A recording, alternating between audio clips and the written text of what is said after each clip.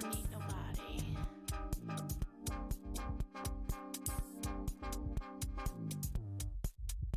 I don't need nobody.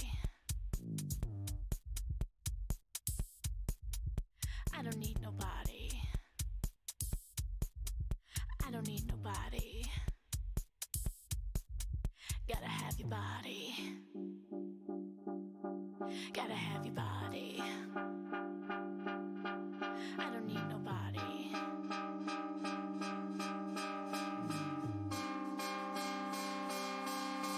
Gotta have your body.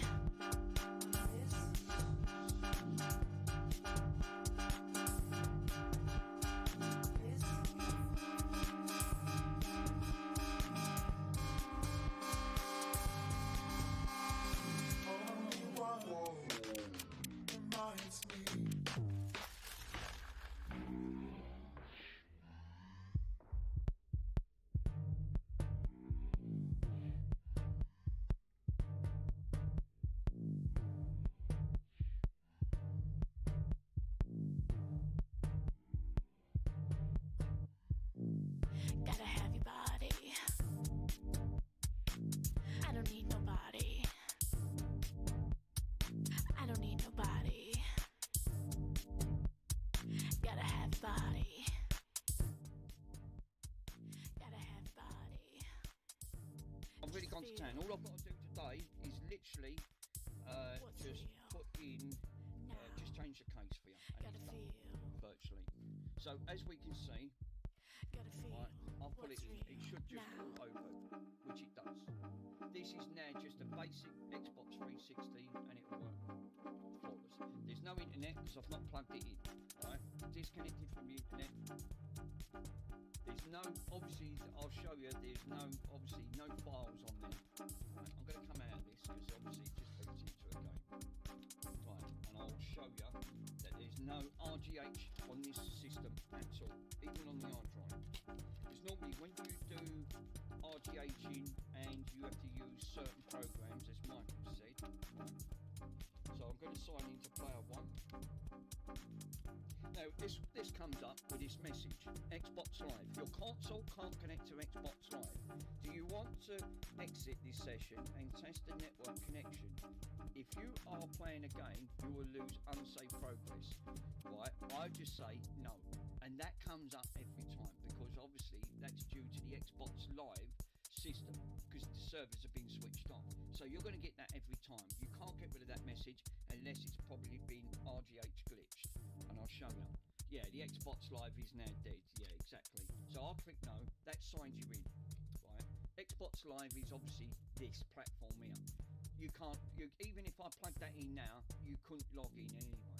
But you don't want to update the system because it might be another update that might pull from online saying, because obviously it has to be a certain format that this, because if the obviously in the settings, and I'll go into settings, if I go all the way over, go into system, go into console, and literally go into system information, it says it here. Current settings, the dashboard. Yeah, can I log into an account? There's no point you logging into an account. The reasons why is because all the servers have been switched off, so it won't allow you to log in anyway. It'll log you back out. That's the idea of Xbox Live and that front. All you do is I've just created a player 1 account. So when you go on, if you go to try and log online, and I'll show you and I'll prove what I mean. It'll bomb you back out because there's no Xbox Live anyway. So obviously that's going to be the same across all of these platforms. But this is what I'm on about. The dashboard at around a certain amount of dashboard number, which is the 201755990. If you go online, there might be an update. Right? It might try and pull saying, oh no, there's another 2 updates, and then after that it won't update no more. Whatever you do, even if you plug this in online, right, and I'll plug it in and I'll prove it, but don't update this dashboard because then all that what I've done will be redundant. It won't work. It will pull it off and it just won't see it. Yeah, that's why, yeah. Mike, it's true what Michael's just said. Look at it this way. And Microsoft has banned all Xbox seasons from kind of store and gaming services. this is exactly right. Yeah, so they might push an update even if they maybe not. So that's my point exactly. Obviously, to do with this glitching, right? Even with a soft mod, regardless that it's an RGH or soft mod, there will still be current version dashboard updates, regardless that there's no Xbox Live update, like if you want to play on live. So if I plug the live in, they might say, oh, there's an update available. Whatever you do, even if you plug that in on, right, don't update that dashboard, because then that will be redundant. It will not work, because I've tried it, it literally just bombs out, it crashes. So you have to keep it on that front anyway. But you can keep this plugged in, which I'm going to plug it in. I'm going to hotwire it, because obviously you need the adapter for this. So it's now switched on line, right? But I'll prove it to what I just said 30 seconds ago. I'm going to come back to the dashboard, right? If I go to now sign in, right, watch what happens. It'll try to sign you in. Yay, Mr. Swindon. Right. Now this is what comes up. Right. See, right, this is what actually comes up. We can't access Xbox Live through your console. To purchase Xbox Live, you have to download your console and go through the error help, right? It won't let you log online anyway, but what they will do, there will be dashboard update. So there's no point logging into an account. So when you get this come up, right, remember, I haven't put the soft mod in yet. So this is just a standard Xbox 360. This is why I'd rather try to explain this on paper. I will try to explain to you, to actually physically show you, because it sort of makes sense and guide you through, just in case. But it is hardwired in, right, at the end of the day. If you look at you can go, like you said, if you try to sign in, you're going to get this message come up every single time, because obviously there's no Xbox Live. But there will be dashboard updates, which you do not want to do. So I stay away from the settings, right? It's hardwired in, right? It's literally plugged in. There's the internet on it. So if you normally, when you actually go through it, yeah, give me a wave, Michael. Obviously, I was watching you, Mr. Swindon, while I was doing this Xbox 360 with that PlayStation 5, and I did say to you, I said, what's the chances are that Xbox, that PlayStation obviously needs a new drive on that front, and I'm actually amazed you spent that long actually trying to do it, because in the end you was just I actually, my pain was shouting out saying I didn't think you was actually going to say I've had enough of this pile of crap. It's doing my head in at the end of the day, not detecting discs, it won't take the disc in, it's just a drive. You're just wasting your time and effort. Just literally get another drive for it, big problem. Yeah, new drive is needed. Yeah, customer didn't want to go in. I didn't think he would, but then it makes good practice. You've took it apart, obviously got it. So I'm going to pop out in a bit for about an hour. Yeah, that's all right. No worries, Pete. Obviously I'm going to be doing another RGH. I'm going to do another one. It's going to give me good practice.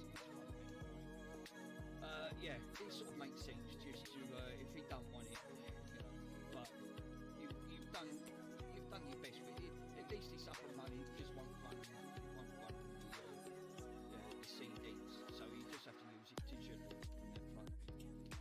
Right, getting back to this, right? So obviously, when you RGH this, you won't get this dashboard. It will just go straight into Aurora. So normally, the avatar, even if you click on the avatar store, right, doesn't matter what route you go down, it's going to. How are you anyway, Mick? No, I'm actually quite good. Believe it or not, Ant, as I was just explaining, sir, I was watching your stream yesterday, and I did pop on, because I always like trying to support all the fellow streamers, and I always like to say hello. But I was doing this work, obviously, for the other person that I did promise the Xbox onto at the end of the day, doing a giveaway. I spent 6 hours configuring this file, and I managed to pull it off. And I'll tell you, it's not an easy file to pull off. Now you can copy this file 50 times and it's perfect. It's a flawless app now, and it's a soft mod, and I'll prove to you what I've done. What? I've got to get a what command, obviously. So yeah, obviously getting back, even if you try to go online or do anything, you're going to keep getting this Xbox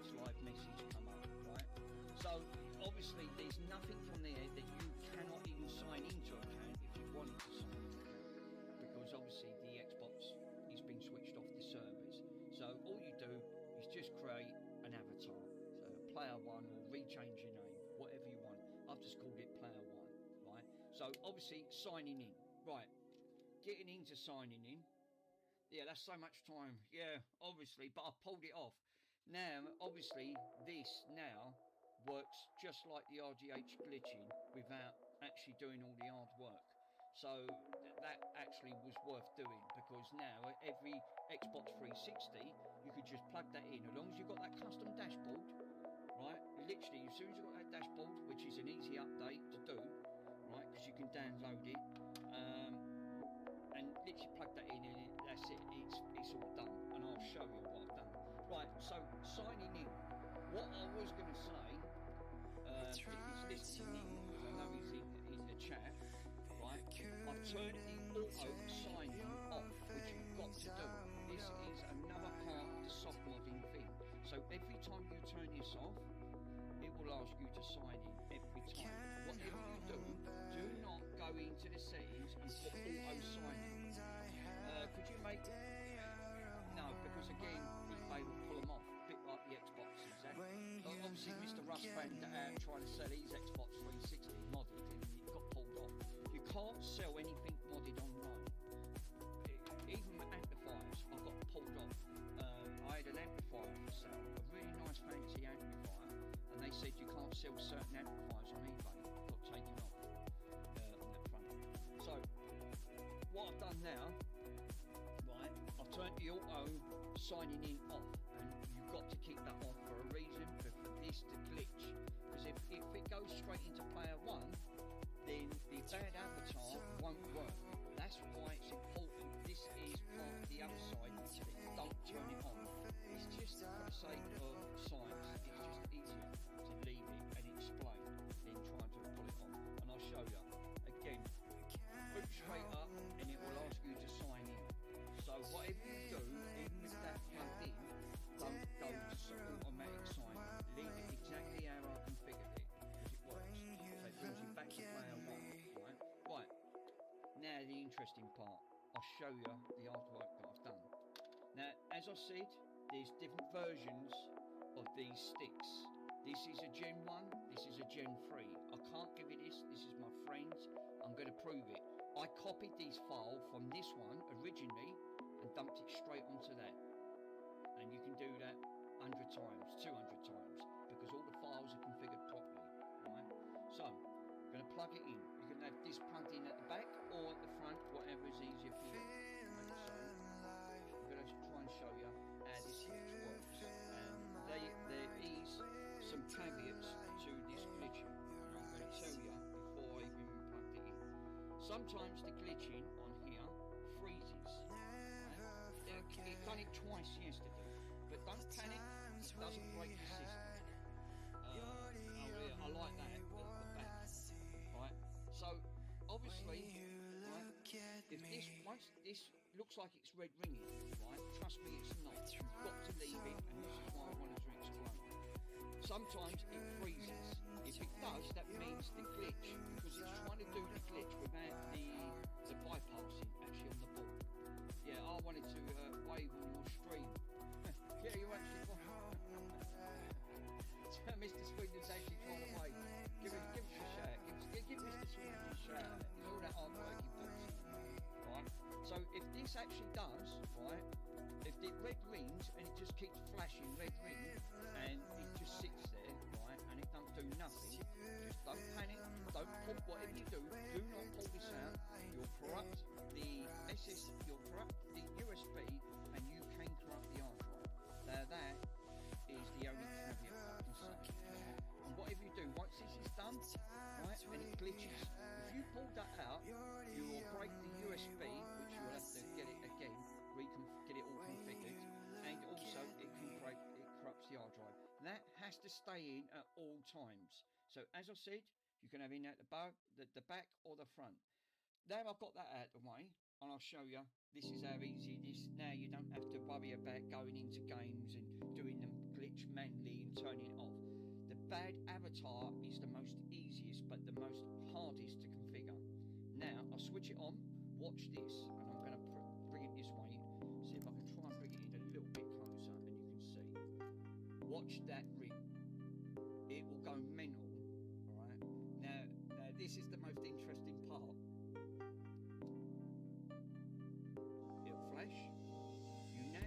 thing called bad avatar coming up. This goes mental, right? But you leave it, you do not sign it, you don't touch it, right? This is how easy now it is, and it's made it 100% a lot easier. I knew I'd pull it off, it's just that I persevered. It done my head in yesterday, but while I was watching Mr. Swindon's stream, but now it works flawless. I had two went bad yesterday, because what he's trying to do now, he's trying to do the RGHing with the bypassing, you know, talking to the retimer, but this bypasses it. As I said, it's not permanent. You have to do this every time you turn it off, but you don't do nothing, you'll see it in real time. It does work, but this is what I'm saying about speed with, when I'll show you how quick this one is compared to this one. It's a lot quicker, trust me.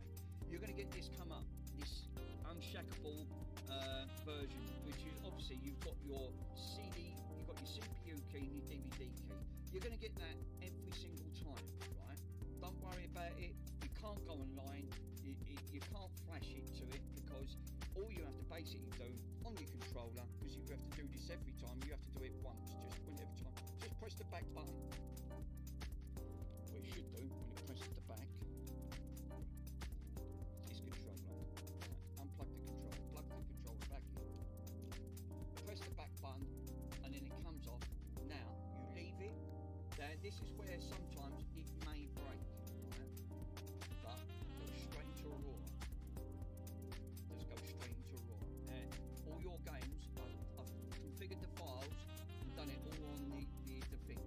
There's all your games. I've now put all your games into there, and it works flawless. But you have to leave that plugged in. You'll still see it flashing occasionally. Sometimes it will come up, right? And remember, this is plugged in, right? Look, the hard wire has gone straight into this. Now, if I unplug that and redo it again, sometimes it might say searching, right, or downloading. Just ignore it at the end of the day.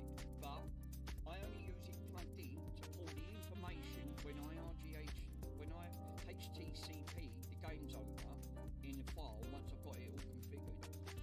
Obviously, I can pull the cover art and everything else, so you can just unplug it, because you can't go online with these anyway. So now it's all unplugged. I've done you Halo 3, Halo 4, right? You've got Halo Wars, Halo Anniversary, Halo Breach, Resident Evil 2, Resident Evil 4, Resident Evil 5, Resident Evil 6, Skyrim, Halo 3, yeah, so there's about 10 games in total, so you've got quite a lot, and it is literally just plug and play, right? Now, if you obviously press the shoulder buttons, this is how you can gain access to the files if you're not sure. You can press Y to bring up the information, right? That just tells you about the game and things like that. The B button brings it back. If you press the back button, obviously, this is how you get your IP address if you want to HTCP it over. Obviously, I've unplugged it, so obviously this is how you bring it up. But you can bring up all your temperatures. There's script commands, and I've done all the scripts for you. You don't have to touch this. All the fronts, all your browsers on there, on that front, and that's it. It's virtually all done. Right now, if I press the start button, you've now got all your other content things. So you've got all your assets. Your modules, I've got dash launch all set up for you, so you ain't got to worry about all that configured. HTTP server is active, even though it's unplugged, because I unplugged it while it was glitching, and everything else. But you're virtually it. It's now done. But you won't get into, if I wanted to get back into the original Xbox, obviously there's ways of getting into it, I'll show you. So obviously now you can see the processor temperature, the graphics temperature, the memory temperature, and the chassis temperature. Right, when it comes to signing in, right, there's two things that you've got to do. Every time that you want to play a game, right, it's going to ask you to sign into a profile. Whatever you do, if you click to try and sign into the bad avatar, right, watch what happens. You're going to get this come up, right. It's going to bring this into passcode up. Whatever you do, don't sign into this, because that's the glitch, obviously. So it is, so so what I've done, I've created you a player 1.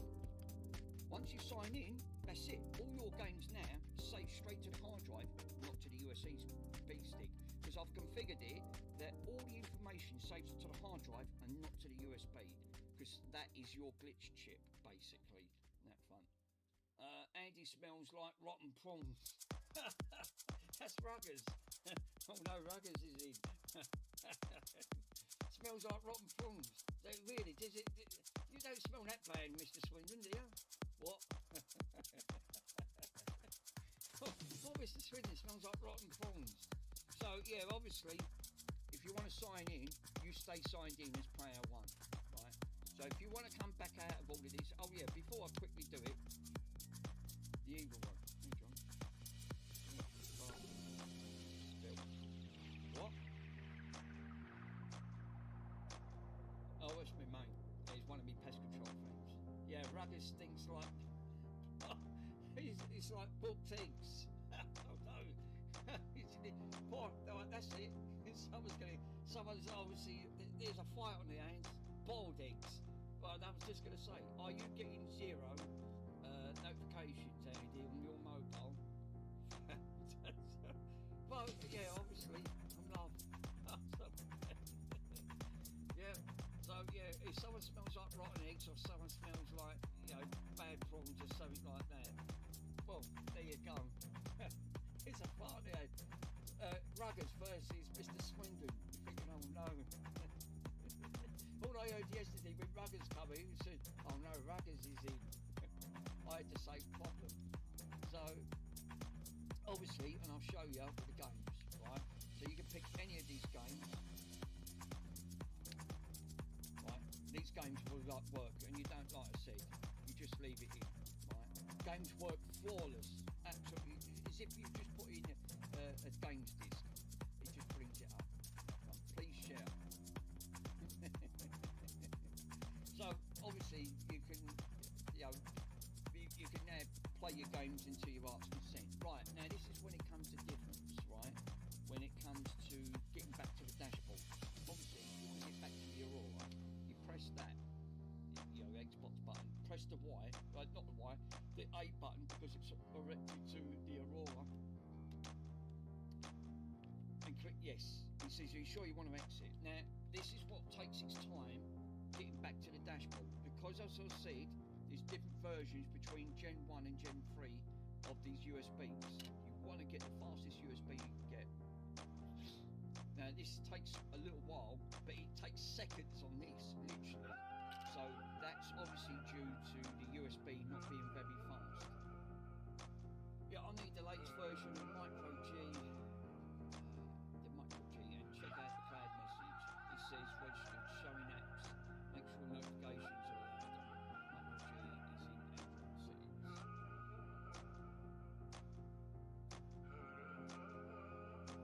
So yeah, he's still trying to load up the dashboard. This is what I'm saying about loading back into the dashboard settings. And I'll do that same thing again, and I'll show you how quick between that Gen 1 and that Gen 3 is. I said to him, bring me can I borrow your fastest USB stick? He said, yeah, but I want it back. I went, yeah, all right, I only want to borrow it just to test the bearing. And this is a prime example.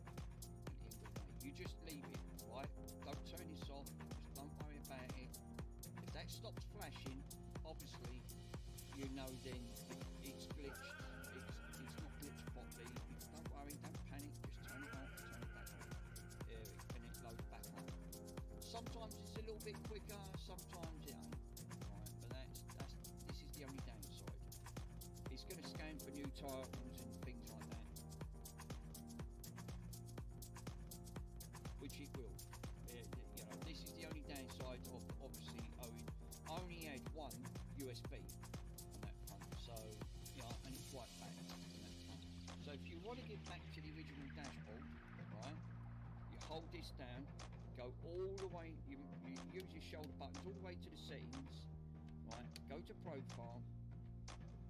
Right, not profile. Where is it? Oh, is it into system settings? Right, and it says this will end your current session playing a game. Would you rather lose? So just click yes. Right, it's still RGH glitched. It's still RGH glitched. Now it takes you back to the dashboard. Press the X. Obviously, ain't got to go back into this. So you just press the back button and it takes you back.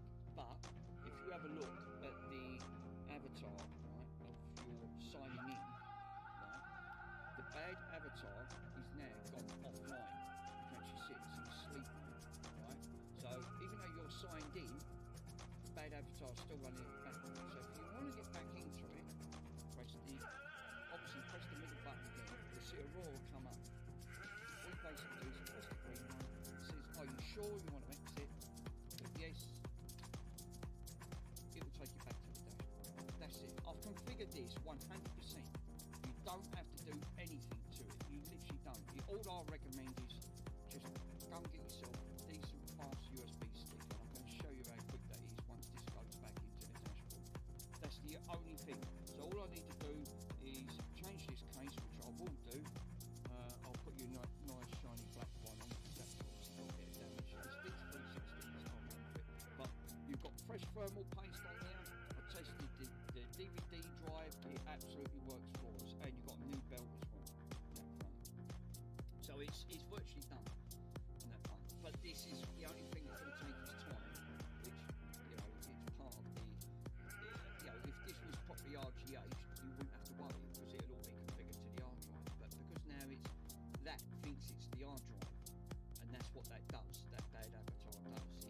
It thinks now I've configured it, thinking it's all the bad hard drive itself. But I've copied that file, because I took it on there first, and then took these files and dumped them straight onto there. It works. You just have to leave it, have a little bit of patience, and it'll be fine. Absolutely fine. It will go back to the dashboard, trust me. It just takes a lot longer than usual. There you go. Take an image of that USB and send it. I will do, Michael. You won't even have to do anything, sir. So if you ever want to put that on, just dump that straight onto a fast USB stick, and it's all configured for you. You don't have to do nothing, literally. Just save your player one. I've saved all the player one details on there. Just dump it straight over. On that. Oh, that's the only thing, and I'll show you what I had to do. Right, if you the file is not configured to save it to the hard drive, it was configured to save to the USB. But I'll show you what all you have to do is do this simple thing. Go to profile, right? Obviously, where is it? No, it's in. Yeah, it's here, right. It's in content, right? This is the only thing you've got to change. If you want to save all your games, because it'll automatically try and save it, because it thinks that's the main hard drive one, right? Obviously it's not, it's a USB, right? All you have to do is come over to your Aurora page, right? Because you won't have games on it, it'll just be blank, right? I've got it all configured. Come over to your content, where it says manage path, add it, right? Click add, right? Change your location, right? Obviously, this is, you've got to wait, because obviously this USB stick's a little bit slow on that front. And change it to hard drive 1. And change your depth to 2 to 4. Right, it's just loaded in. So right, this is where it asks to save, which I'm not going to. You select your hard drive 1, which is the side drive that's connected to it. That's all you have to do. Save that, press open save, come out of it, it's saved automatically. And your depth count should be 4 at least. But it's already saved because it's in greyed out. That's the only thing you've got to do. Otherwise, the files will automatically try to save straight to your hard drive, straight to the USB. That's the only thing you've got to change. And you can actually see it. Script data none, but your games and your system are now configured now to the existing drive, the hard drive one. That's the only thing you have to change on it. Everything else, flawless, every single time. So I'm going to power this off now. Just turn it off. Now I'm going to show you how quick Gen 3 is. Obviously, this is a USB type 1 connector. It's the slowest, right? It's less than 2 gigabytes this file, because I've kept it down as short as I can, right? Now I'm going to put the Gen 3 in, and you see the difference how quick this boots up. It's massive, right? The glitch is quicker, the access to the drive's quicker, but it does work. I've done it. You guys ain't got to do no hard work, because I've done it all for you. But it literally is so much quicker with a faster drive on that front. So obviously, hot girls.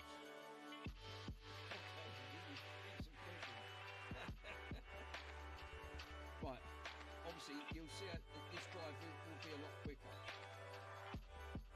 Now the other one took quite a while to glitch.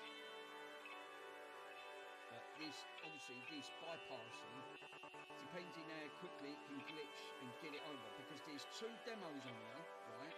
I forgot to mention, if you go into the dashboard and have a look at your USB stick, if it's plugged in, right? I'm out shortly, so I thought I'd do a quick call. No worries, Hot Council, obviously it could be a Mother's Day, sir. Right? Obviously, there's 2 games on there, demos. Whatever you do with the demos, do not delete the demos, because that's part of the RGH glitching, right? There is, what is it? There's Rock Band Blitz, and here's another one.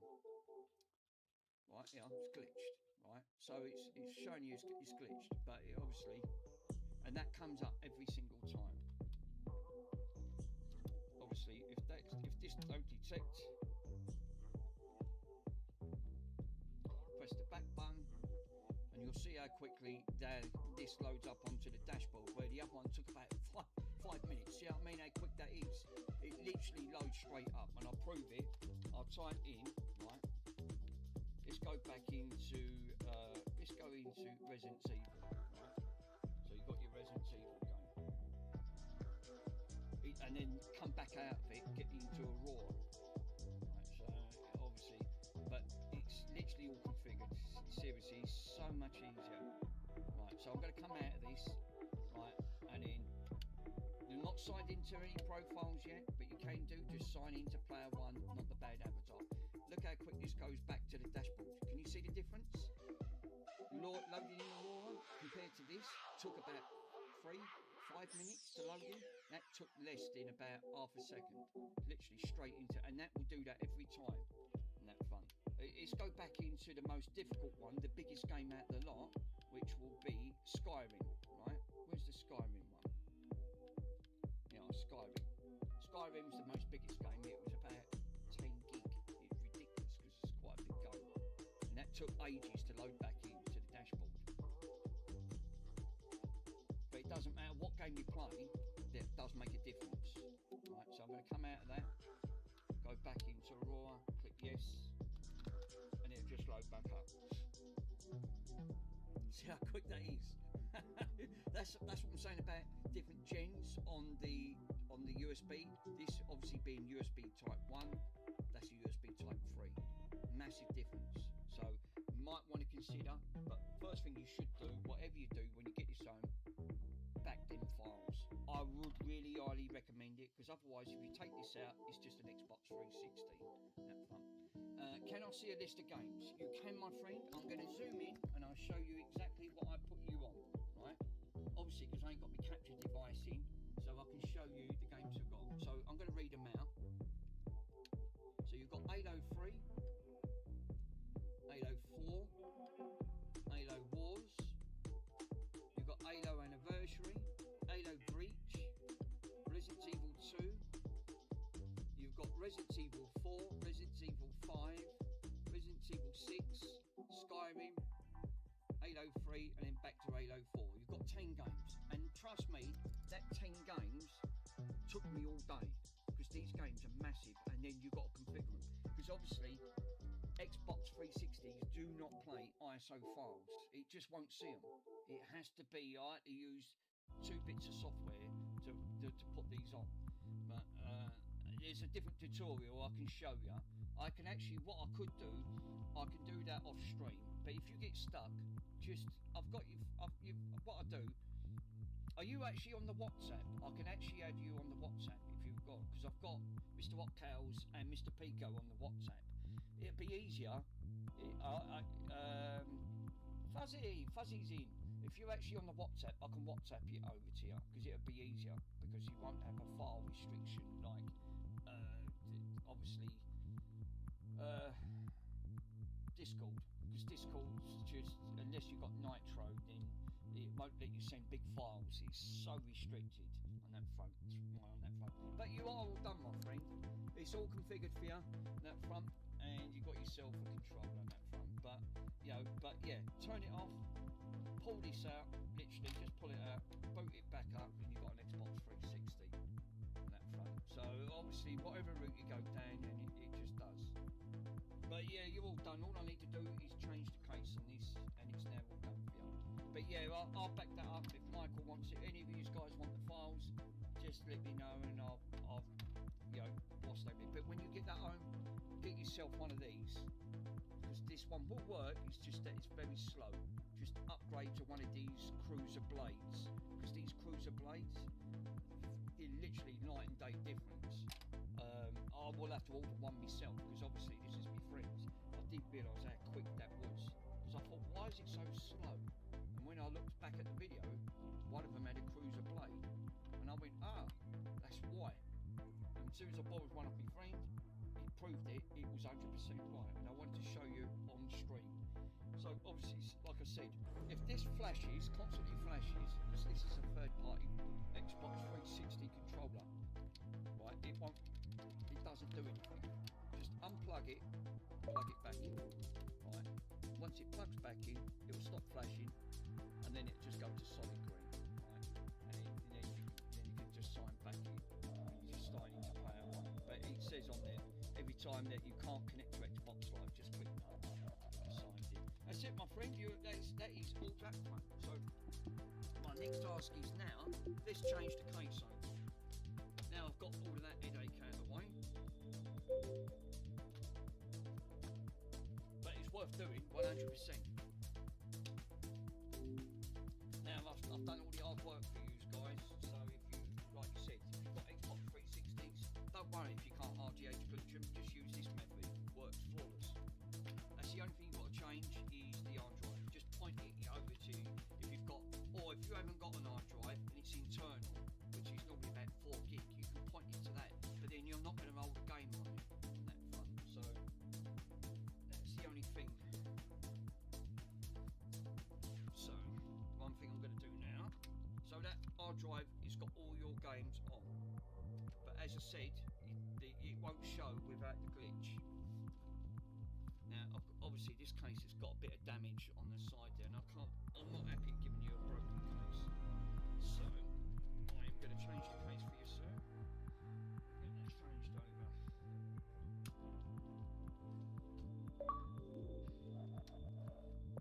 Yeah, Michael said it's not worth doing, but I wanted to prove a point that you can do it, and even if you haven't got the knowledge, the kind of knowledge of doing glitching, right? At least I've shown you guys. Obviously there's loads of videos, but like showing you how to convert them, but it's not, it gets confusing very quickly. It really does. Like I said, I had to watch 4 separate videos, but I managed to actually pull it off. Now got the file. But I wouldn't say that was actually for the fake hearted on that front. No, 100%. I wouldn't say you could actually do it, because unless you're good at trying to work things out. But the videos that I was watching were a bit vague, and they didn't really help.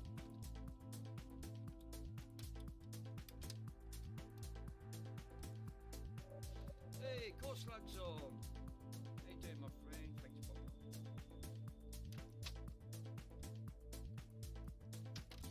There you go. Right, so we're going to keep these, because I don't want to break. Because 9 out of 10, these lugs always end up breaking.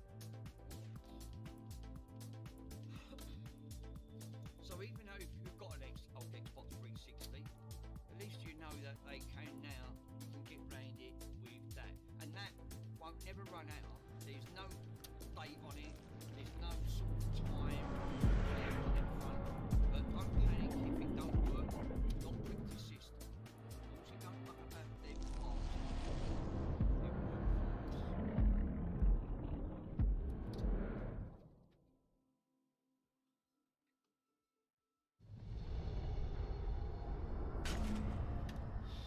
So I want to just change this front, because obviously this case is obviously broken.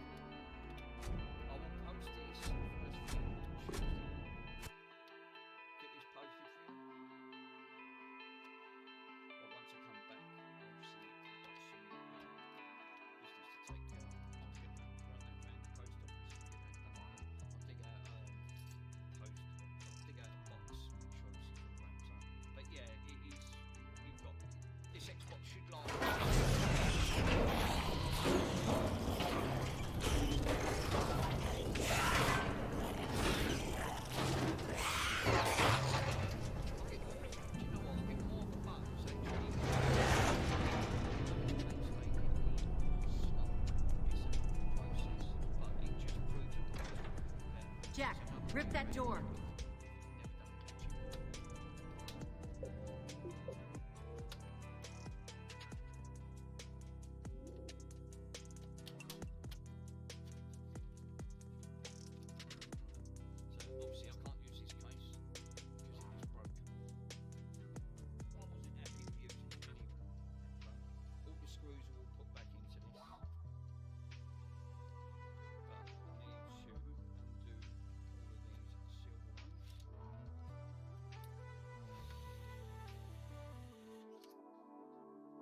Should be done for you.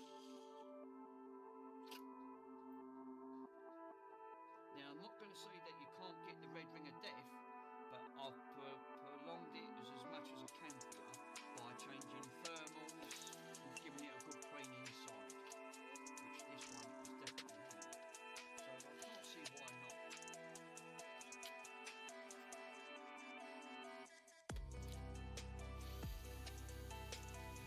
But that glitch now, what I've just put onto here, right, that glitch will work on Winchesters, right, because it's a soft mod, right, so I've got 4 Winchesters, right, and that you cannot RGH glitch them, because they've done something to the hypervisor chip, so obviously your hypervisors, obviously component chip, obviously get around the DRM and the coding that values are done.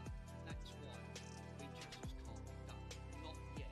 There is a way around it, and you have to do it through another glitch through the DVD drive, and that still has to be a certain amount of a DVD drive. I think there's certain, I think they're light ones, certain light on drives in that phone. So, but now I can now plug that in, and it'll work exactly the same. So it doesn't matter if you've got the slim, the fat, or the Winchesters, which are the last one models on there, that will work just like what you just done on there. It's quite simple. You literally just plug and play. So obviously, even if this one packs up, you've got another Xbox, and say for example you've got yourself a Winchester, plug that in. That's what works well done. You should be good. You'll have all the Aurora front on there, so you won't have to worry about it. Right, obviously,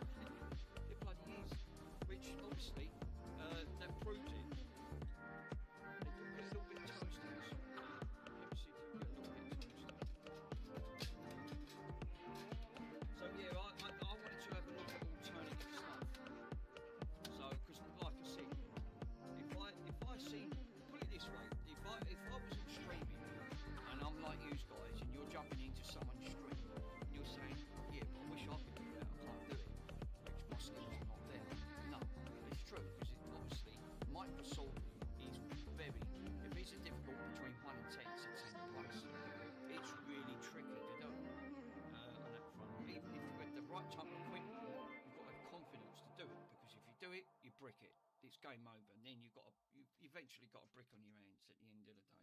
That's why these things are pennies. You know, a working Xbox 360, I've seen loads on eBay. They're not even selling at £20. That's mad.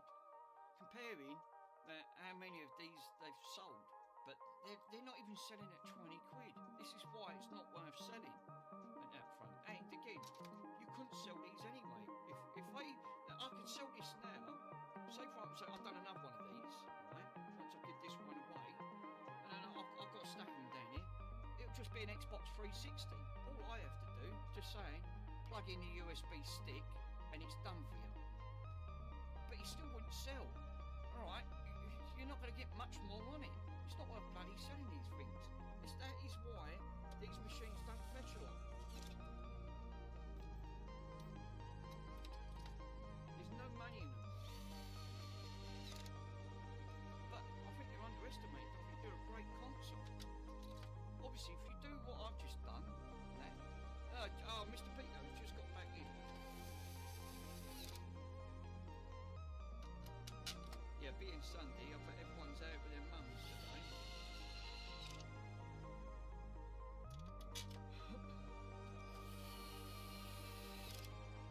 So you'll have a nice shiny case that's not broke. It's got a saucer box there. I will be doing another giveaway. Obviously, because like I said, it's cost me more in postage than giving them away. Because that's how mad it is. Because obviously, for what these fetch, which they're not selling, so you're better off just saying, do a giveaway. It just makes good content at the end of it. It's a go. Right, top part.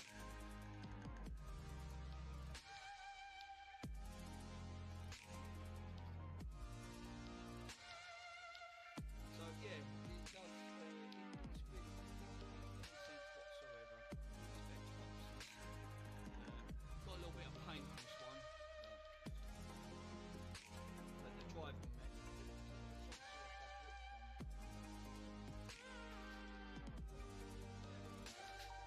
I did have it twice.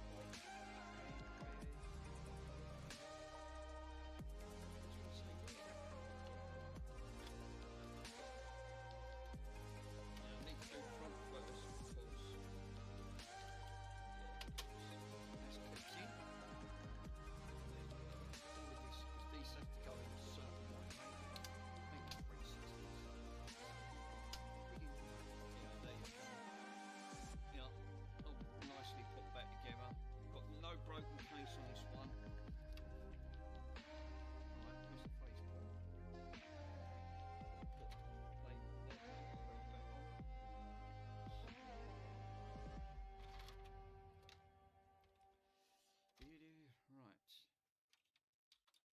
Now, obviously, this has to go round. I'm pretty sure the notch has to go at the top.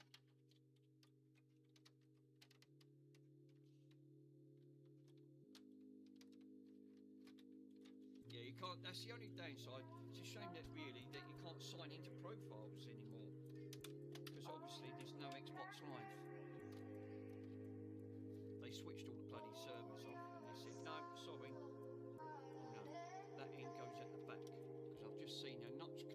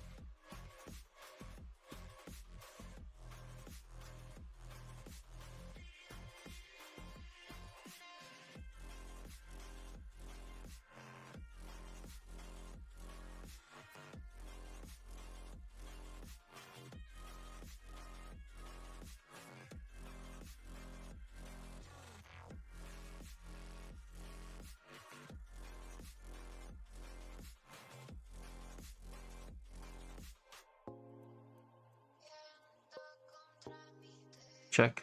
Check, check, check. Check, check, check.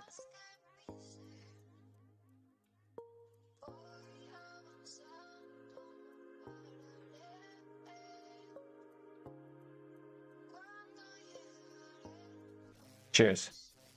Check, check, check. Check, cheep, cheep, cheep. We have picture, we have sound, we have chat. Yes, okay, so this is a 4 gig Corona.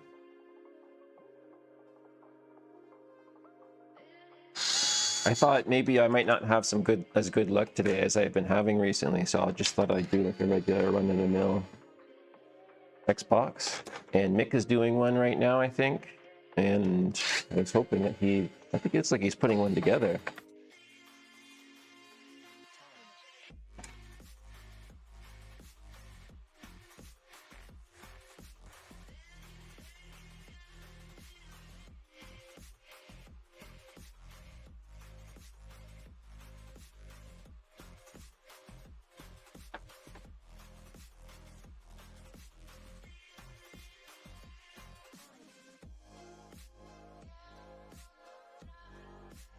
Whoop.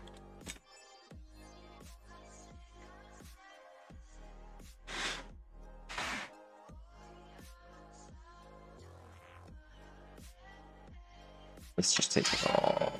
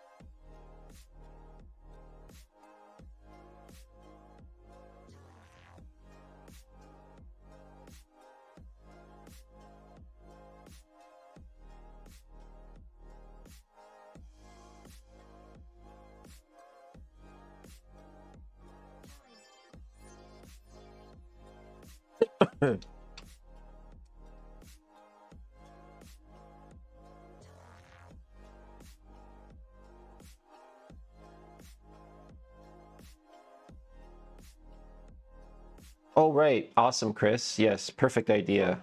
Yep, now I feel more comfortable to do that. Listen. Software hack to dump and flash. So, at this point,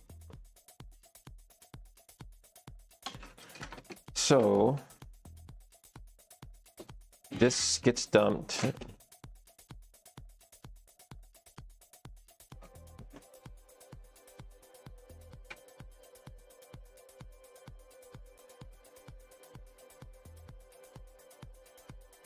I'm gonna need a dedicated USB for that, I think. Okay.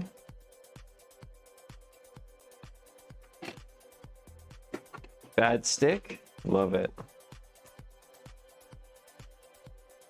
There is a USB build tool. That's awesome. Okay, let's do that.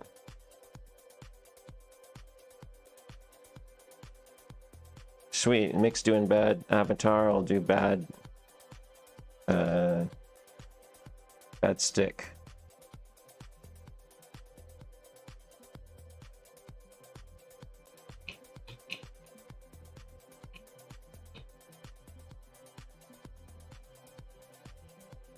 Okay, so I'll just put this aside for a sec and we'll go into software mode.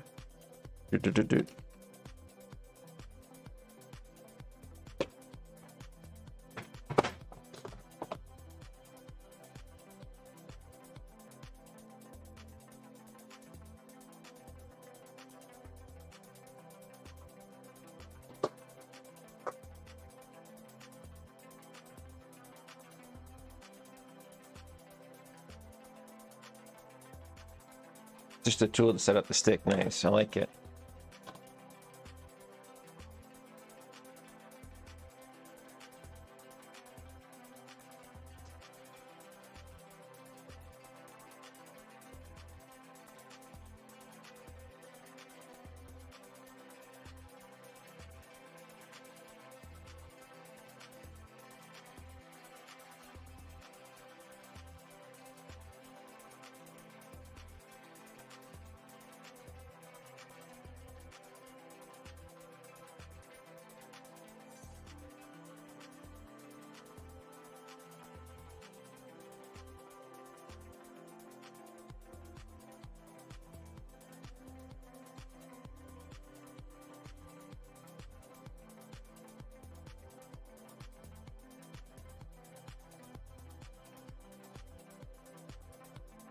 Let's go ahead and get a stick candidate, and I need a drink of water or something. Be right back.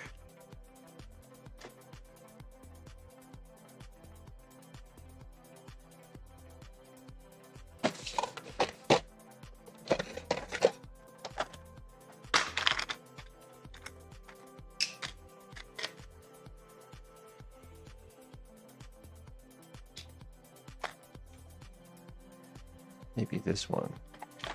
We'll see.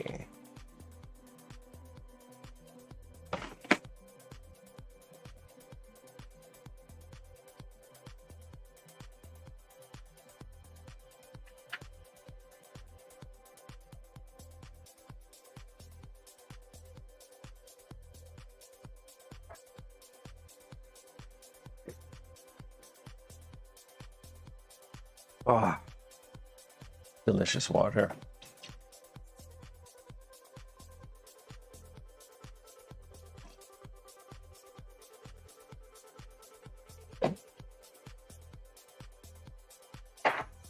Family.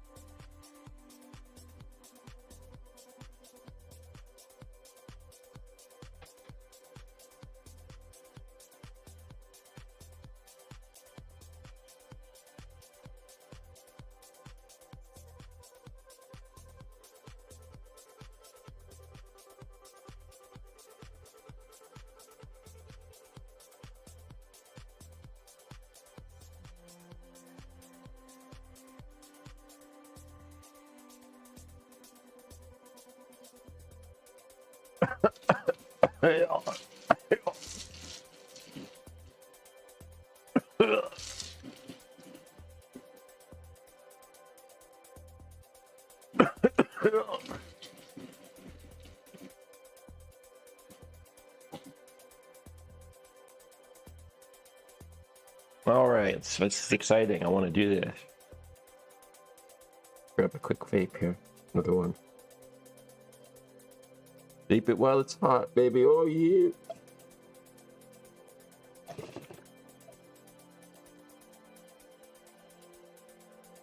Oh.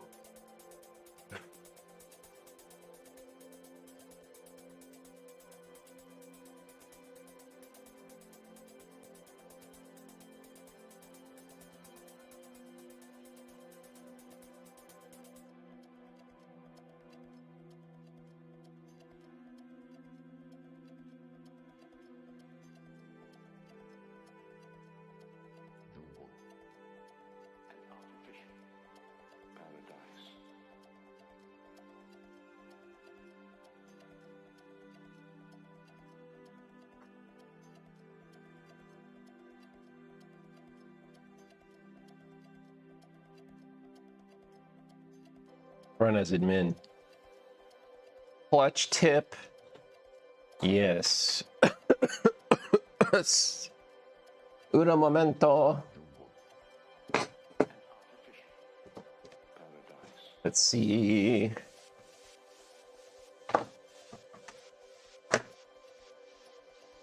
Two minutes.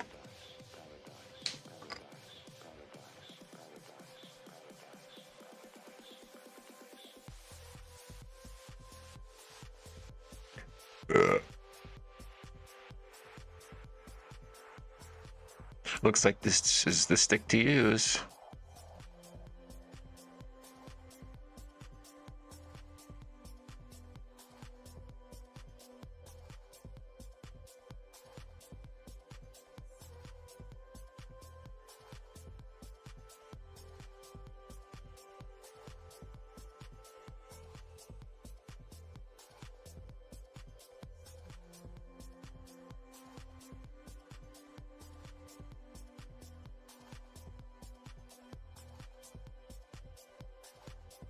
Cool.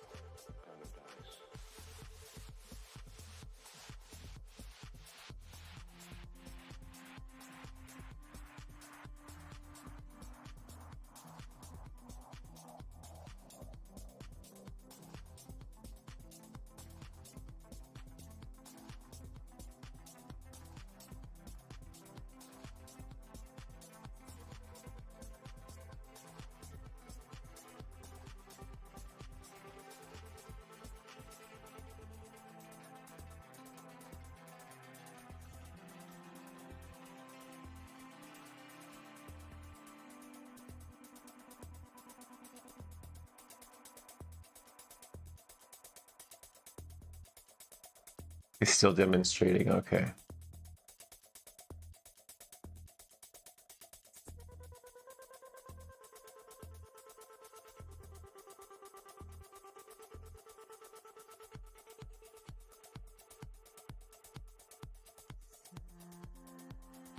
I just hit the defaults on it, Chris. Looks like it's doing stuff.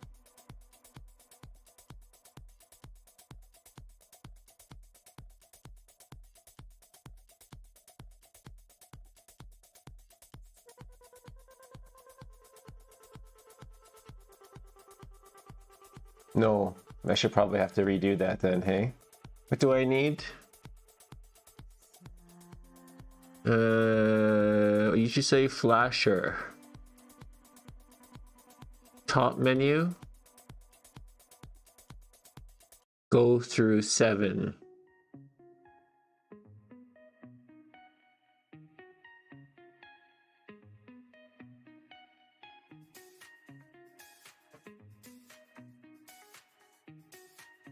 Menu at top. This one here, bad update.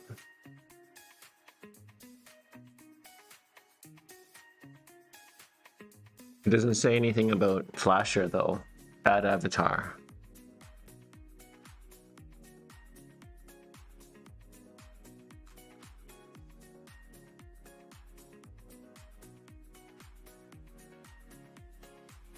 Next page. Oh, okay.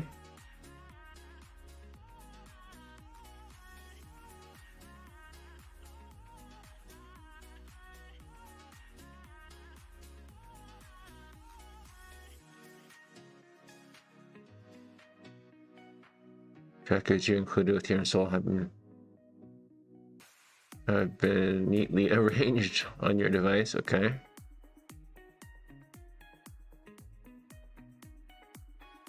Read them out. Cannot see. Yeah, I cannot see either. Dashboard. Okay, so we got install. We've selected bad avatar and skip format because I've just formatted it. Second page is dashboard.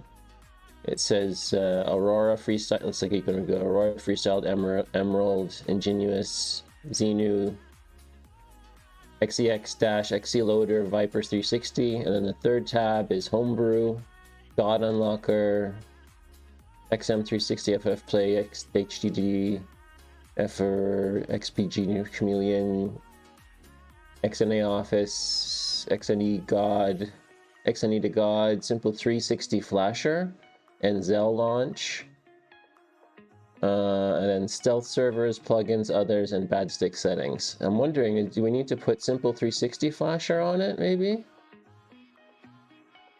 Because Simple 360 Flasher is under Homebrew. And what else do we need? Maybe we put Freestyle Dash on there? And skip format, maybe that'll... Okay, let's do it. Look at that, downloading, that's sweet.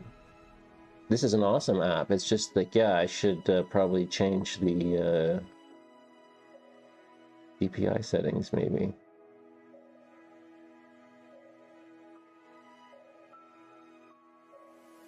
Yeah, I'm going to do that later.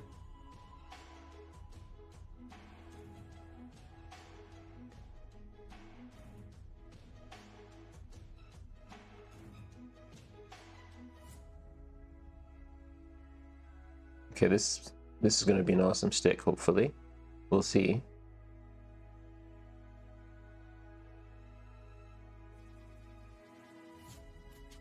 Okay. We run the exploit and then we run the 360 flasher program, I guess, the thing, and then we'll be able to do pretty much everything, right? We'll be able to do all those steps that JRunner would have done. Yeah. Yeah, I'm following. Then the flasher, correct. Okay.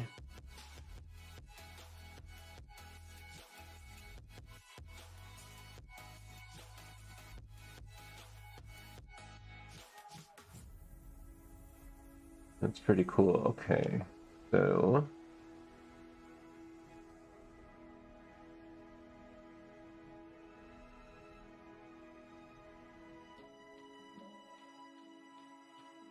Do 2 dumps onto the stick, loads them into JRunner, build Zell. Okay.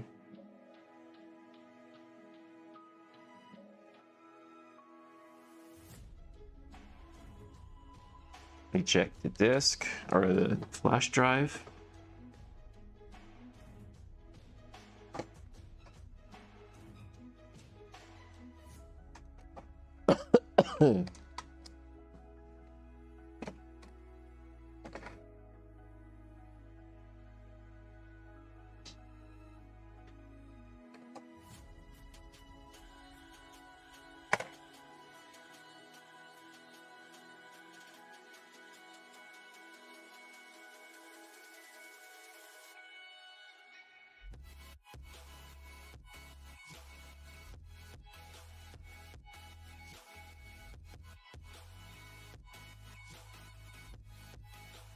State bin, okay. I think I'm following. I think I'm picking up what you're putting down.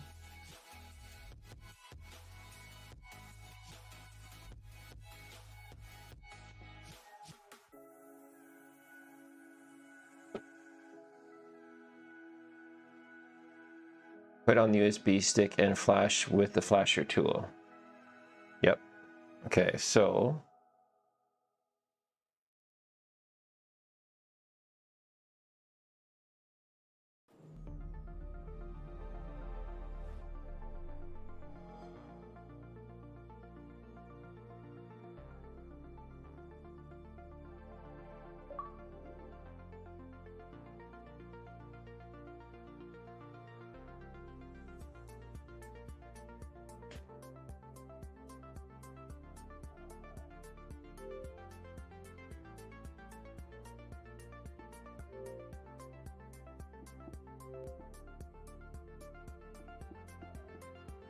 looks like it didn't work.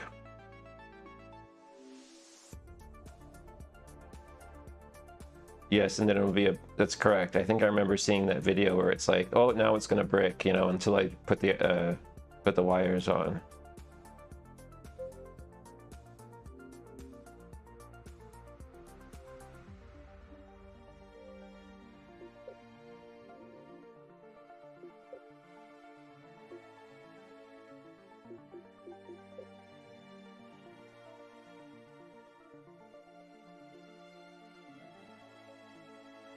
Okay, I forgot what Mick said about this. No?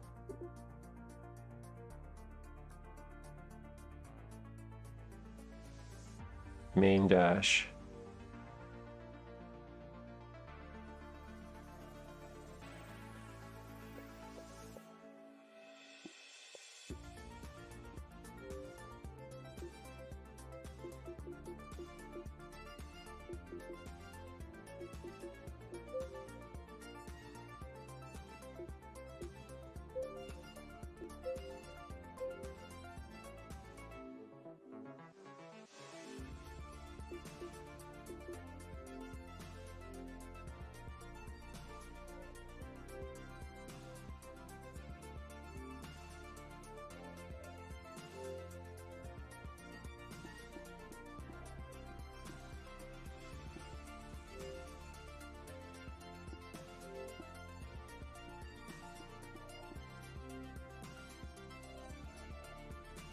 Needs to be newest. The dashboard needs to be newest?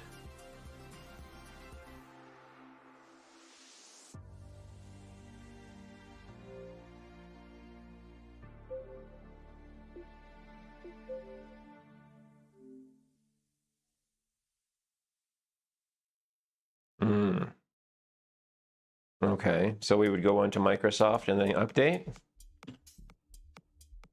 Just plug in some Ethernet here.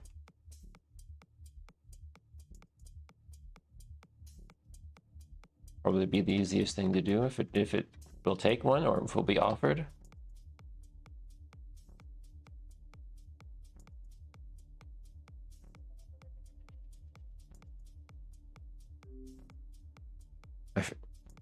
Remove the stick, yeah. Before you connect, yeah. Okay, so I don't even know how to do this.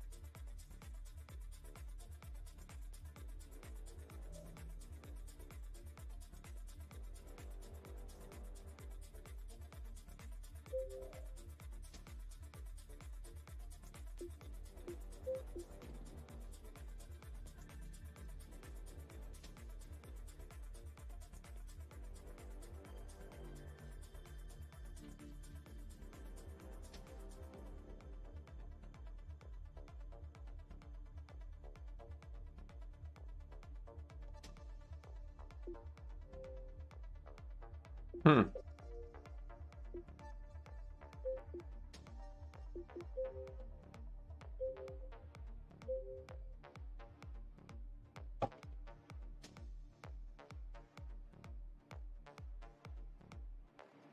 No idea why it's not getting connection.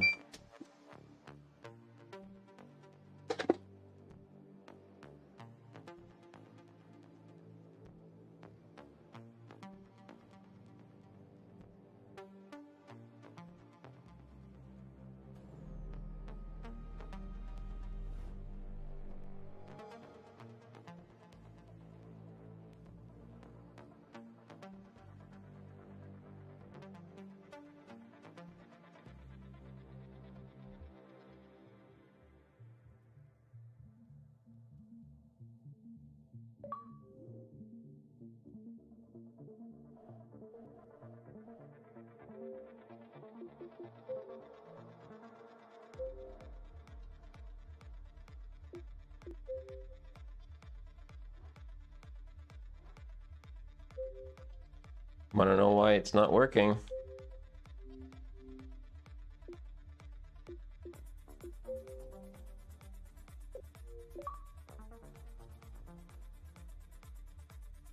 Maybe the Ethernet's broken on this one.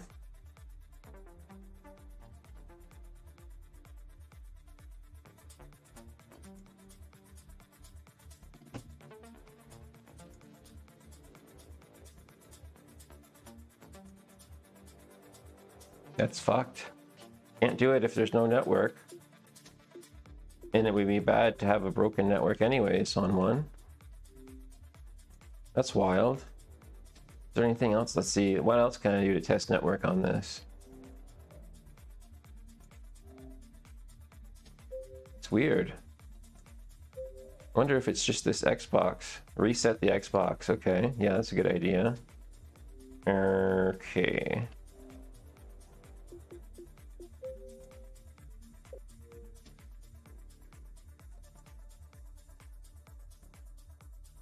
Show the dash version, okay.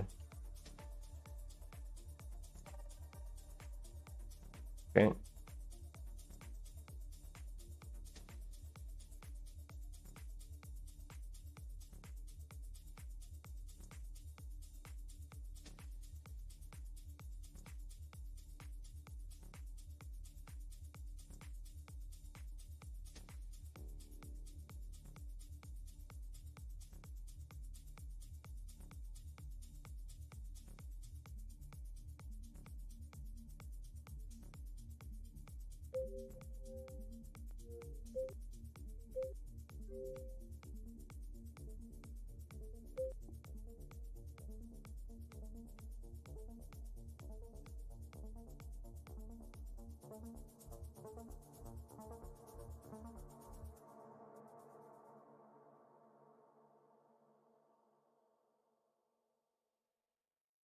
Fail.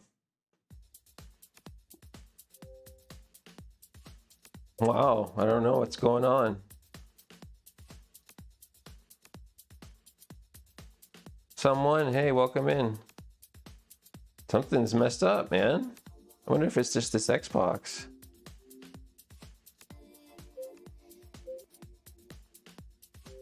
Confirm cable is still good?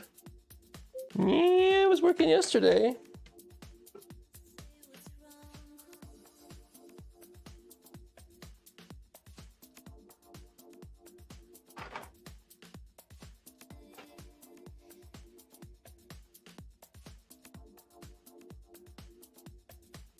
Let's try to light up another device.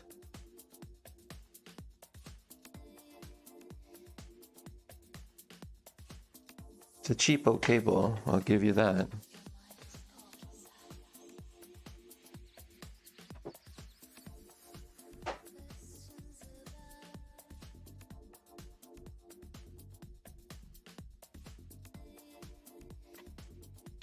Let's just try another Xbox.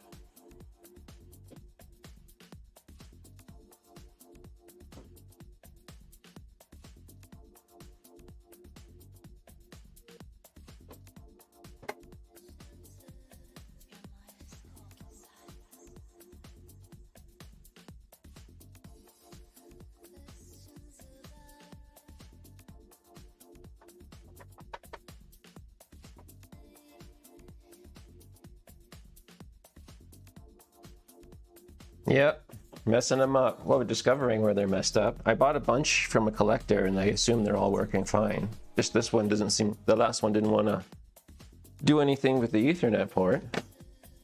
Or it could be the cable, as Chris was saying. But I think the cable is fine.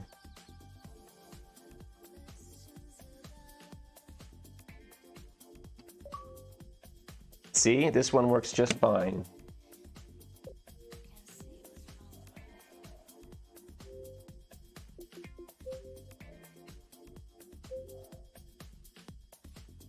Wait a minute.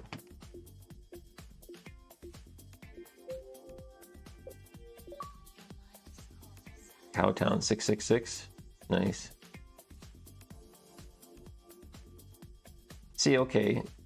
But that's success because the other one failed there. See, let's toggle back to the other one. That was fine. Cable's fine.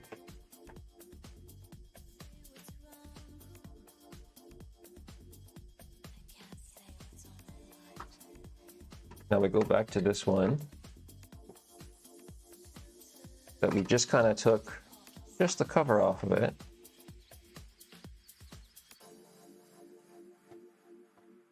You know what? Maybe I'll just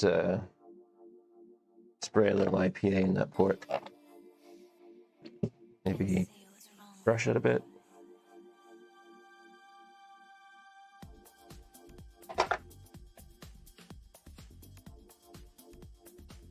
Oh boy.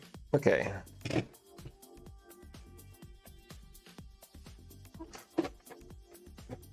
Do that.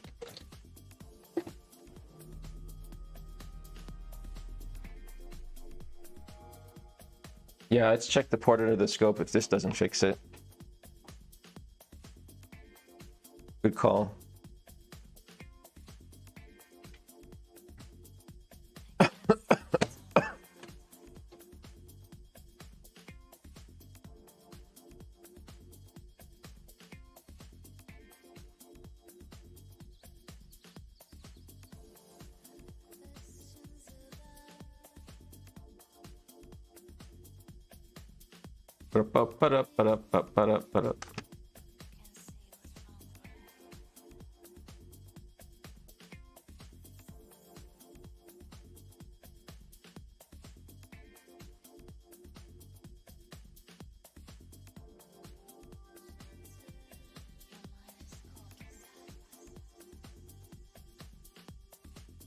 Just taking its sweet time.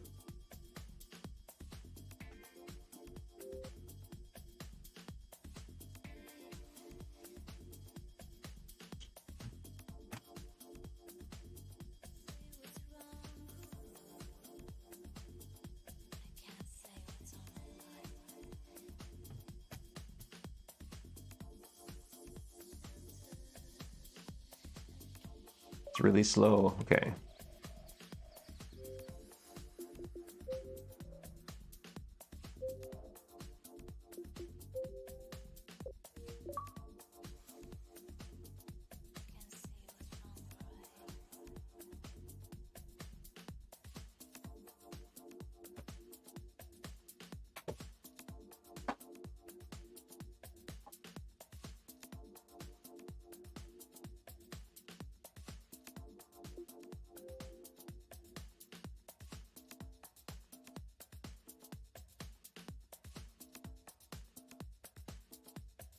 Package though for delivery. Wonder what that could be.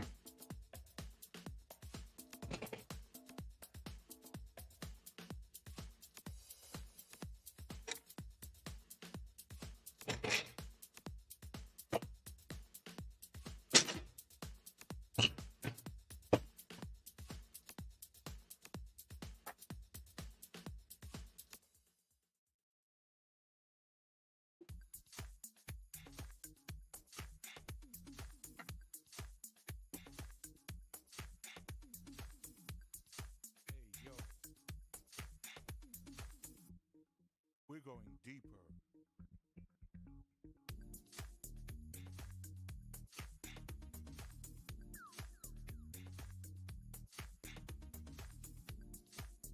Where are we? It's a combined port, right? Yeah.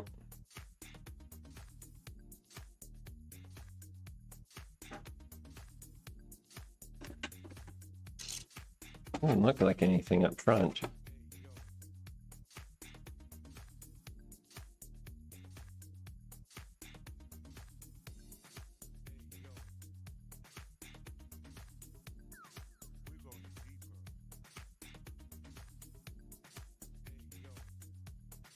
It's not gonna fit under the scope almost. Come on, man. Go the pins.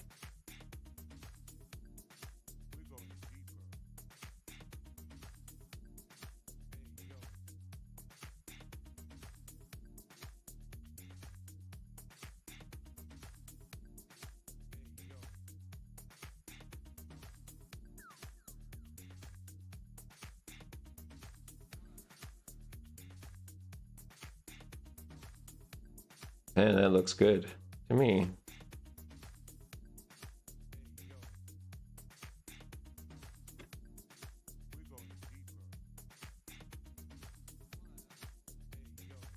And it looks fine to me. That makes no sense at all.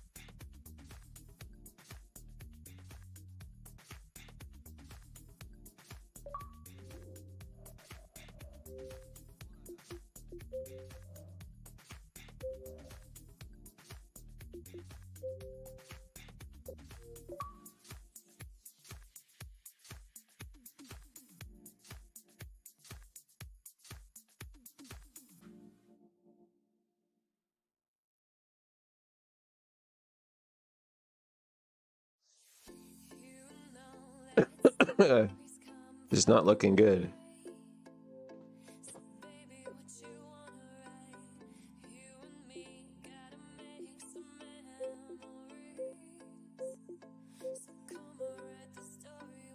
Can still use this. Check the version.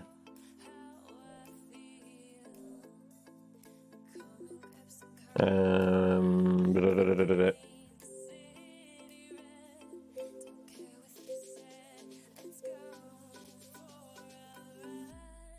2.0.17559.0.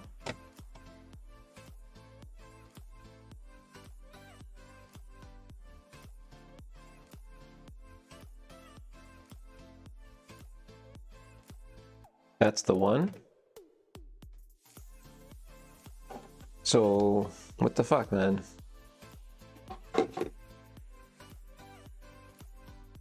I'm unplugging Ethernet. I'm plugging this in. I'm signing out, right?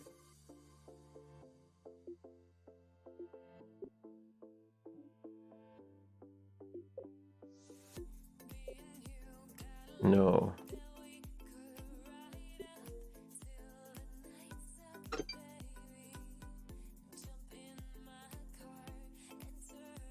I know you sent me a video, but I'm pretty sure the video... Let me review the video again.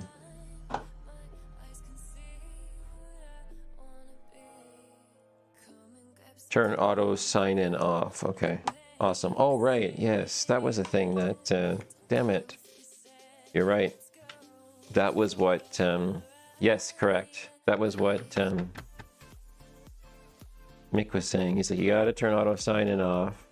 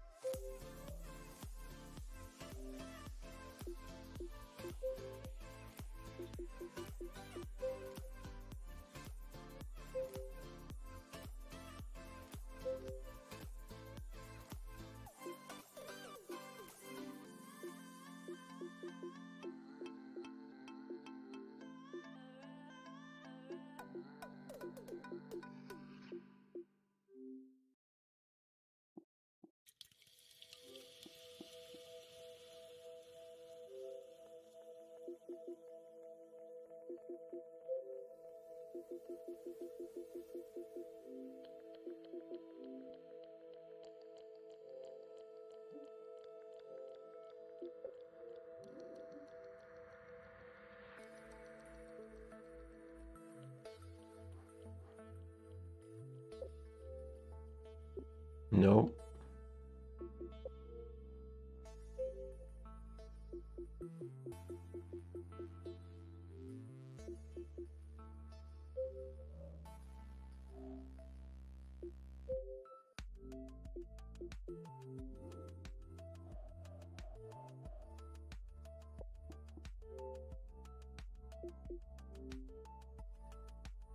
Delete the account.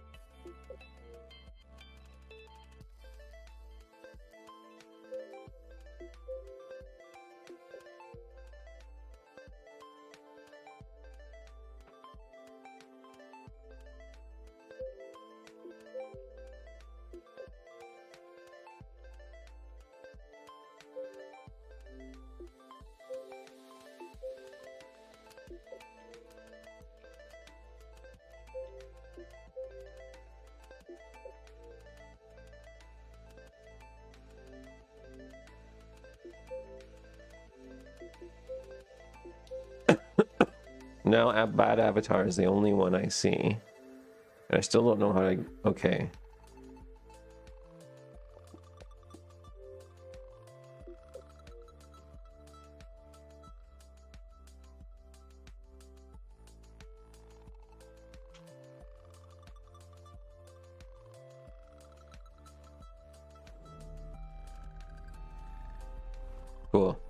Thanks, Chris. Let's see what happens now. Okay. Don't try to sign in.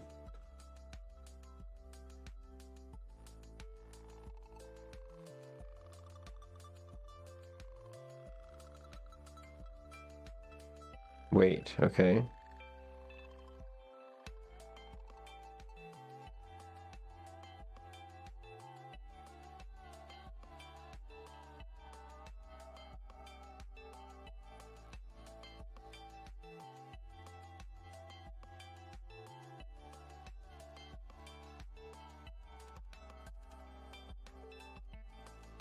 Looks like it ain't working.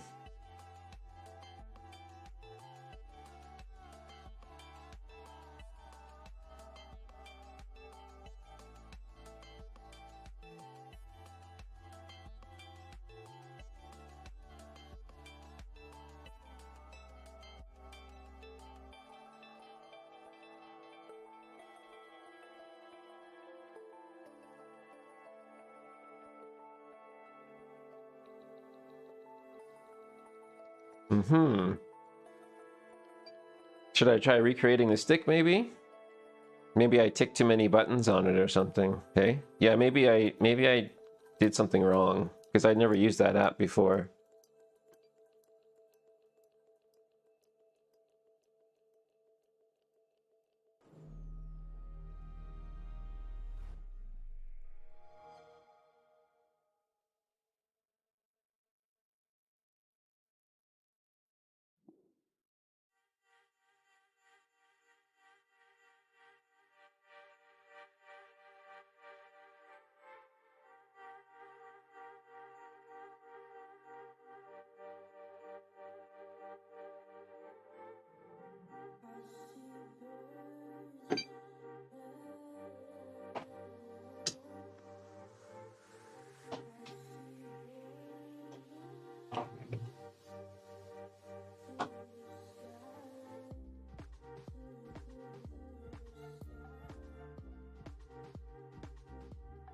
One minute. Oh, okay.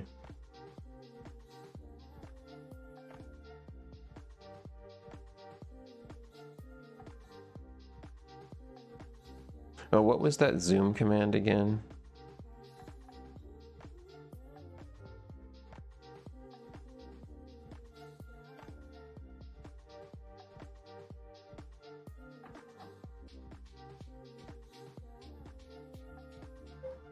What was that zoom command that I had before, a Windows shortcut key?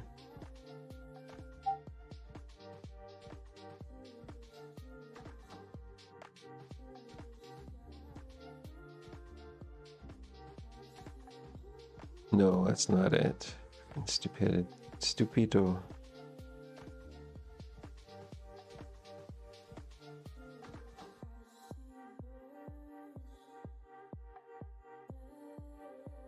Oh, someone. I think that's what it was. Yes, it was. Perfect. Yeah.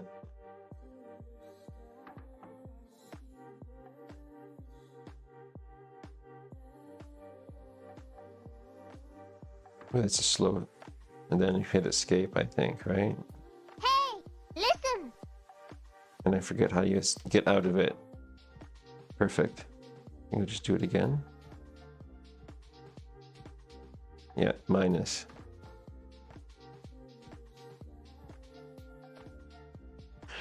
I might not have the stock avatar stuff installed. Do what it says to install them. And then Windows Escape to turn it off. Awesome. Thanks, someone.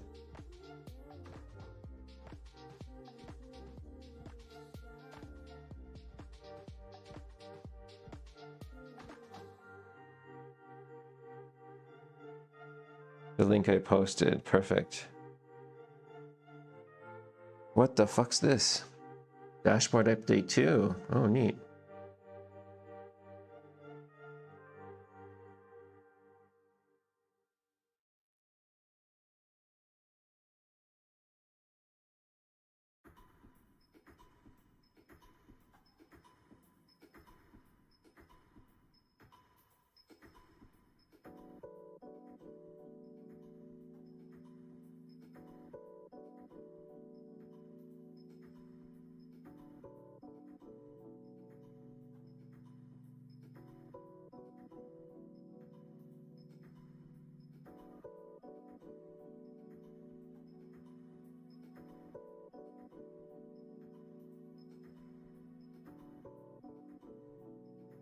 Gotcha.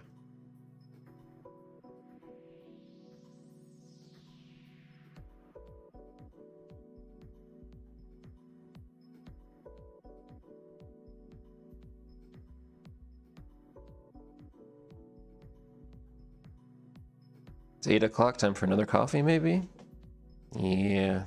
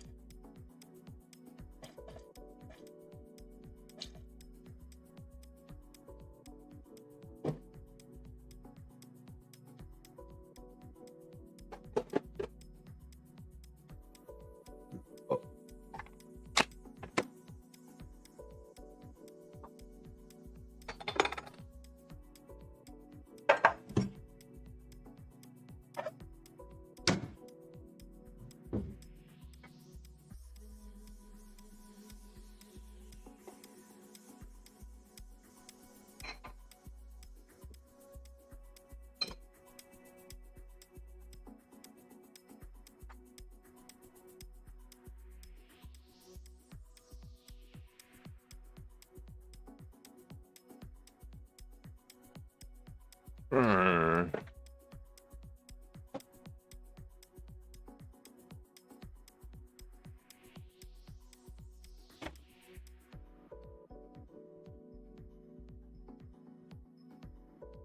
Oh, I think I see more chat there. Un momento.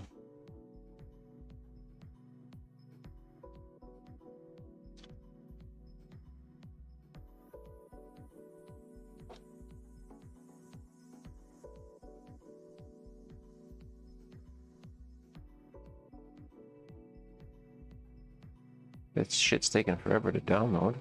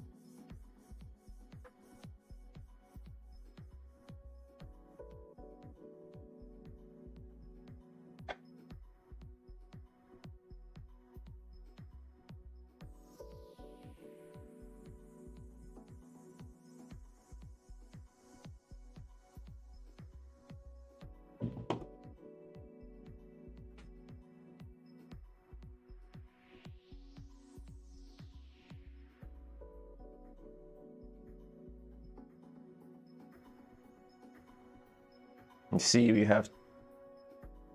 can have the newest dash, but not the avatar stuff. Oh, okay. I see. Now it should be a proper one, not grayed out. Okay, cool. Cool, cool, cool.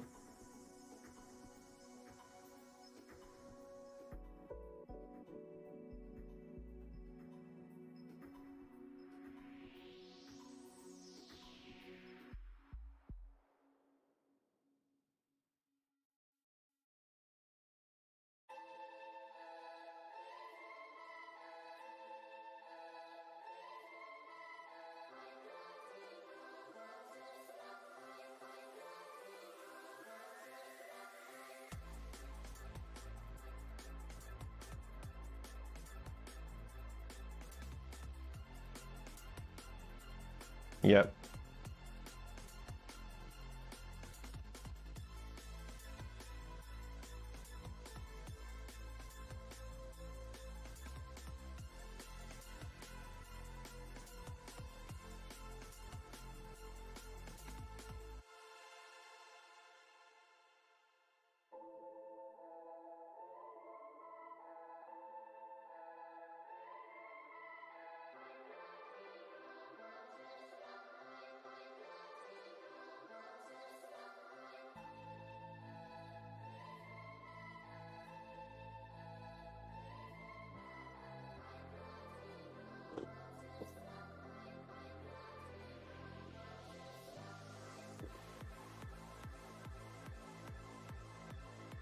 I should show off my 360E that I modded with the Corona board in it.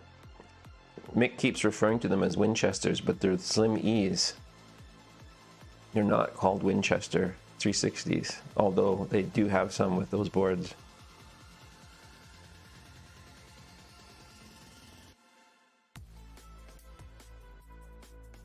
I don't think it's being pedantic to say that it's not called a Winchester. Or, you know.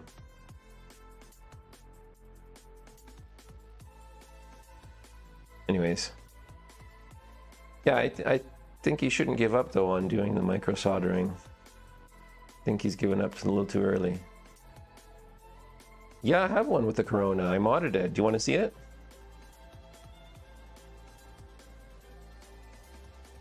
I mean, it has to be a Corona if I put a, you know, the blue one. Blue what? Blue shell? What are you talking about, blue? No, it's a... No, not a blue shell. It's a black shell. It looks just a regular old 360E I modded. With a... It's got to have a... I think it had a Corona in it. Yeah, it must be a Corona.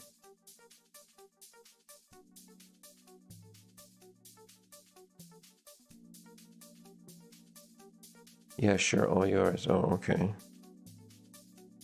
Okay,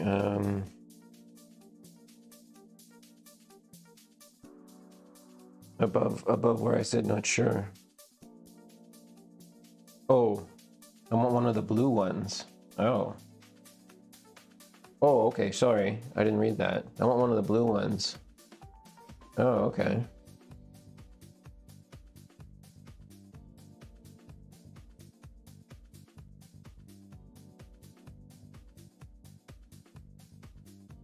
Oh, really?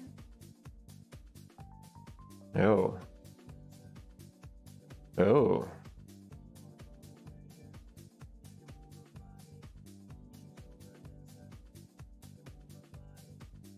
Ooh. That's hot.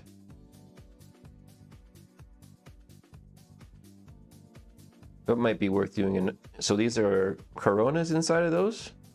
Blue Slim E, not sure if the blue ones had Corona. Oh, I see. It might be a newer Winchester. Damn.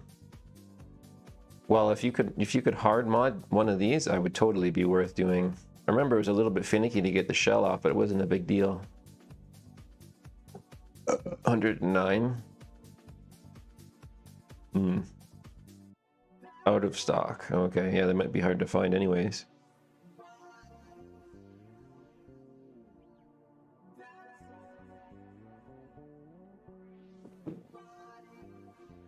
That's an awesome shit, hey? That's an awesome console variant there. Nice shell.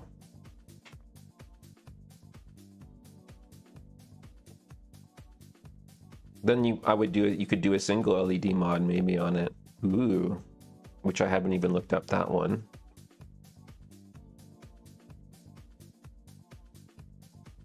Or unless they already have a different light on them. Probably not.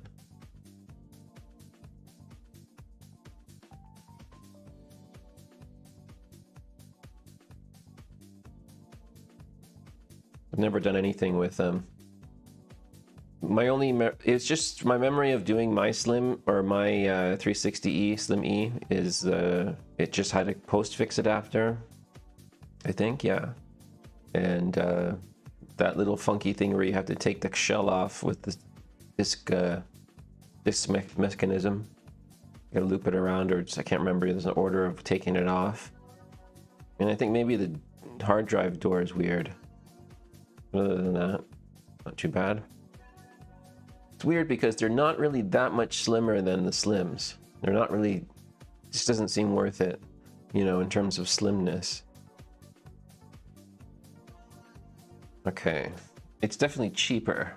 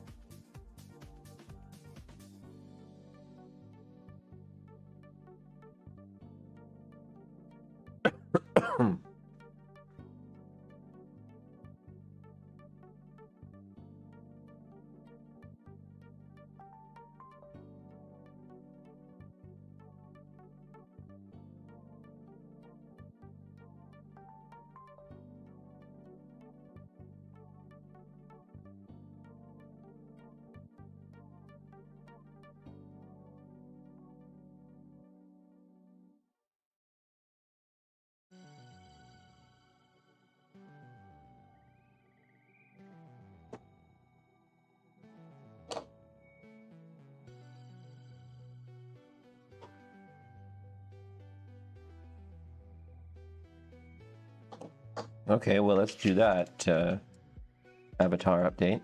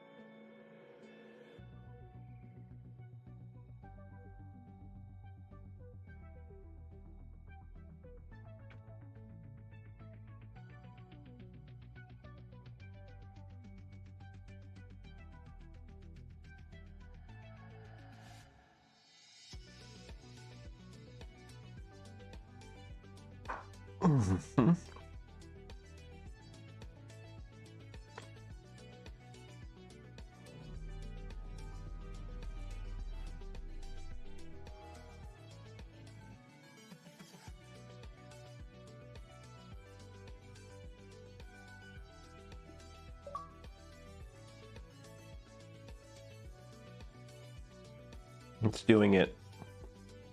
It's doing the glitch, right? Yeah.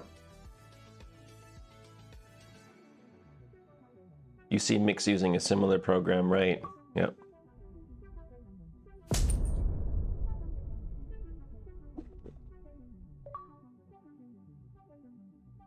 Nice. Unshackle. Okay. So now what? Take a pic. Oh, you mean like, you mean that's the only way to get the key off of here? Damn it. It's not for posterity.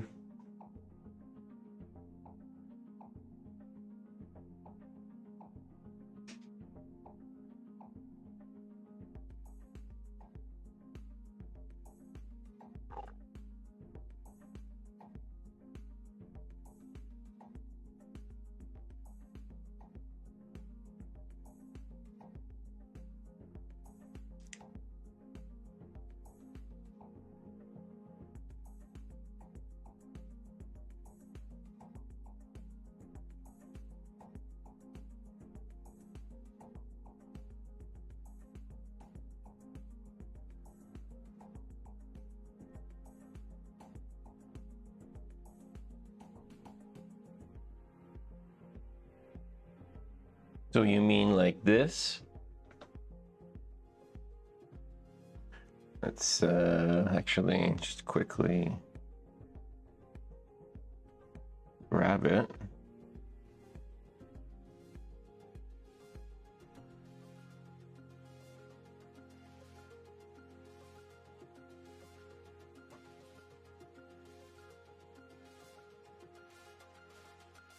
Like this?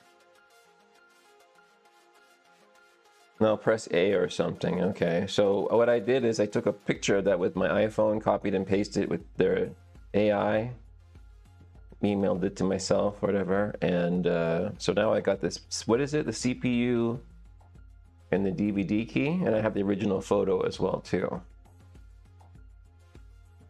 Okay, he says. Now I said, and he said before, now press A or something. A. I pressed A, nothing happened. He said, and then I think Mick was saying press back, but maybe not. I pressed B, nothing. I pressed X. Oh, oh, look, it's cool. I pressed X and it said save to console info.txt. Oh, nice. So I bet you if I pulled the USB stick out now and put it in the computer, it would, I bet you if I pulled the stick out, it'll still work, hey? I can just pull it, no, okay. So now what? Press back maybe and we can go to the dashboards perhaps? You need to dump the NAND, yeah. I'm pressing back.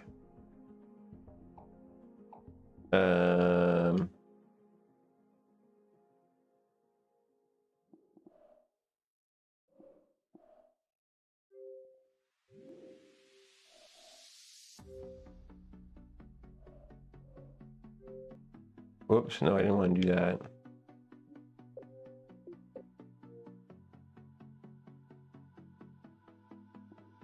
Let's play Hexec HD.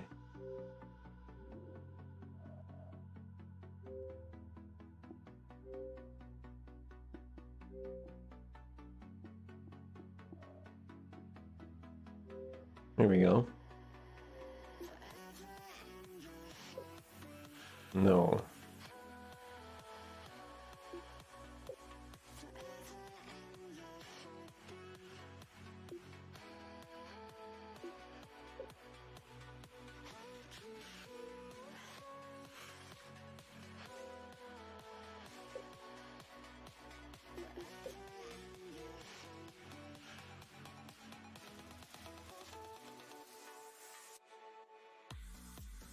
Oops.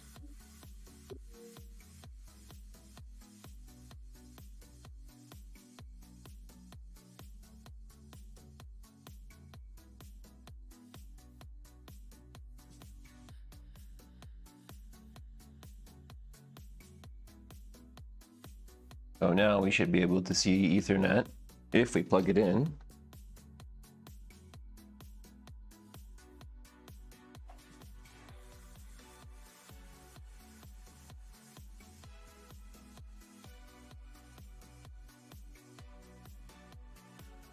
No Ethernet.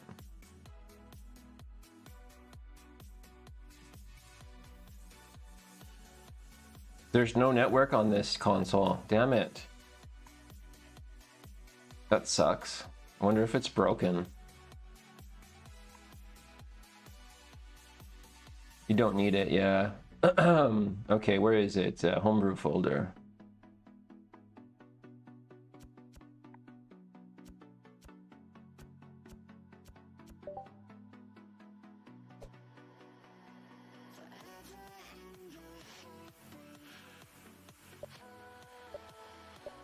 File manager, sorry.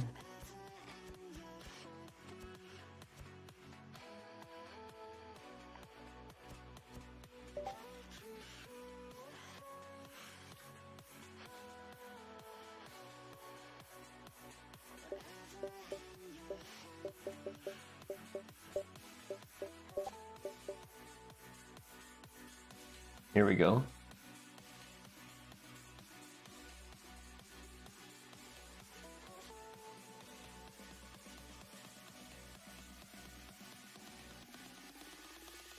Nice, we'll dump twice.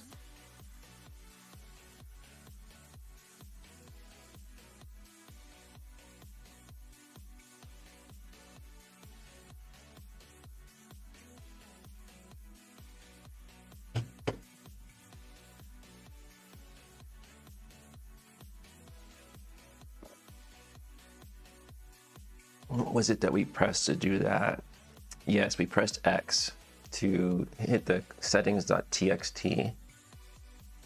So we'll review that, because that's cool. And then we have the dump.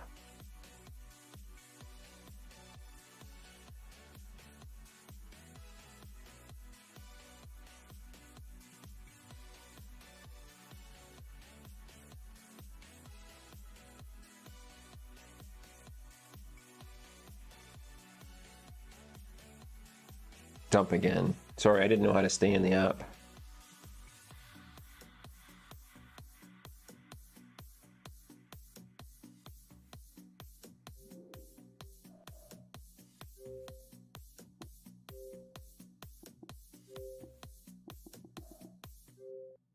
Bye-bye.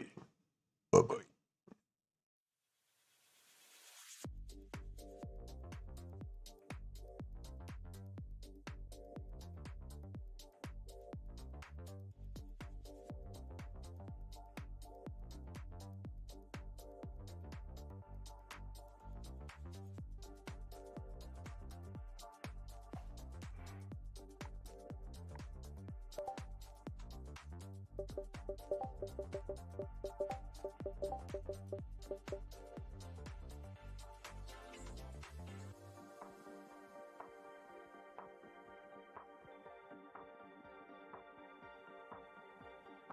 It's like we're overwriting.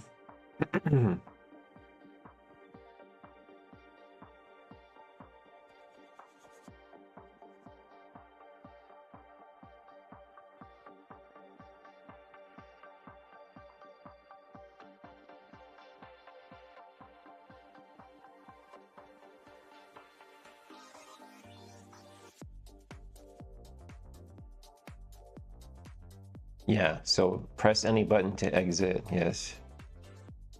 Fuck. Okay. Not a big deal. Because at this point, you can definitely unplug it. And go like that.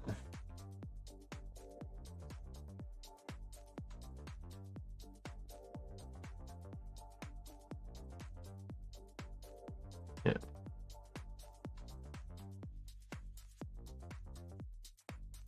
Derp, I forgot where I put it.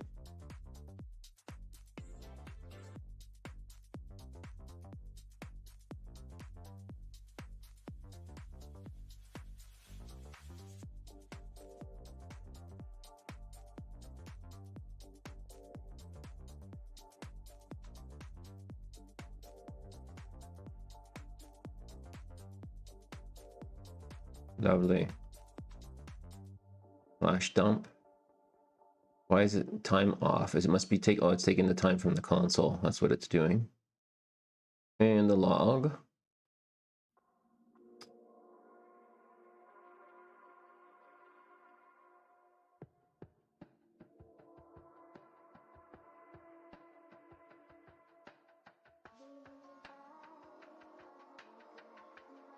Okay, so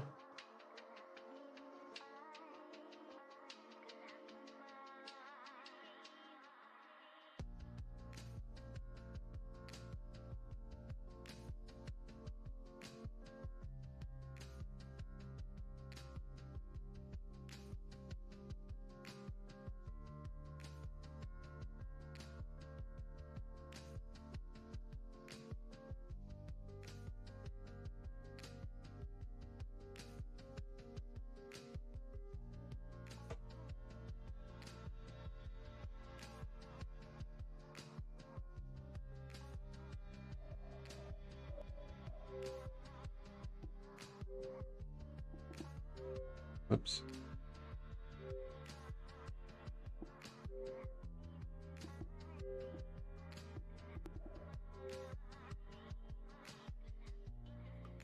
Yeah, I can compare them too. I have I'll use beyond compare.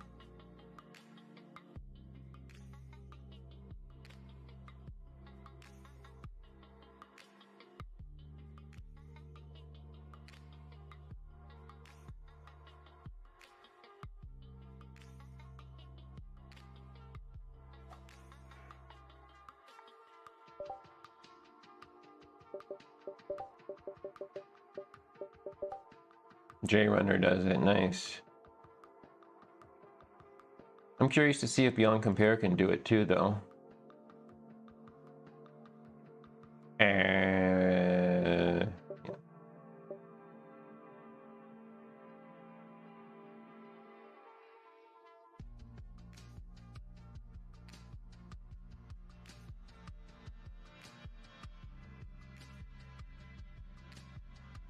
Load them both in. Okay. Yeah. I'll call this one 2 and the other one 1.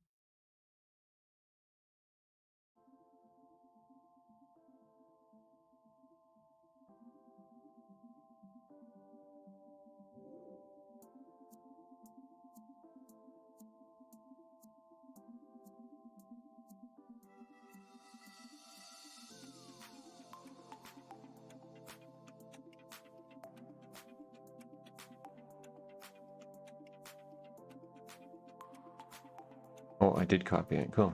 Okay.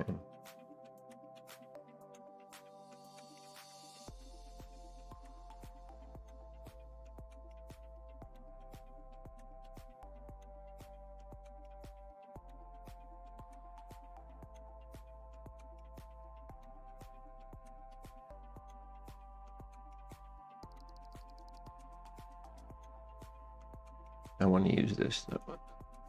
Maybe. Yeah, fuck it. I'll do it later, but I've always wondered if that would be helpful. Okay.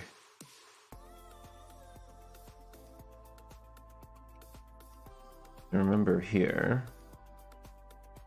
it was like,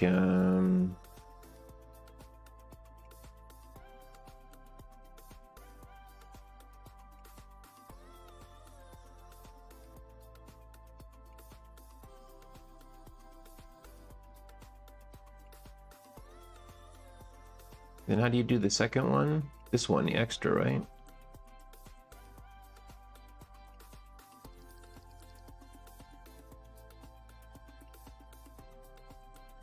Nice.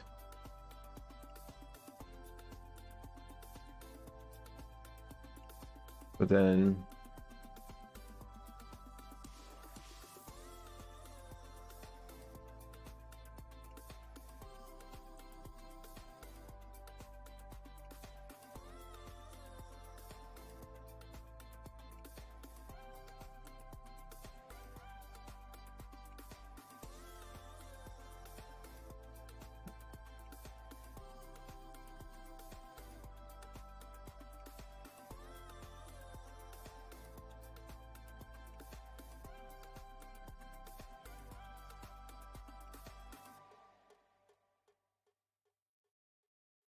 okay.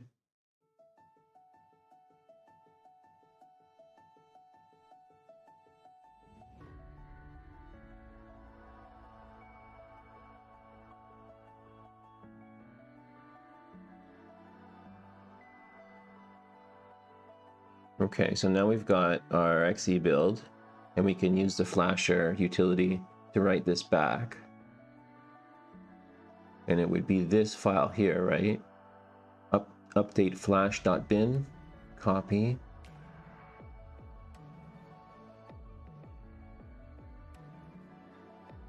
Paste.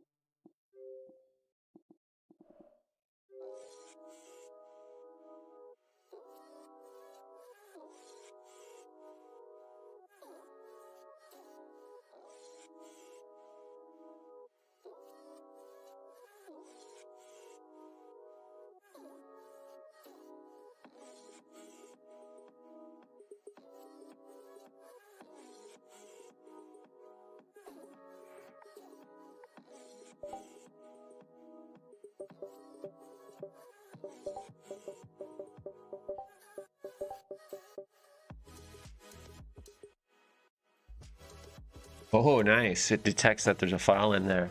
That's pretty sweet. Let's read this. Simple flasher.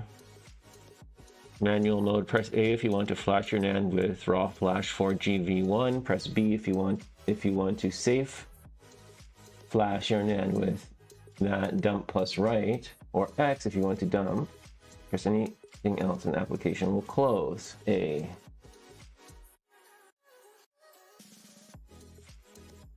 This is really cool.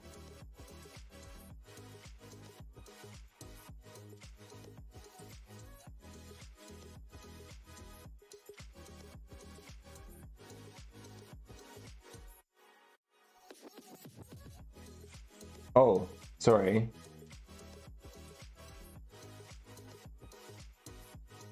I pressed A and oh, okay. Console a little bit cool. 48. Okay, cool. Look at that. Really? That's super fast. And bricked. Right? Is it bricked now? Yeah. Be a lot quicker process next time. Yeah, for sure. Yeah, now that I know all the got the stick, I got a stick created, I guess I can just label this one now as part of my process. It's like it's perfect, right? It's got a few things on it. It's got the avatar update on it. It's got the thing. Okay, yeah, so now she's bricked. Oops. Off. Is that off? On? What doesn't matter. She's bricked anyways.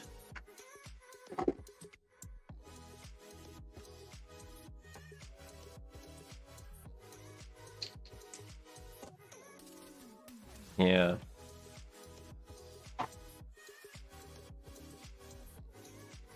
Well, what kind of wires are we talking about with this one? I guess it would be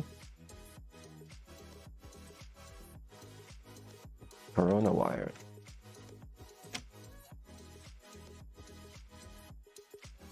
And we can do some fancy lights too. But I'll do them maybe after.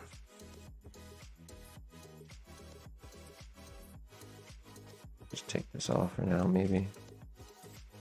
Put it there.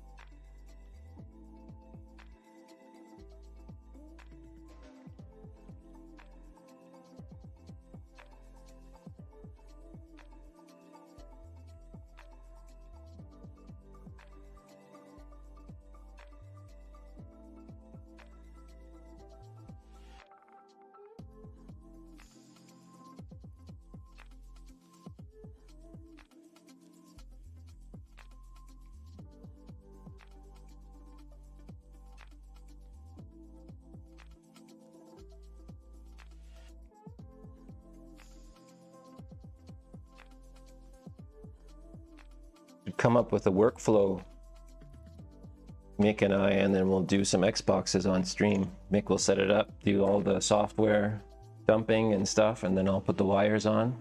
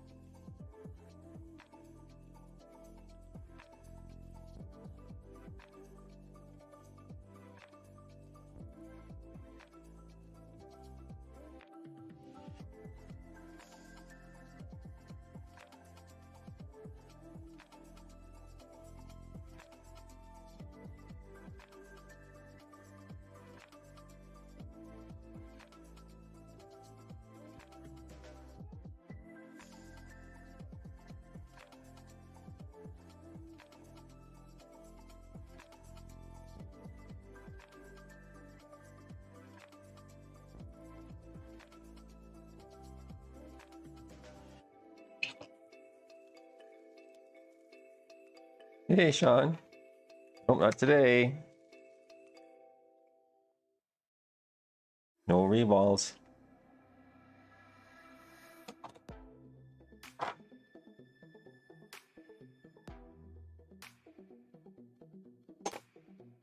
But we did bad stick, bad flasher thing. This one's been freshly flashed. And we love that. I love that for me. Love that.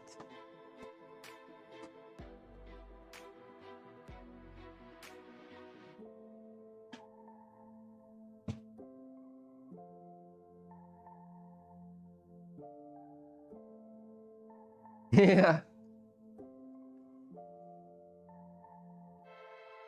I can sell my X flasher and I have a NAND X and a spare Pico flasher, Raspberry Pi Pico. Actually, I'll keep the Pico, but I have a NAND X and I think I have a JR programmer. I probably don't need anymore. No way though, I have a nice case for it coming. Made by a certain special viewer.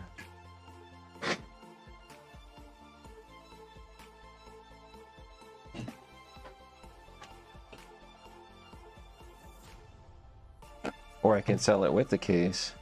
Wah, more money. I got a V1 JR programmer with the add-on board to make it fast. Oh wow, I didn't know that. That's cool. You have a modded JR. Still slower than V2. Oh, okay. Weird. Small improvements, I guess, in those days. But now we've got all this new method. It's so cool. Like that worked awesome.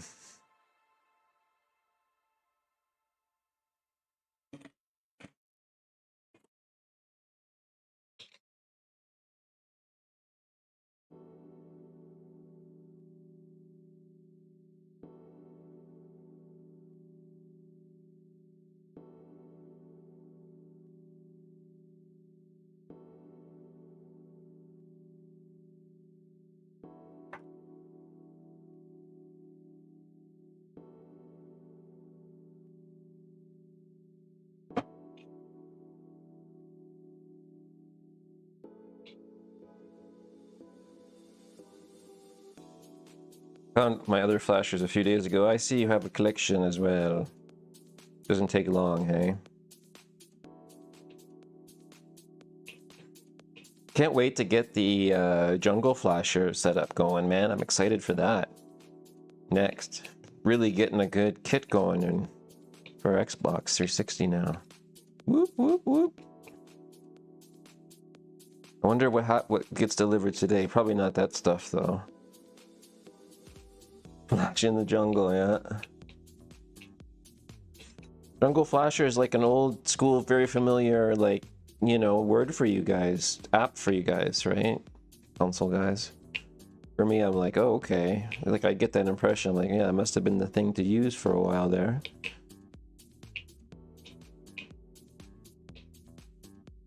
Lenovo, your order has shipped. Nice.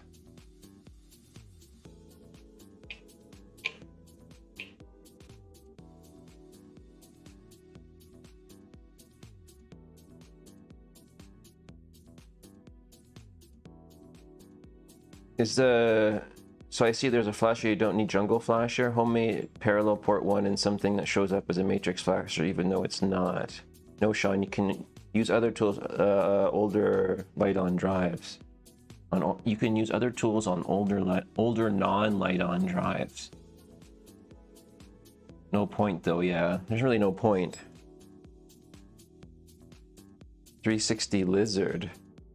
Oh, nice. Like, I'd be kind of interested in just mastering the art of flashing and making, you know, kind of do what I want with the drives. That would be cool. Because, like, I've got a couple boards here, right? Like, I just would have liked to be like, oh, you know, I'll just plug it in and, oh, yeah, this one goes with that. And, okay. Actually, I have a Final Fantasy console that's got a broken drive. I think I'd like to fix that one.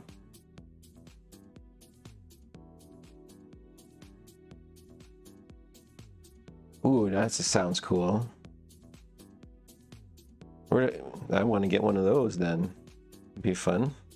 Love that for me. Maybe.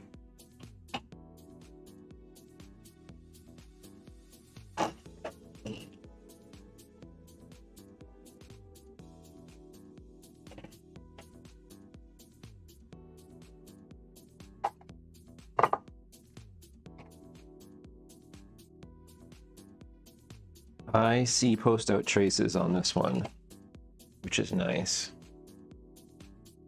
And I see a... What else do I see? I see a 16 meg NAND.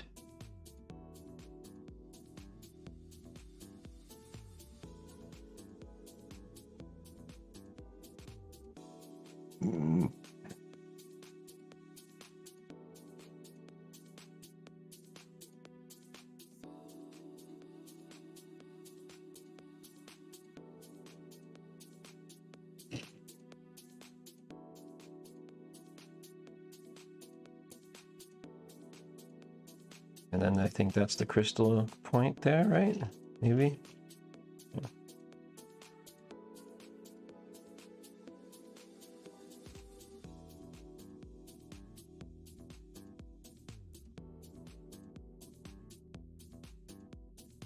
Never. Same place that sells the X Flasher. Okay, yep, cool, cool. I've never seen one until recently. I don't do enough 360s anymore to buy one. I've done all the old shit for Jungle Flasher, so you're the dude I need to talk to about this stuff then, Sean. Perfect. I'm gonna bug you about it then. Depending on what I end up doing with it. I don't know if I'll ever buy a lot of so many 360s anymore, but yeah, you never know, right? Like, I may be swimming in DVD drives. But once I get it, I guess you get it, right? I have a whole little Dell PC that I built for like 50 bucks that I'm gonna use for this. Whole separate PC with Windows 7 on it. Just so you know, I don't know if you saw my stream or know about it, but I have like a PC that I bought and refurbished, and I'm gonna connect the whatever that shit I bought, the USB Pro, to it, and just so I can, you know, have a nice little isolated system to do this with. And I think the Jungle Flash runs properly on Windows 7, I'm guessing.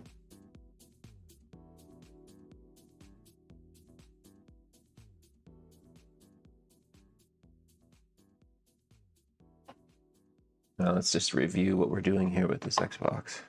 I'll ponder the possibilities.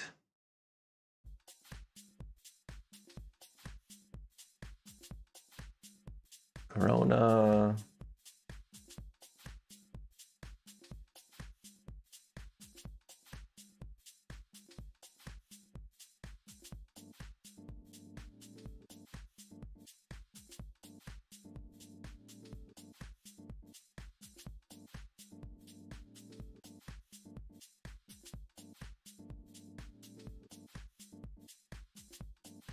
And I think we don't do the resistor on this one, I don't think either. On PLL.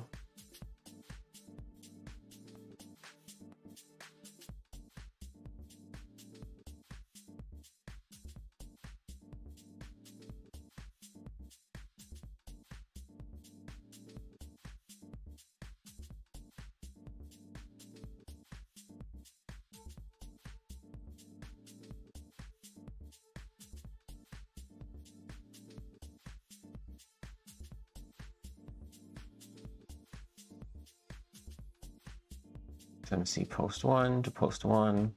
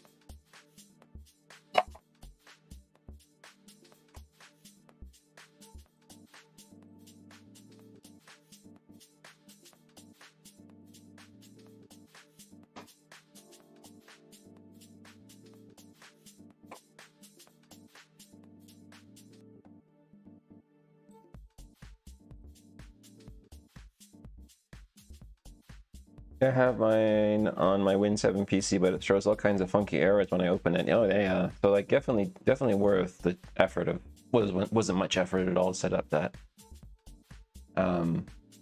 Win 7 machine. But I found this cool Win 7 patcher for it too that patched it all up really quickly. It was pretty neat.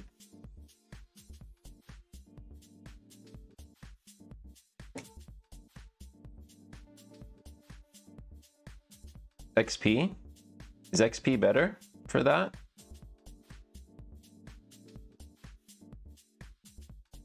Chris? Boom, boom, boom, boom, boom.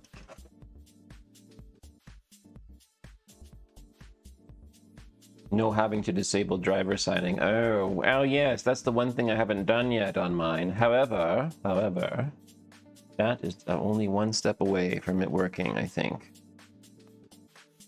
But we'll see. But that's good to note. If that gives me shits and shits, I can easily redo it with XP. That's even older, right? Yeah, XP was before 7.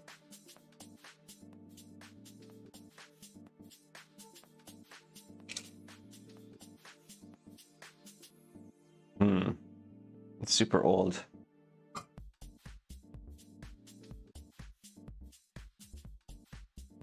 Just what I had back in the day along with the VIA card. Oh yeah, that's right, yeah. That was what I was thinking I had to do. Okay, yeah, there's different levels of fuckery that you can go to in terms of old OS and going back in time.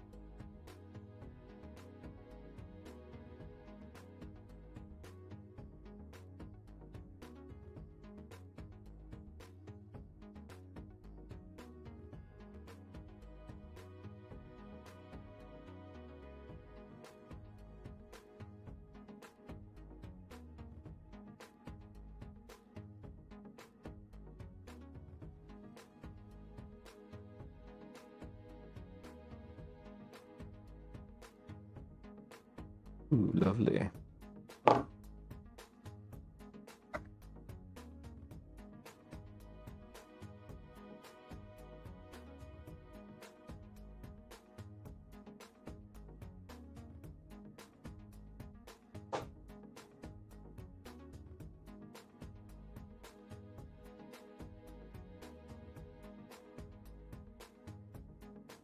Cool.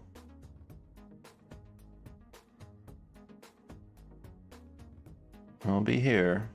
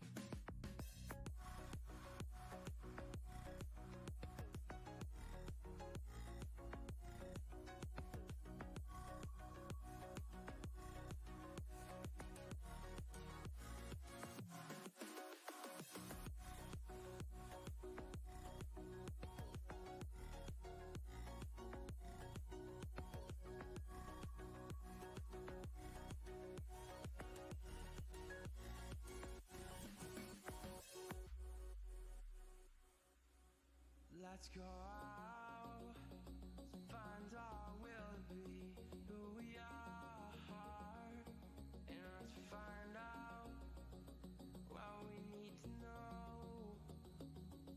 Hmm? And my love can't hold us up, and Where are we?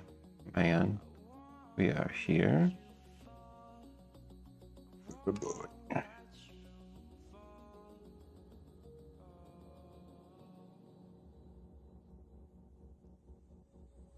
Trying to find this under the scoop. Go. Did it? No. It's here. Nope. Here. Nope. Here. How am I don't know. It needs to be here. Why can't I see where my finger is? What?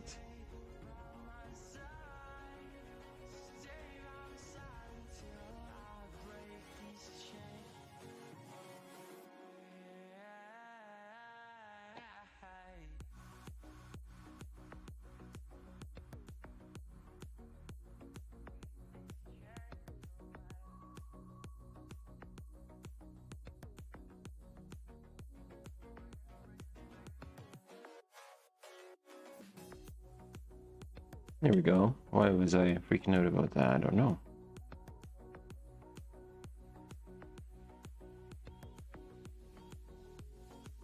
Oh, if I had the orientation correctly here, according to this diagram, no. It'd be like this, yeah. Oh, I get it.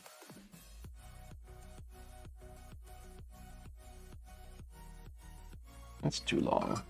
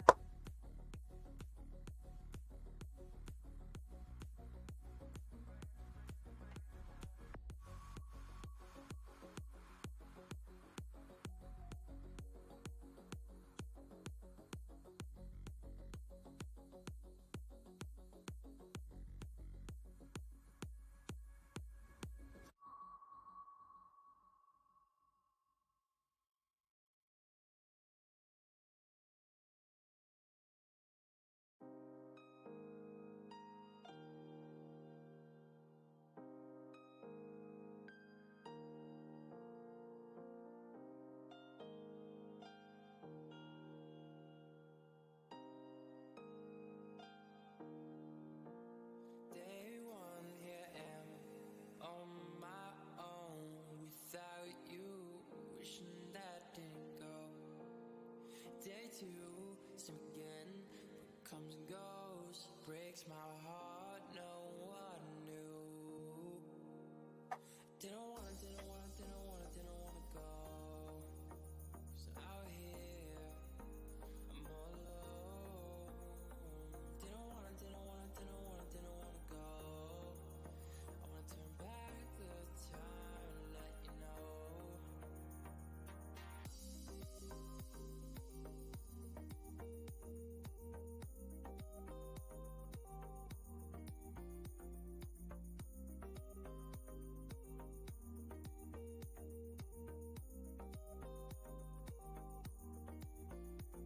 Cause I wanna get away from the start play, to feel you, hold you. I have a question. If you remember, Chris, the 1K resistor in this one, is that something that we can omit from the other wire on this?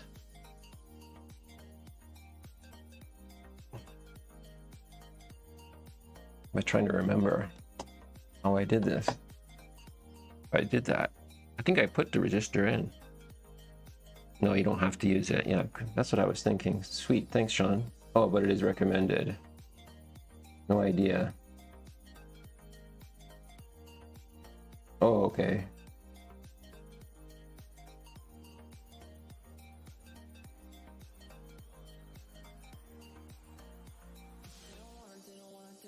Didn't wanna go. Cause out here, I'm all alone. Didn't wanna go. I wanna turn back the time and let you know to come home. Hungry. Why?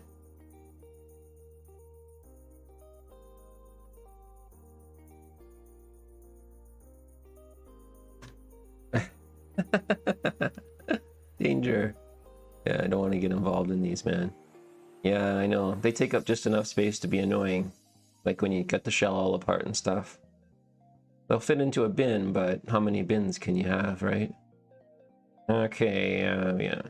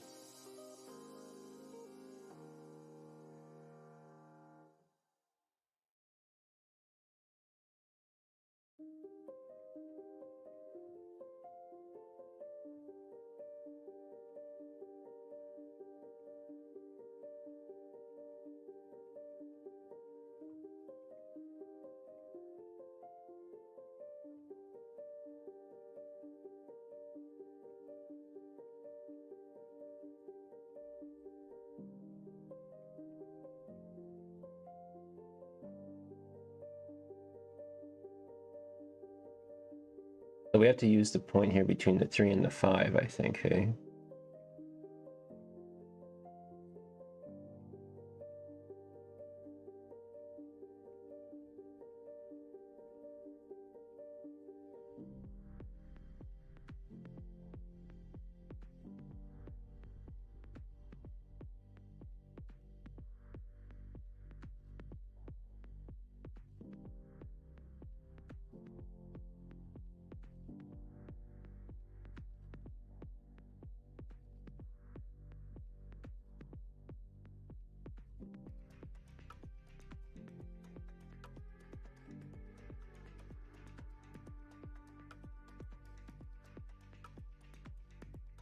Oh, this was so much better to not have to do the NAND reading and stuff, right? Yeah, on the 4 gigs, absolutely would want to do it this way. Yeah.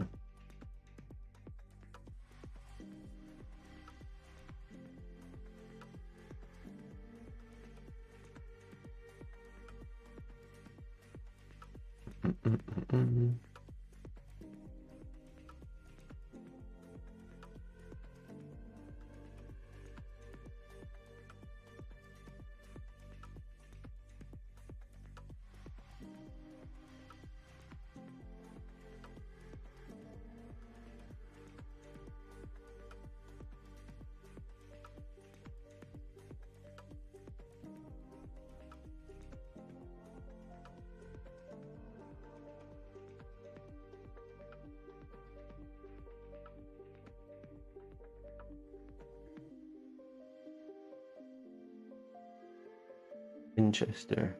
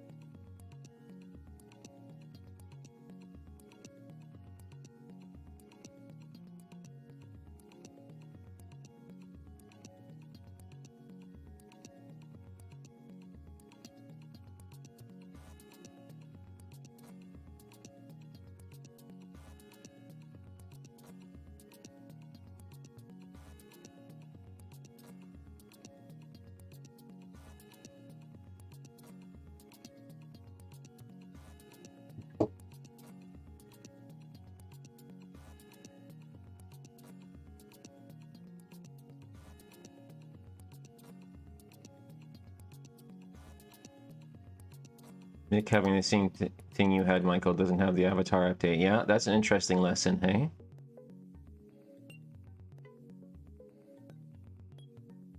$3R7, yeah. $3R4.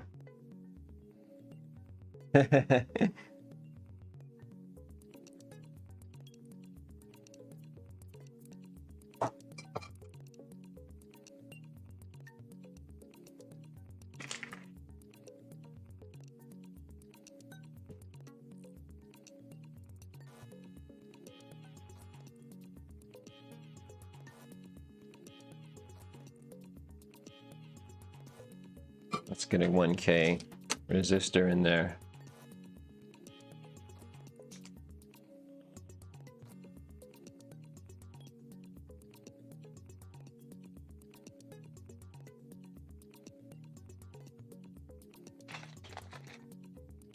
$22K. You'll get it, Mick. You got it. You'll put 6 and 2 together and get 45.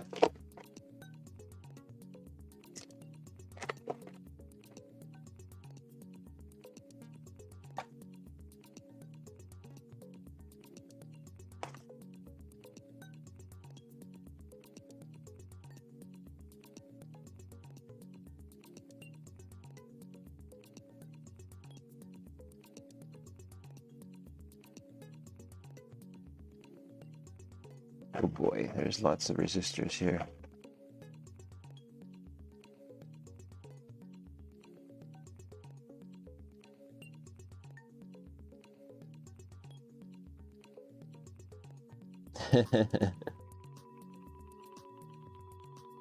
$1K, 20 pieces.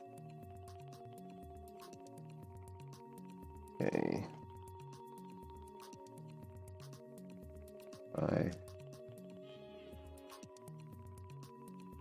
5.6K, 320. This is going to take a while. 1R. Okay, that's just 1. 2.2.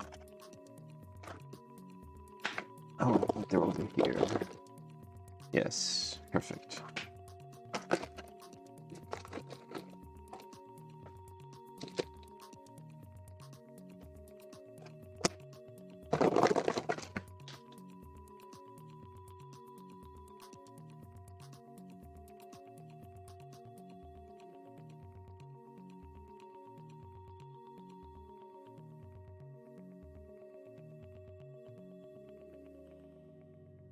Yeah, right.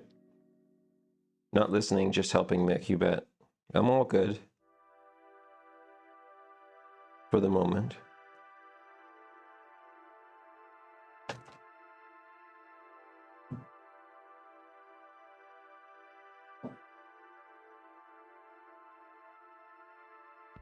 Wish I had some kind of like pastries or something. Maybe I should order some donuts. Why not? I deserve it.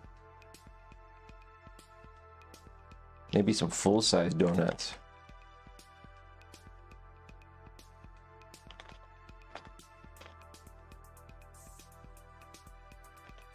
Full-size donut.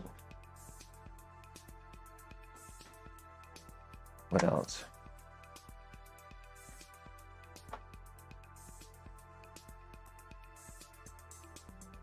Let's do a short wire. It's connected to, it goes to 1K ohm goes close to, what did he say? Closest to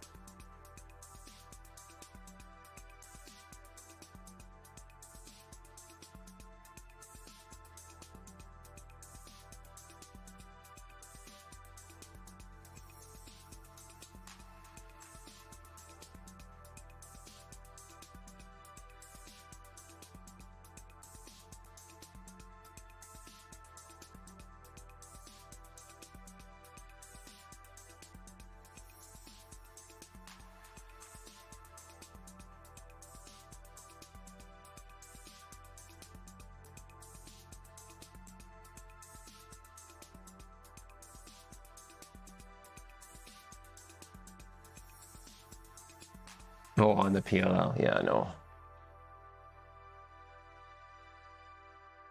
It would be, yeah, it would go, come on, it would go like this way. Yeah, it would just go there. SMC PLL.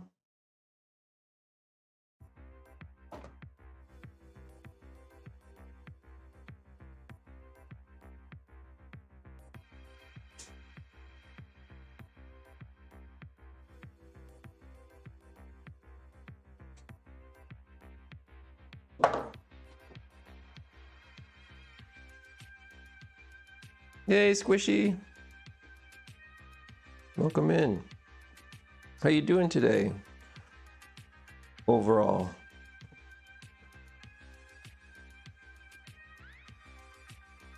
Oh, good. Good, good, good.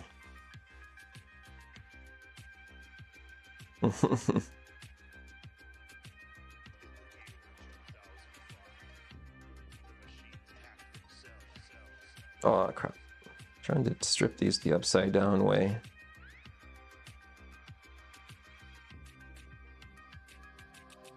There you go.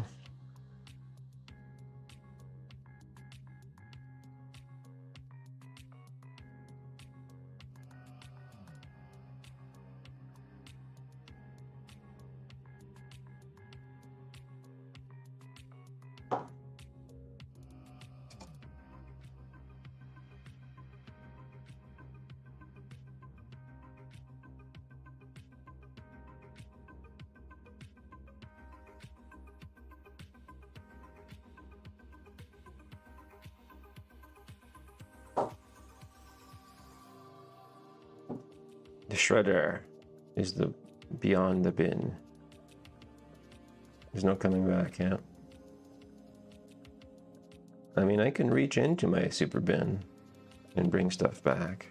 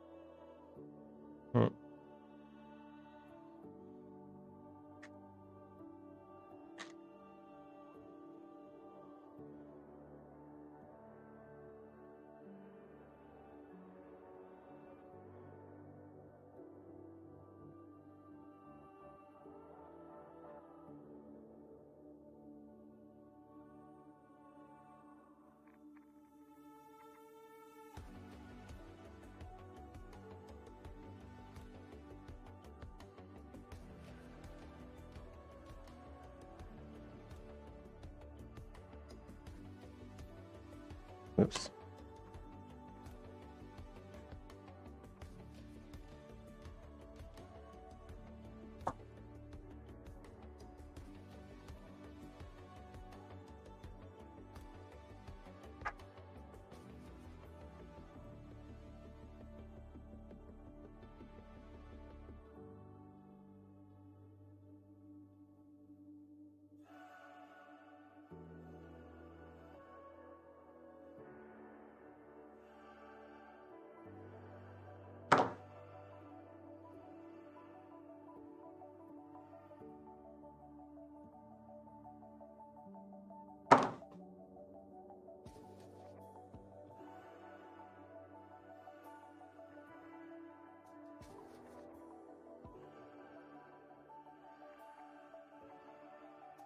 What? No, they're not special hard drives. Well, I mean, they have a might have a special format to start.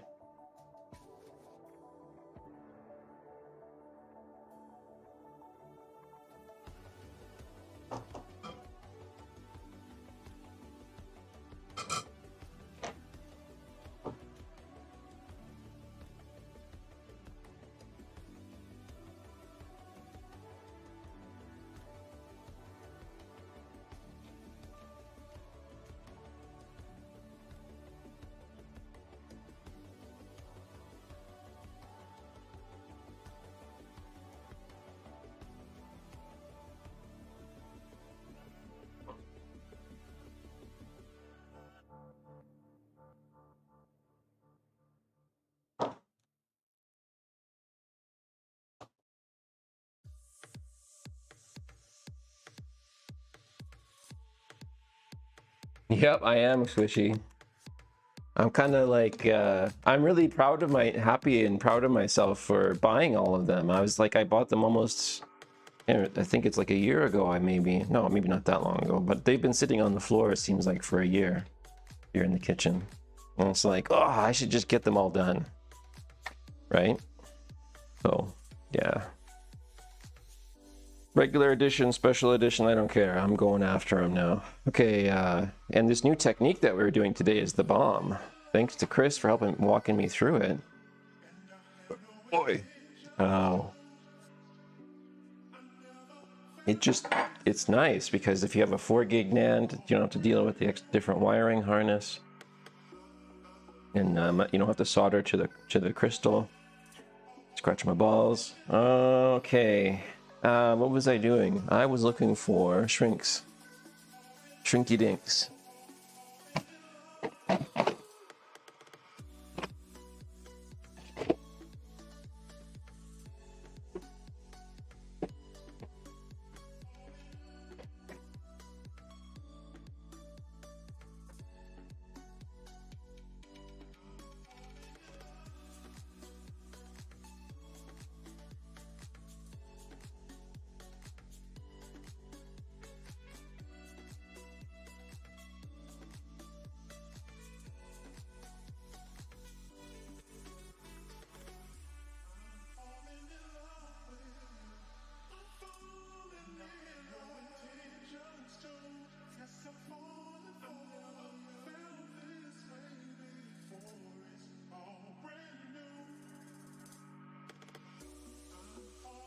Well, hopefully you can make a nice profit off of them. Yeah, I think so. You should be able to sell them once you mod and use the money to buy more stuff, upgrade tools. Yeah, exactly. Like, who knows? Maybe I might even be able to sell enough to, you know, to justify getting into a BGA station like Rusty Russ. Or what else could I do? Yeah, because that might be a good step. And then I could really service the 360s, like reball them. And then Sean will come in and say, are you reballing? And I'll be like, yep. And he'll be like, okay, see, sweet.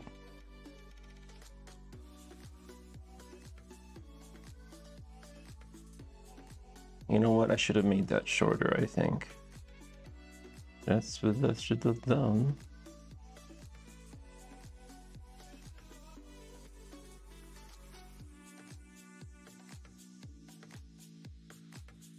But I'll put this on first.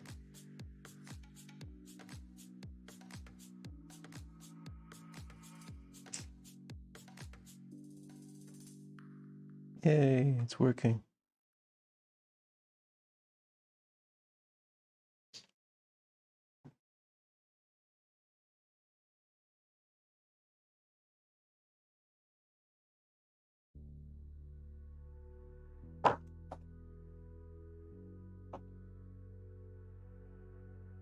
We have UK ace here. His name is Sean Causeway. That's right.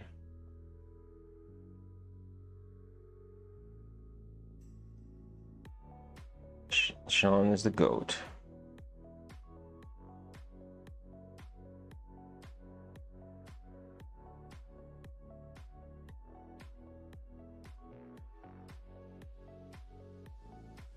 Console bigwig.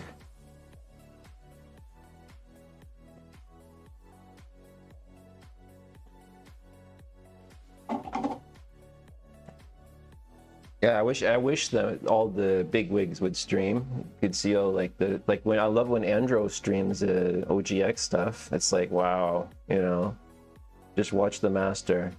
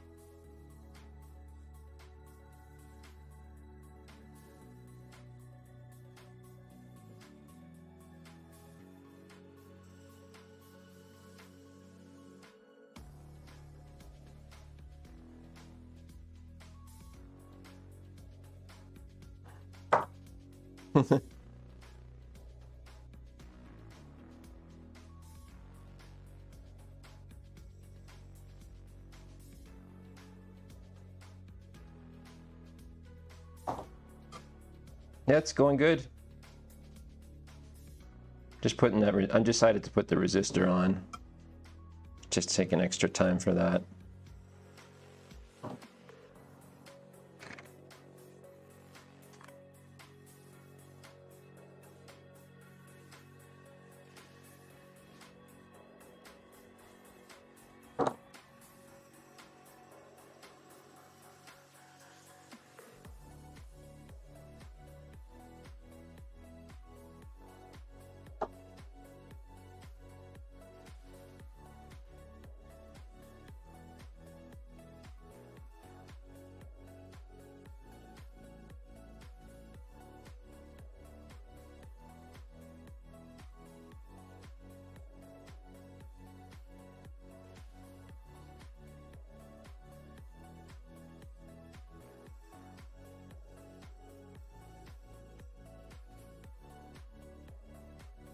Oh, thanks, man. Doesn't it? I just wish that the standby mode worked properly on it, because it doesn't seem to be working like that anymore. It does look cool. Works good too, except for that standby issue, I guess, lately.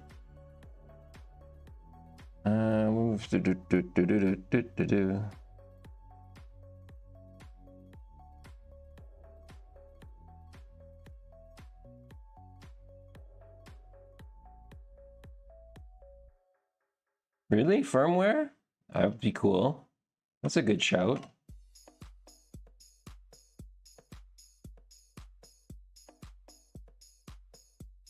Yeah, for sure.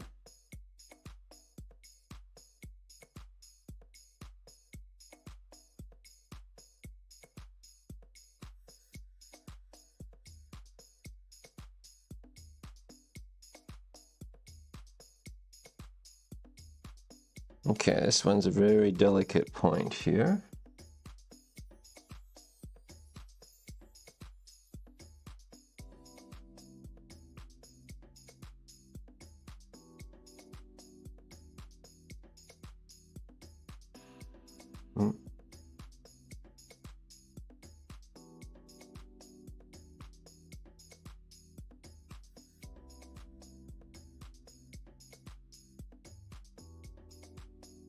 Don't know if it does though. Okay, yeah, I fucking know nothing about soldering. Soldering stations. I did not pass the tug test.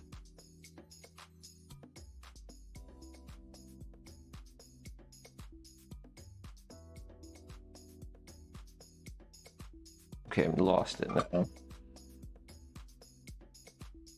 Lost sight of it.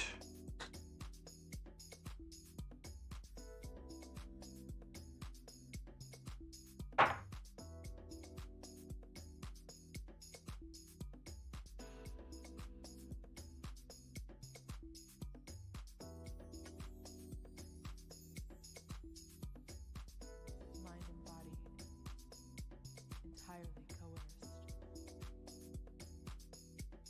Eyes profound and enticing draw me in. Erotic heat completely consumes me. Forbidding desire, the strongest sin. I need to give in to my body.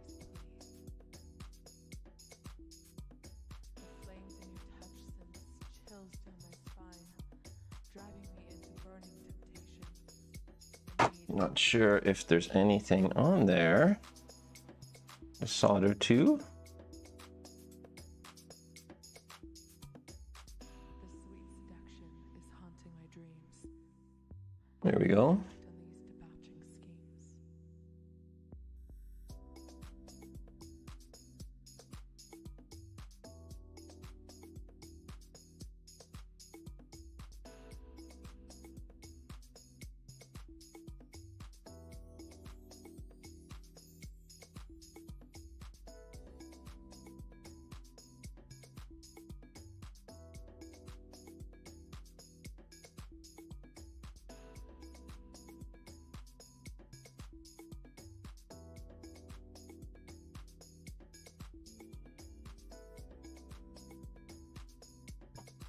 On these debauching schemes.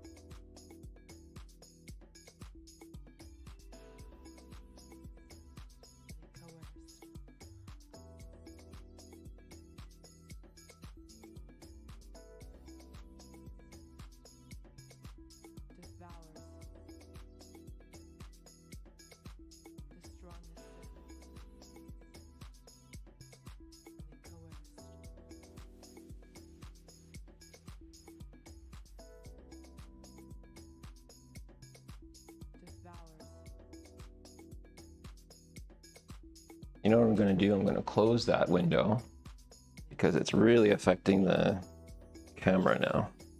With the light of God coming in.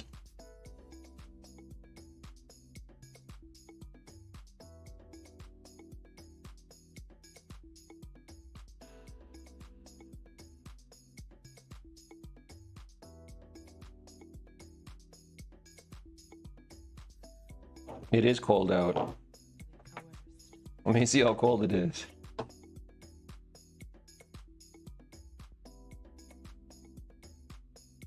Minus 14.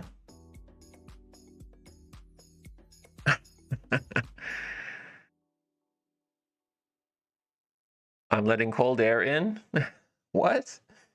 All my No, I don't have the window open. Hell no. No, no. I generally keep them closed actually because it's so dusty here too. Even in the summer.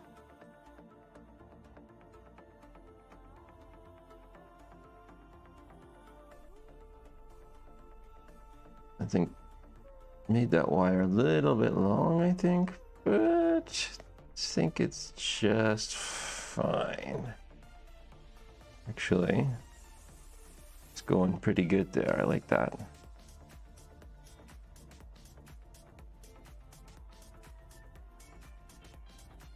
Is that software open? Yes. You can see it because it's green on green. Boo. I wish I lived in a place. Well, I will live in a place one day. Hey, Eduardo. Welcome in. I definitely wish I could live, you know, where it's like, oh, you just open the window, right?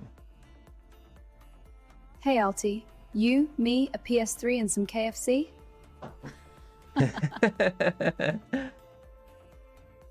We're doing, Eduardo, we're doing RGH3 glitched Xbox 360 Slim. I'm just putting some tape on here so these don't come off. We just wired it up. We did a NAND dump and created our XE build and flashed it already, all using new tools available. And now we're just wiring it up so that it'll boot. Should be done at this point. You never have done it? Yeah, you should totally do it. Totally, it's great. It's great for beginners too, micro soldering. Except there's a couple points that you have to take your time with, I think. But yeah. Lovely. Okay. So now, let's see if we can do a partial assembly and power on test. Because last time we tried to power it on, we bricked it doing this procedure. And that's the normal way of doing it. So, okay. The guy that did the original bad update is in the process of making a proper jailbreak that kicks in at boot, so RGH will be pointless. That's interesting. Although I might as well just keep fixing an Alienware R4. Oh, nice. I love that. If you ever watch Dell Parts people and they do their stuff on their channel, I'm getting more into that, like trying to fix old Alienwares and stuff. So yeah, I see that, Chris. I can see that eventually I think this wonderful little bit of, you know, wiring that we've done, the minimalist, will now be reduced to nothing.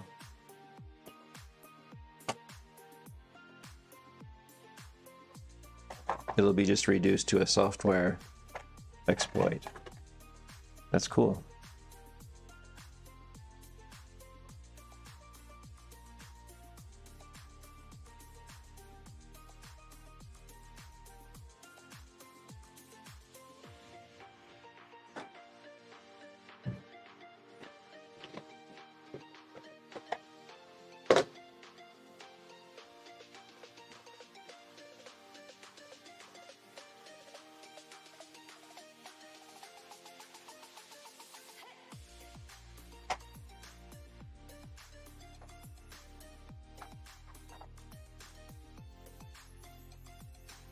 The Grimdoomer, yes. He's kick-ass, that guy. He does some great stuff, mods for PS2, I think, as well.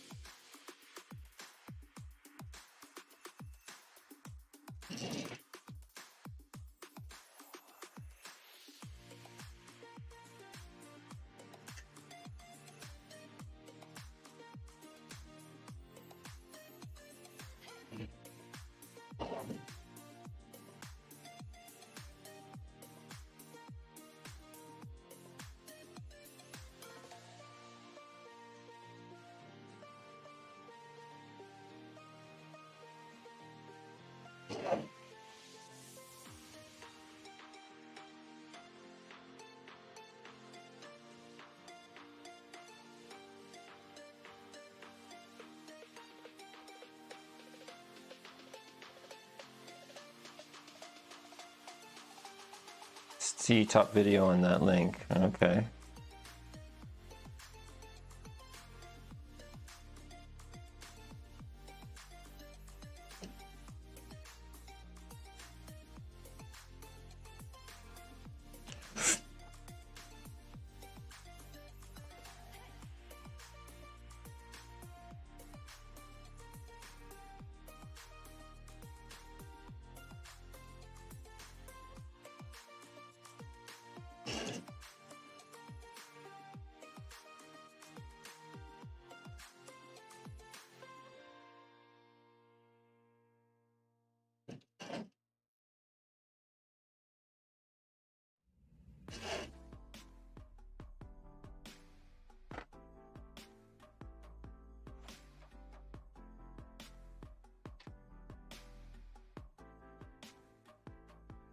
I like to use the MX4. It's got a good quality and spreadability. Probably not the cheapest, but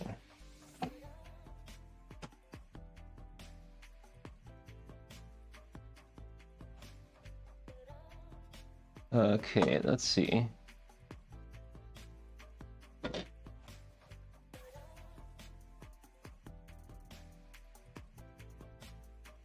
Arctic, yeah. But there is an MX6 almost the same price, right?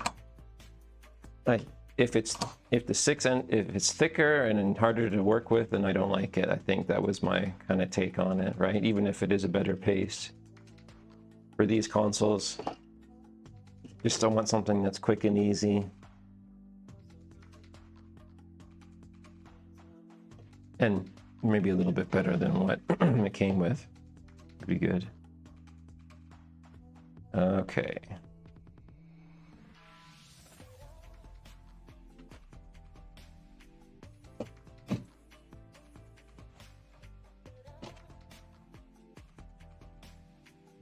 Doesn't spread easy, the 6.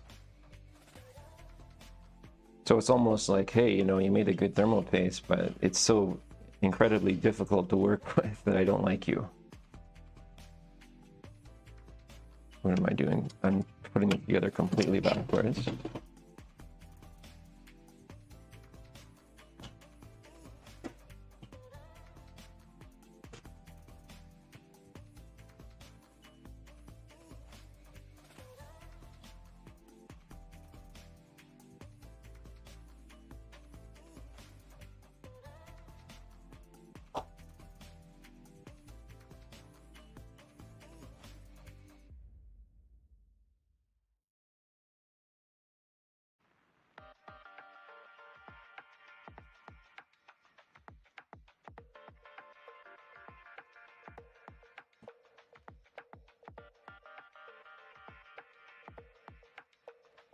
But and then the smell, you know, love it. I don't know. Or maybe I just weird like that. Smells good.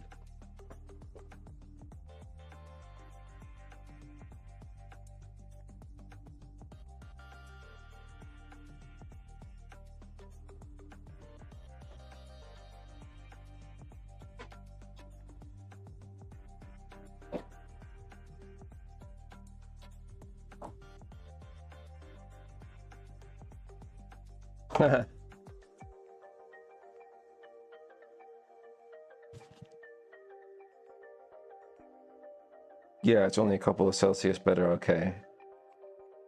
Slap on liquid metal, yeah. A pint, yeah.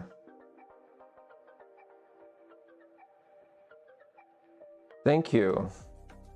I like, we like making consoles look aesthetically nice, I guess, here on the channel. Like a little bit, obviously somewhat better than when they came in to the Workbench. And I think, yeah, the firmware flashing and the homebrew and stuff is a way of preserving its functionality and usefulness too, even though Microsoft may not appreciate that.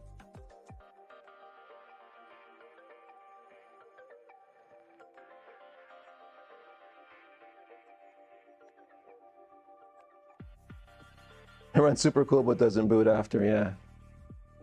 Yeah, thanks, Squishy. The Star Wars one looks really good. We got another one coming soon. I'd fix this console with roaches inside. Oh, yeah. Oh, God. Yeah, and we won't be any roaches in this area. Let's see if she boots.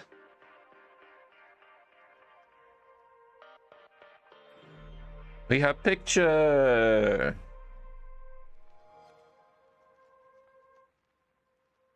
I can't believe.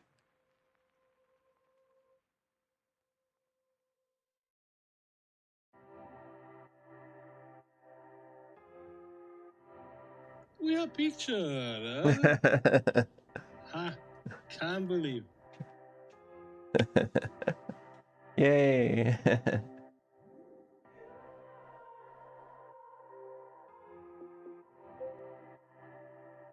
Look at that. Now I'm just gonna mask it and put it all back together. Yeah, Sorin's the best, hey?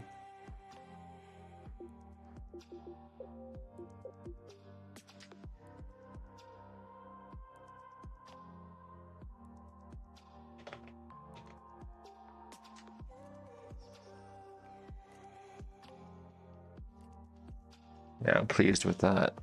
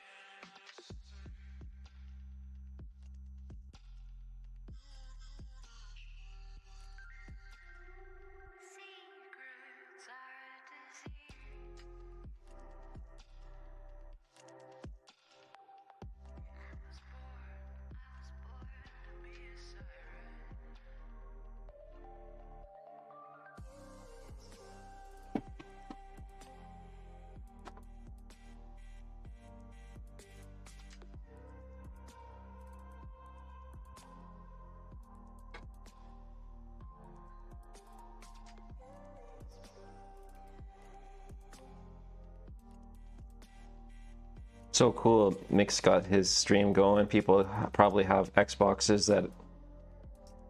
There's actually a good audience for folks who are doing Xbox 360s that just want to do soft mods.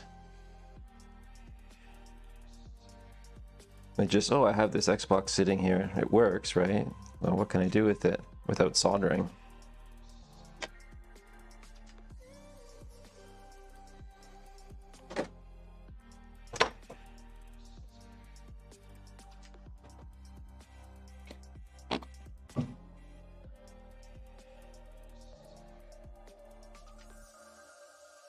And then what we're going to do is we're going to slap in prefab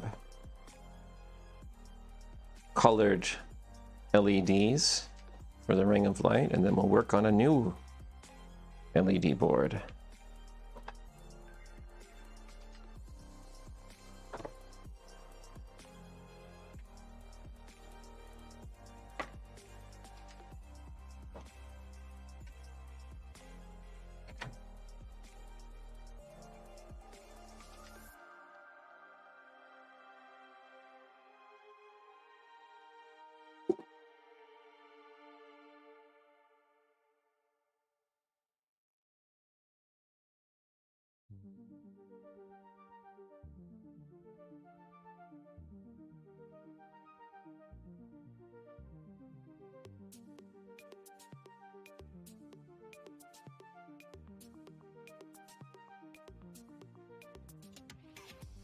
Actually, I wanted to mount the yeah, it's a good opportunity to just do that now.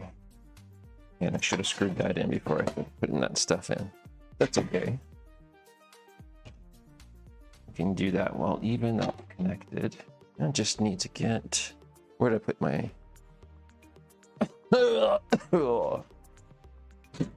Put...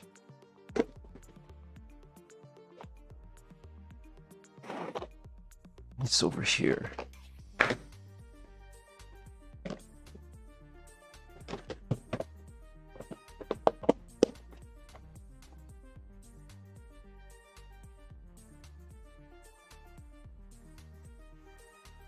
Totally works, Chris. Yep. Just want to nicely mask it here.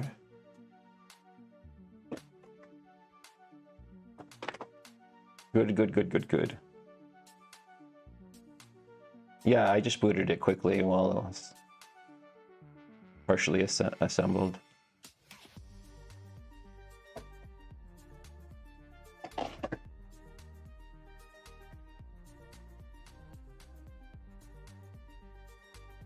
Another cheese sanger. Yeah, man, I'm hungry again now. You know what's funny with... I get hungry, like I got hungry a little bit ago and then I just lost the feeling.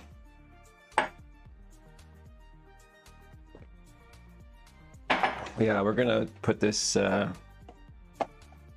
mask on proper here a little bit.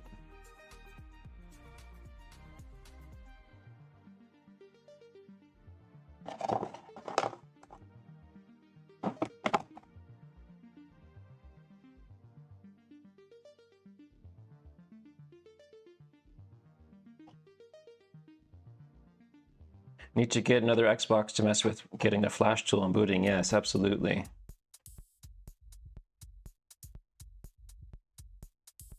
I should just wait until dinner time, yeah.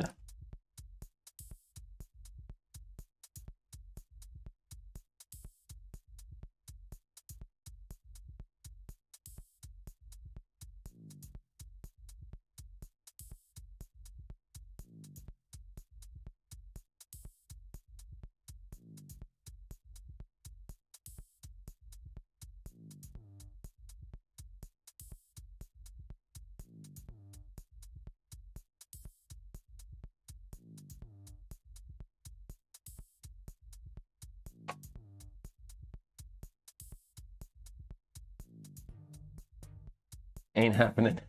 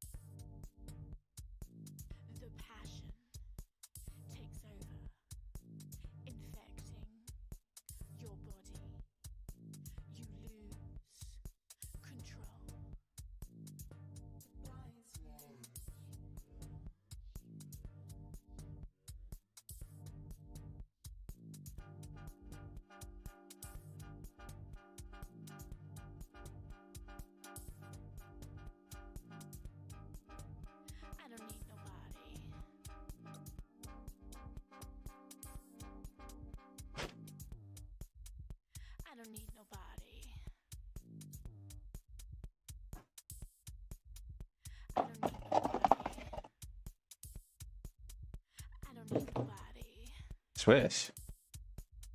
Gotta have your body. Gotta have your body. I don't need nobody.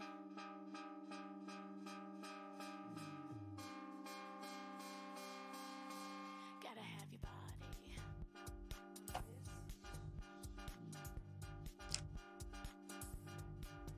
body. Ooh, you have a fat Xbox.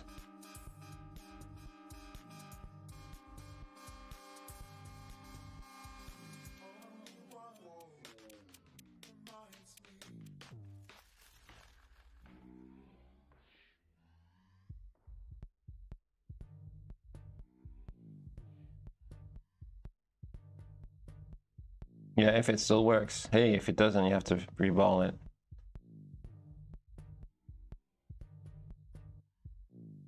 Gotta have your body. I don't need nobody. I don't need nobody. Gotta have your body. Gotta have your body. Just feel what's real now. Gotta feel. Gotta feel what's real now.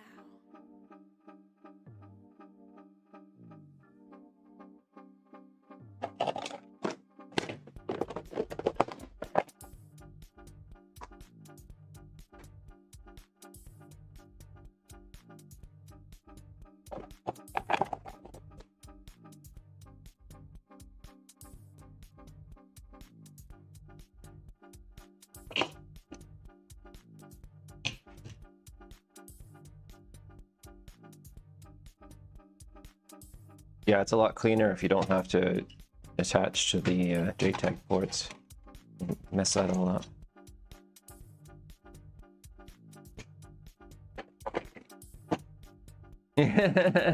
Squishy had a special reflex special. Flexbox 360 remodded.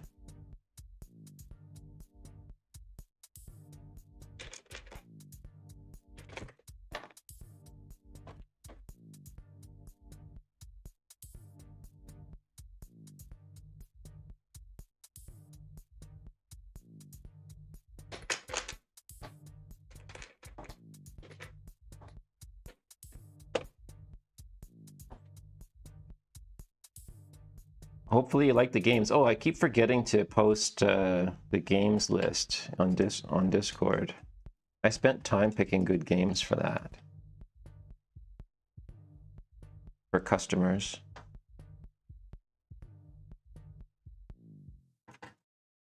Definitely rated M games though. Not like, I don't have a kids collections or anything like that.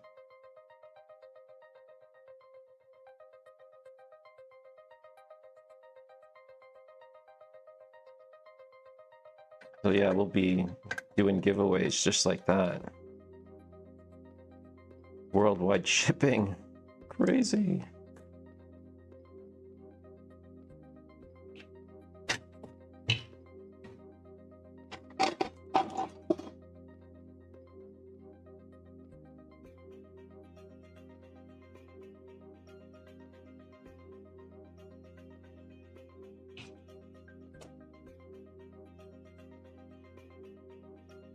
Silent Hill Downpour. I really need to get back to Silent Hill Downpour.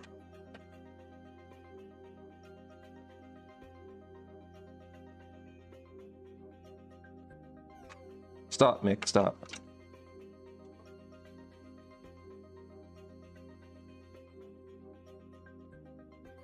Halfway in, but in your since I played it. Oh, okay, I'm not familiar. I think I heard of Silent Hill 2.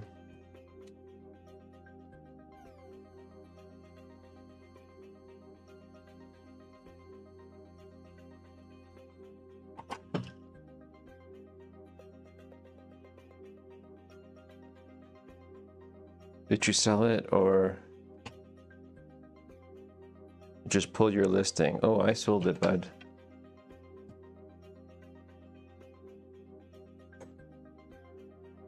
Back, buddy.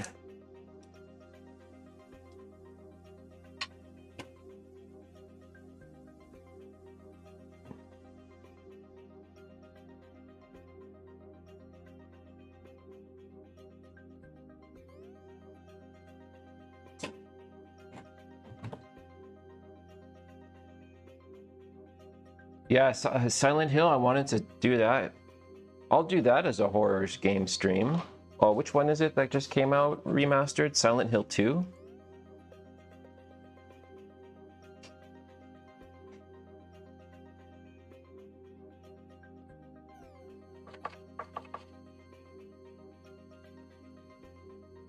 I'm gonna have to get, oh, I'm gonna have to get labels.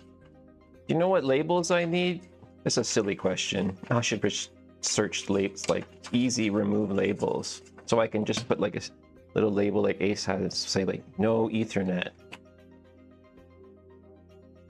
I don't think this one has Ethernet. Doesn't work.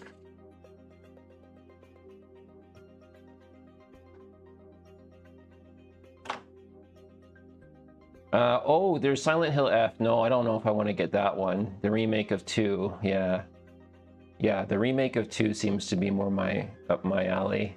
I saw the Silent Hill, some streamers are doing Silent Hill F. Seems okay, but... Oh yeah, nice.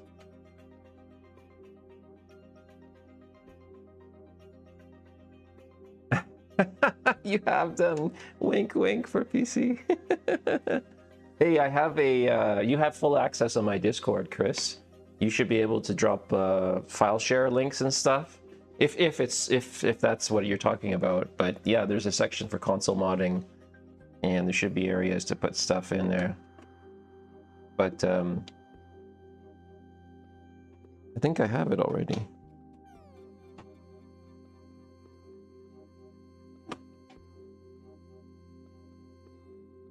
They're massive, yeah. That's the thing, hey. Pirating PC games is almost like, Just like, it's just annoying because of the data.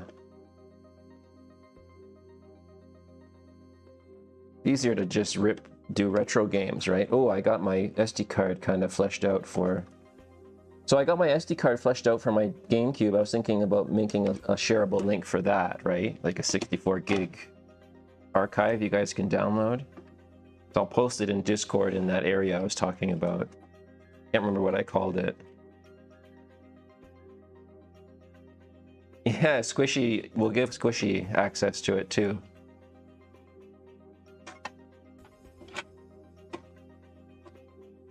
We'll do some pirating. Oh shit, I forgot something.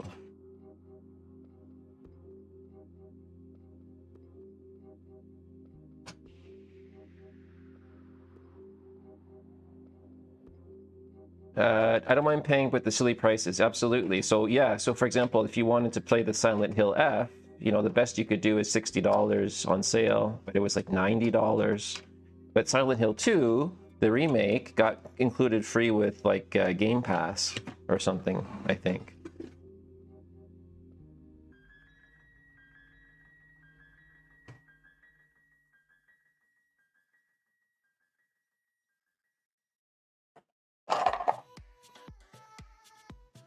So it's like, yeah, if you wanted to play Silent Hill F, you're on the hook for that.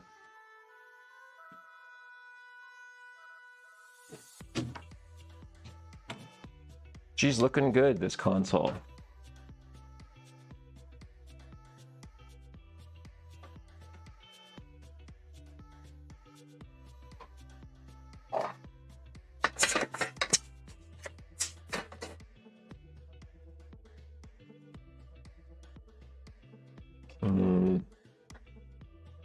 Really hate this card.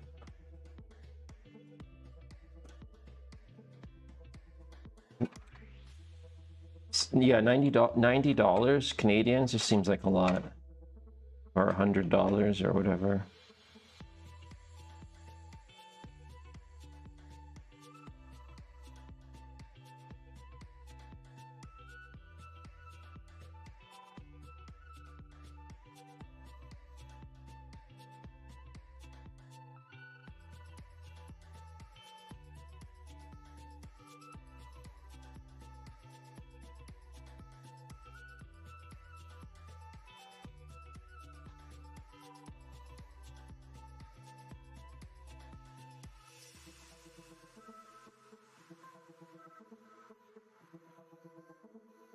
Yeah, like the Resident Evil Requiem. It's pretty expensive. Fuck.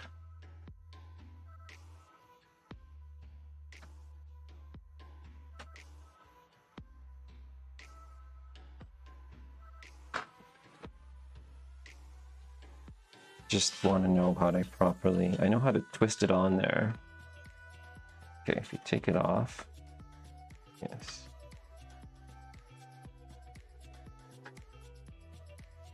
I remember how this one goes.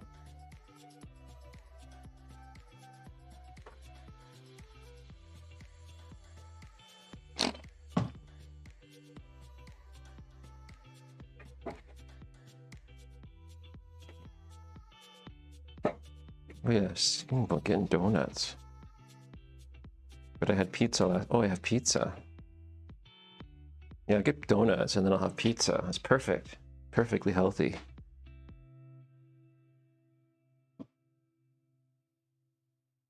Well, when you can get it, but you have to disable some BIOS stuff for it to work.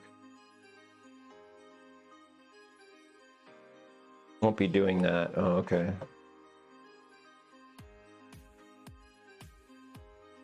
Yeah. So I remember I was like, of all fucking places, I was in Uruguay and I met a guy who was talking about Hogwarts Legacy, and he's like, oh, Hogwarts Legacy just came out, and then this Russian hacker just immediately hacked the de novo copy protection, and aha, I can get it. I'm just downloading it on my laptop right now, and it's like it's gonna take like 20 hours for it to download. It's so huge game, and I'm like, okay, man, enjoy your game. I mean, if you just ponied up the 50 bucks or whatever, you could just get it legitimately instead of like talking like, oh, this guy's so great for hacking it. Well, maybe he is,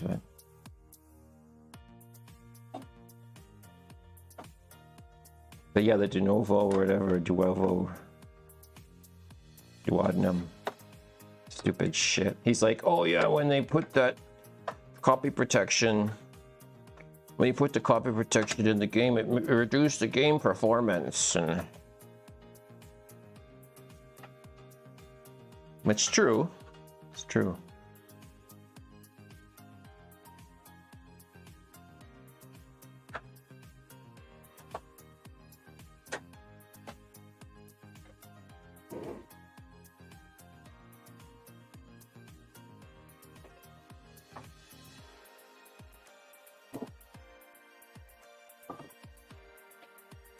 And people, when they talk about game performance, they actually do talk like that too. They, game performance, they suddenly, their voice changes like that.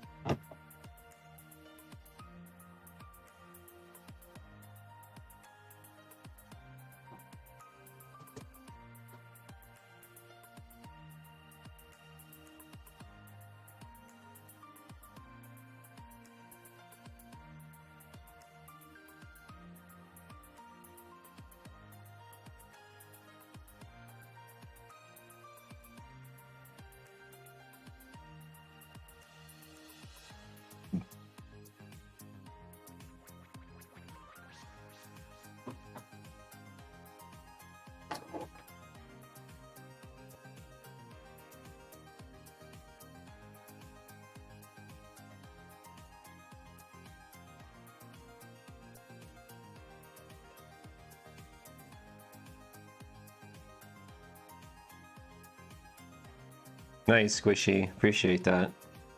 Hard work.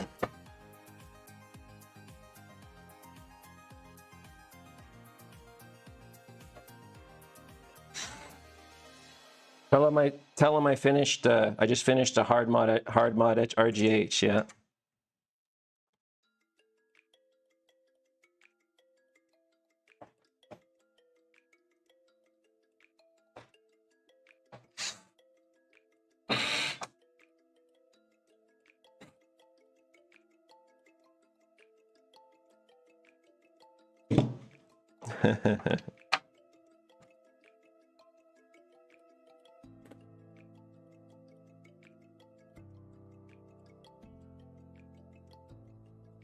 Awesome.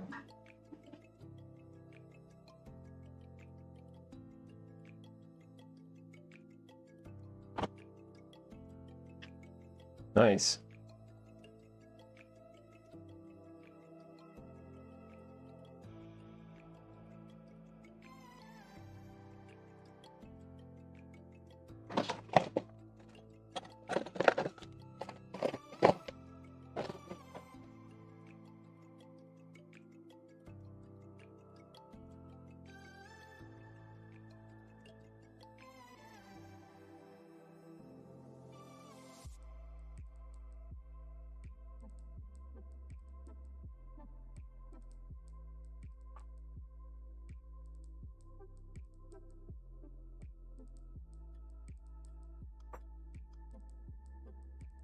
Yep, we're both modding. Mad modders. I was thinking we would do like a, you know, like a, what do you call it? A mod off? Who can get the mod done faster? Like complete, right? With the full games loaded, the whole hard drive done, right? Fully loaded. Let's see. Yeah, Resident Evil, I would probably have to do it in a couple hours, right? Because I think the UK people really don't want to stay up past 12. You guys are all old, right? So... just kidding. I don't know. We'll see. Like, just really, yeah. And oh yeah, Andy. Andy's not old. Yeah, he's a young whippersnapper. Hey.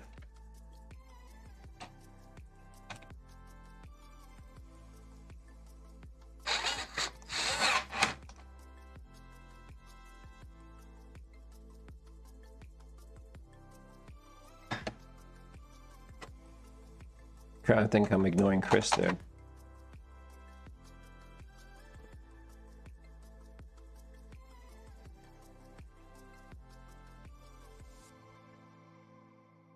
Oh, Xbox One hack. Oh. Yes, there was a presentation on Hacker Conference the other day with a guy that had broken Xbox One protection. Did you see it? It's on YouTube? No, I have not seen that. Let's click on that. I wouldn't mind just for this, wouldn't mind just running it right now. I'm gonna mute Mick. I'm gonna put this up. The room should probably fill up for this one. This is one you do not want to miss. This is quite literally a world first exclusive talk. So this is exciting. There were security reps from multiple companies emailing like, wait, is this a public bug yet? Is this reported? Please tell us more info. I don't want to spoil a surprise. If you were here last year, even if you saw the talk online, you know this was our highest rated talk we had last year. Was the previous version of this talk from Marcus, and it has only gotten better. You don't need much of an introduction. This will be one of the best talks, if not the best, that you're going to see this weekend. Holy shit, man! Just fucking say it. Hi everybody, my name is Marcus Gazalin, and yeah, as Jordan said, you're in for another really special talk this year. So last year I gave a talk at Reverse about the original Xbox from 2001. To me, that talk was actually more about passion than Xbox, but if you want to know more about me and my story, go watch that talk first. It's beautiful, kind of part one to this talk. The first one's only. So this year we're going to be talking about hacking the Xbox One. The Xbox One was Microsoft's third major game console. It was a hotly anticipated successor to the Xbox 360, but its unveiling at E3 in 2013 was notoriously unpopular. Microsoft had basically tried to push an always online model for DRM and position the Xbox One as a living room media center first and a game console second, alienating the core audience, and the brand has kind of been bleeding out ever since. But Microsoft did get at least one thing right, because hacking game consoles is kind of, to run arbitrary code is kind of a rite of passage for each generation. But in 2013, some kind of iron curtain came down on security of the Xbox ecosystem, and the Xbox One never got hacked, nor did any of its successors. And even as recently as 2020, 7 years after its launch, Microsoft described the Xbox One as the most secure product Microsoft has ever produced, possibly even the most secure product out there. I'm not sure I totally agree with that, but it is they did a great job. So this is a console I bought a decade ago while I was still in college. Cool. And here I am asking myself 12 years later, why did it never get hacked? What kind of black magic could Microsoft possibly have put into this thing? Why is it that Sony PlayStation and Nintendo consoles all over keep getting hacked? What made the Xbox One so special? So, if you want some idea of the top-down strategy Microsoft employed to harden the platform, I strongly recommend you watch the 2019 talk by Tony Chen, who helped architect the Xbox One security stack. He broadly described How to understand security? Talk to the guy who wrote it. Heavily on compartmentalization, virtualization, and revocation. Or Grell. While he hardened every layer against compromise, Tony also stressed that the entire chain of trust really hinges on them being able to maintain control of the boot ROM. He said the only software mistake we cannot recover from is a bug in the boot ROM.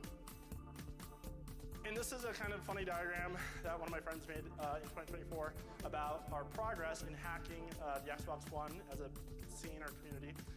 And basically, nothing had been accomplished, but this talk, we're going straight to the top.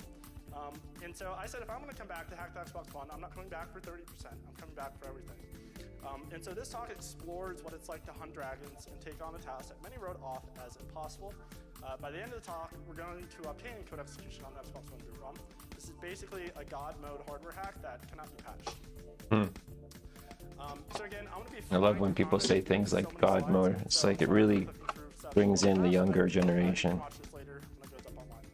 So some of the this work actually dates back to early 2024, which I was working on but pretty abruptly stopped for personal reasons. I think the front panel on this needs a little bit of work. Yeah. But some very kind and inspiring people convinced me to come back. Whoops, don't spray myself. This work and give this talk. So this is the first time I've spoken publicly about the technical specifics behind this hack. I wanted to premiere it at a conference and community that is near and dear to me, so that's why we're here. And yeah, I'm not going to talk about anything except the boot ROM. So there's a lot of layers to the Xbox One. So, do we all know about our boot ROMs, people?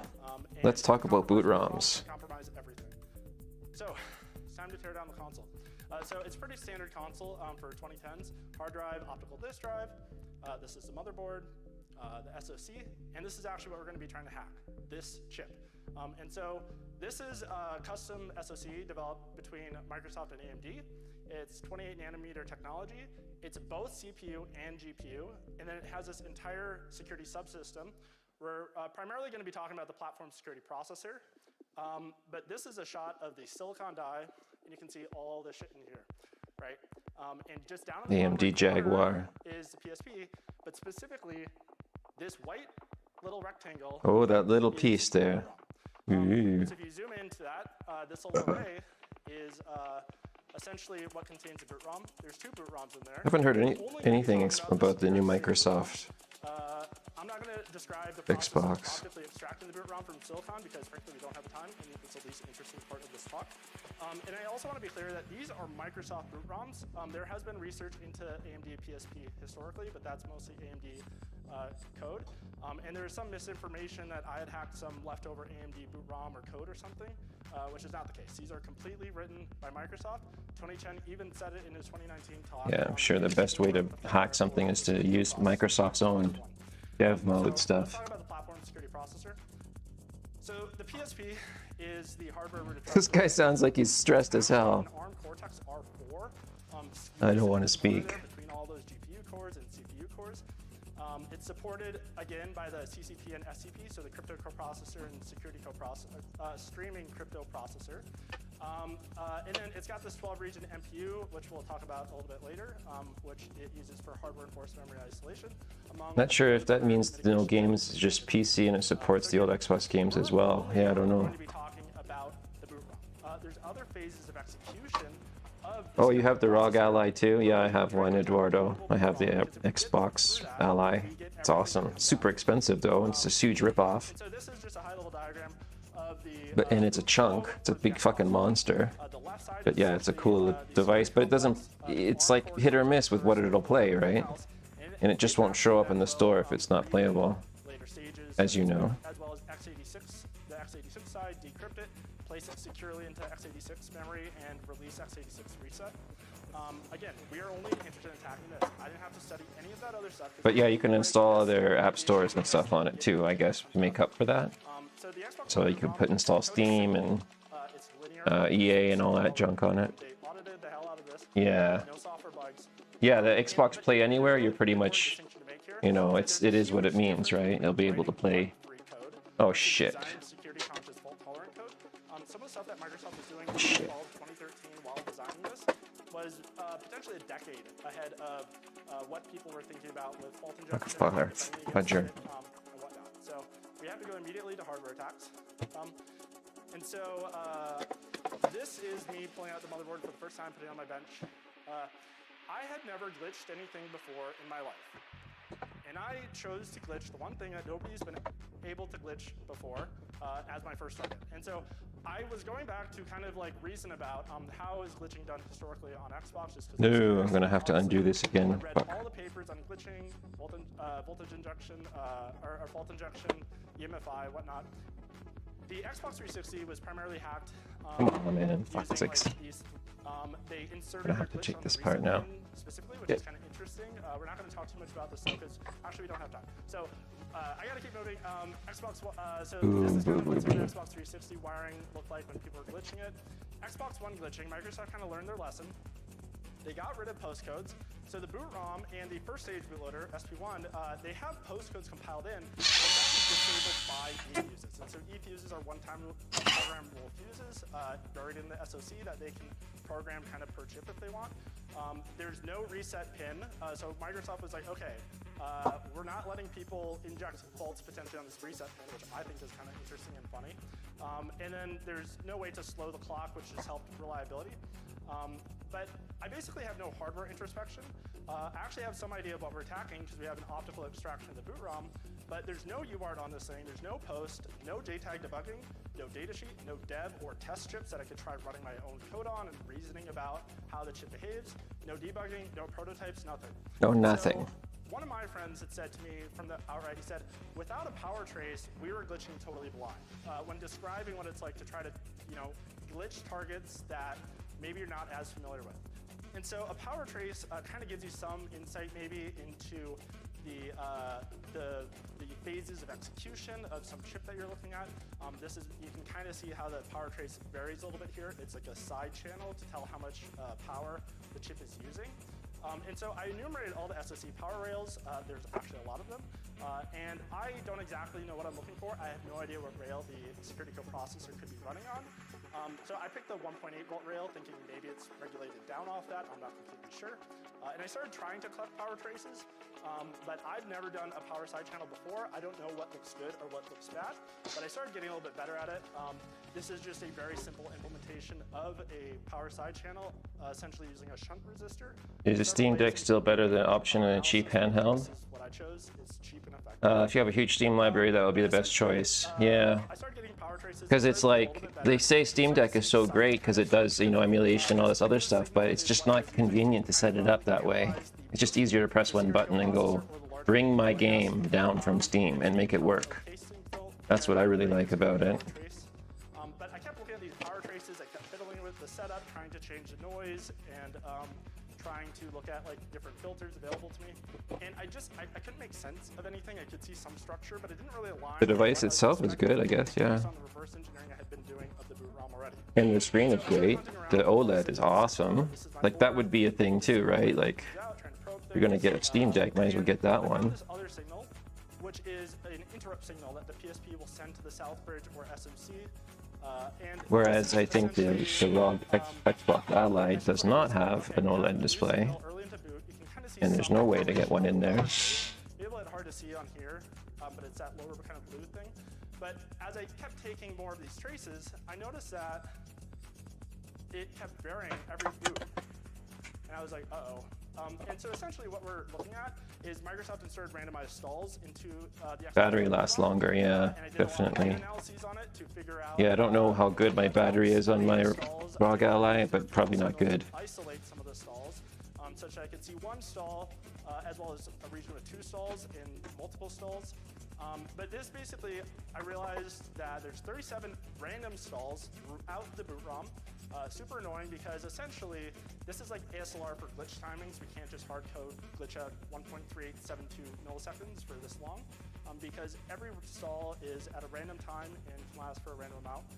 And we basically need to find ways to reliably anchor our glitches within the boot ROM. And so it's probably hard to see up here, but this is just a little fun thing I did to visualize SP0 execution.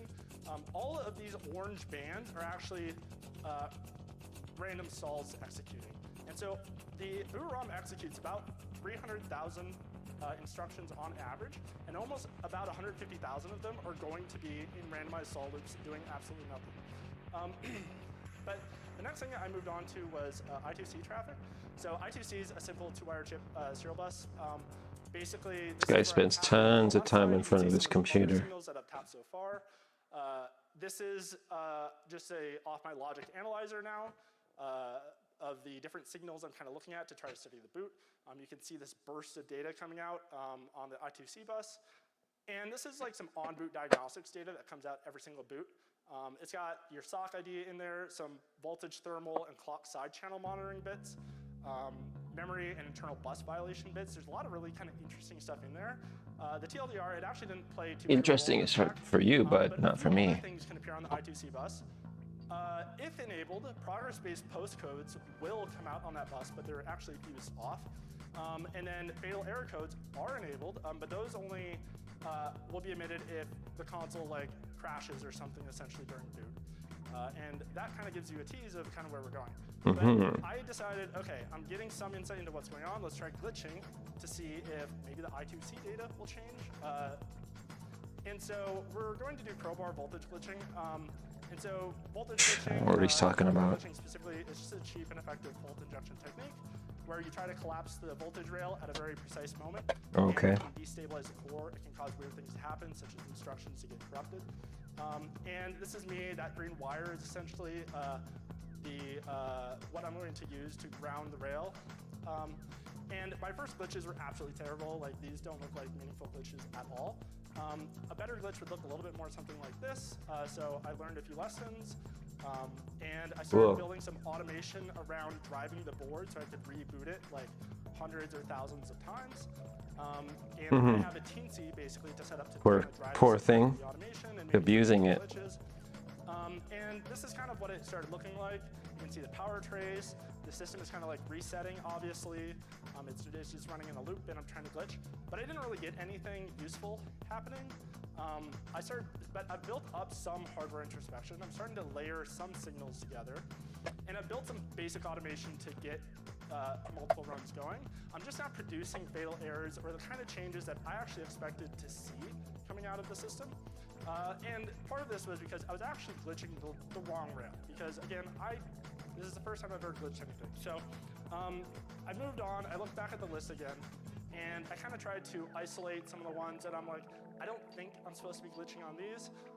And I settled on the Northbridge core rail next. And so I'm not gonna explain the Northbridge too much, but basically the Northbridge is kind of like chip fabric, but it can also contain things like this system management like subsystems on it, stuff that might execute pre-boot or connect different cores. But I started removing SMD caps from the Northbridge core rail under which is a common technique when you're doing voltage glitching. And I isolated the Northbridge core rail such that, and I removed all the caps from it, and I put my own shunt resistor on there so I could do this power side channel, and I injected my own low noise power into it. And I actually started to see some structure. And so zooming in kind of, in particular, I actually started to see some structure around the reset. And this kind of point in particular stood out to me because my power traces now, when I zoomed out a little bit, they always kept varying after this point. And I was like, what's going on with this point? But if you squint a little bit, you can start to see these little things in here. I'm like, are these stalls maybe? And I kept seeing these, but they didn't make sense. Wow, you really have to look closely. And these are actually entropy collection from ring oscillators to see the hardware RNG every 1 millisecond. It took me 2 weeks of staring at these tea leaves to understand that. But it made me realize that this is actually where the crypto coprocessor in RNG is being initialized by the boot ROM. And so I have this kind of landmark now that I understand. And based on my analysis of the stalls, I actually know roughly how fast this processor is running, which is 100 megahertz. And I could calculate, okay, wait, this is about where the boot ROM execution should be starting. And so all this stuff before it, though, is pre-boot, which is also kind of interesting. But we have some updates. Our hardware introspection is improving. We are pretty sure we found the correct power rail for PSP. It's on the Northbridge core. But one of the big issues is we actually still cannot differentiate the randomized solves from execution at all. There's a lot of other stuff going on. Again, I'm sorry if I'm jumping through the slides here. People can look at this. Yes, it is thanks to guys like this. It's time to move on to postcodes. These guys can go into the, it's like, you know, some people never go into micro soldering. This guy goes into micro controller code, I guess, or micro glitching, looking at oscilloscopes. Some example postcodes from the Xbox One. Think of it just as a byte that comes out. That's neat. And these are just status indicators. They're increasing, and they kind of document your way through boot. On Xbox One, again, they fuse off the postcodes, and I know that because Ice if Blue. they were actually enabled by fuses based on the ROM, we would have seen traffic for them coming out on the I2C bus. And Microsoft went through great lengths to ensure that those postcodes were not supposed to get glitched on via fuse corruption and stuff like that. But about 2,000 instructions after reset, Thank you. so we're looking at the It's ROM, done. is where they initialize the GPIO pin. Just needs a hard these drive. Postcodes are actually enabled. And the postcodes, if enabled, will come out on these on-mark, completely on-mark GPIO pads, which I've colored there for you. And so I was like, okay, let me just hook them up and see if there's anything. And sure enough, Microsoft did their job right. There's no postcodes there. So you can see postcodes starting to wiggle out on those lines in SB2, the later boot ROMs, bootloaders. They know that they can revoke those, so they don't care about maybe the security of those quite as much. But there is actually something that we see.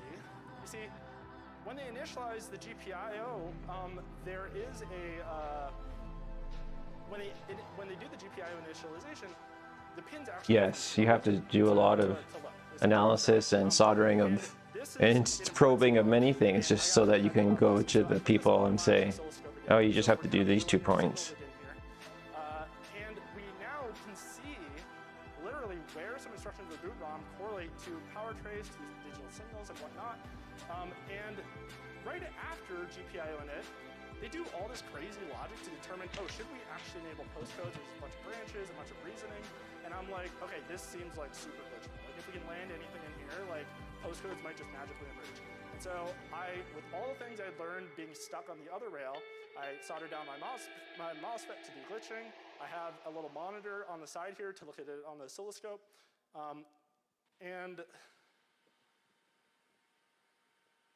for the first time ever, we're actually getting glitches. Oops. For the first time ever, we're actually glitching the core and doing something. And so those little yellow lines where you're seeing wiggling, those are postcodes being enabled. Normally that line should just sit flat the entire time. You can see me zooming in on my voltage glitch. And then shortly after, you see postcodes come wiggling out. I'm booting the system. All right, this one doesn't have Ethernet. Oh well, sucks. I need to put a label on it right away. A really critical moment, because what it made me realize. I probably can try connecting Wi-Fi though. So it was a really critical moment because it made me realize that this core is going to be hackable. I'm actually influencing it for the first time. I've managed to demonstrate some hardware influence over it. This is just zooming in on my glitch. Again, the voltage rail as well as the GPIO in it. And if glitched on, you see the first postcode emerge. Let's see if it'll connect. Maybe it won't, but we'll try. My glitch, not that I tried to tune it that much, but it's about 100 nanoseconds or so, 100, 200 nanoseconds. And yeah, this is kind of the resulting output. So we're actually kind of starting to see postcodes come off. This is what you would expect. Postcodes are fused off. But then when we glitch them on, we now have all this new activity, and we can actually start studying the boot in a meaningful way. And so this is me just hooking up all the post lines to a voltage shifter so I can work with them on the teensy and my logic analyzer easier. This is kind of what my setup is looking like at this point. And yeah, these are kind of our progress updates so far. So we demonstrated the first ever meaningful glitches to Xbox One. Nobody has ever done this. And so It's really detecting that it's connected. That's weird. That even gods can do, right, after all this time. So we're actually going to talk about the boot ROM now at a more technical level. So it's a 64 kilobyte immutable ROM. It's weird that it has a link. The link pin works, but I think the data pins aren't working. Again, it's a straight line, one shot, no complex runtime. And every instruction is fetched from Silicon every time in ECC check. Microsoft literally burned ECC bits into the silicon, which I think just kind of describes the great lengths that they were going to try to protect this thing. But at a high level overview of kind of all the actions that it takes and does, this is, you can look at this later again. One of the things that really made me laugh is there's actually dual signatures. When they're trying to load in and verify the next stage, they have both an RSA and an elliptical curve signature in the header, just in case RSA got broken, God forbid. You know, the Xbox One boot chain would still be secure. Granted, the rest of the world would be on fire. So a lot of people looked at this though, besides me, and were like, nobody can land 8 glitches in a row. That's impossible. And yeah, they're probably right. So I was like, okay, I'm gonna glitch something else. And so specifically, what I glitched was when they're trying to fetch the header in of the next stage. And so the SP1 header read, so SP1, the SP1 bootloader is essentially the first external bootloader. It's a 32 kilobyte ROM. Well, it's good the wireless is working, but it's not detecting my network. No surprise. No surprise. It's kind of crazy. So just depicting the path that it takes, this is where the first external boot ROM. The LAN controller IC? Oh my god, Eduardo, I'm not going to do that. Over essentially 2 buses. No. Standard kind of MMC SDIO bus, and then a faster PCI bus. Why is one checked by default? That's weird. The boot ROM code, it will fetch the SP1 header from flash over PCI in the 64-byte burst. And essentially that's the it's easy, bro. That you're seeing. That's kind of like the logic interfacing with that red. How much is the chip? But I was like, okay, let's take a closer look at the slow bus, because that's something we can actually probe. This is about 25 megahertz versus maybe like gigahertz going on the PCI bus. And so if we tap just one of the flash signals, we can see where the boot ROM is actually reading the next stages. And so again, we're kind of getting some more introspection. We're building up all our signals. Yeah, it's too bad I can't just put mine in there. It doesn't see it. And in 80 milliseconds, they do all this stuff just to be annoying. They try to pack everything in there. They do some self-tests. They try to verify the header. They do revocation checks. They do lots of stalling. There's a rail that's like 1 volt. Is that line is short? It means the chip is fried. Oh, really? But we need to zoom in. So the SP1 header is actually read in two different kind of bursts because it's almost 900 bytes. And so if you know anything about disks and MMC, yeah, that sucks.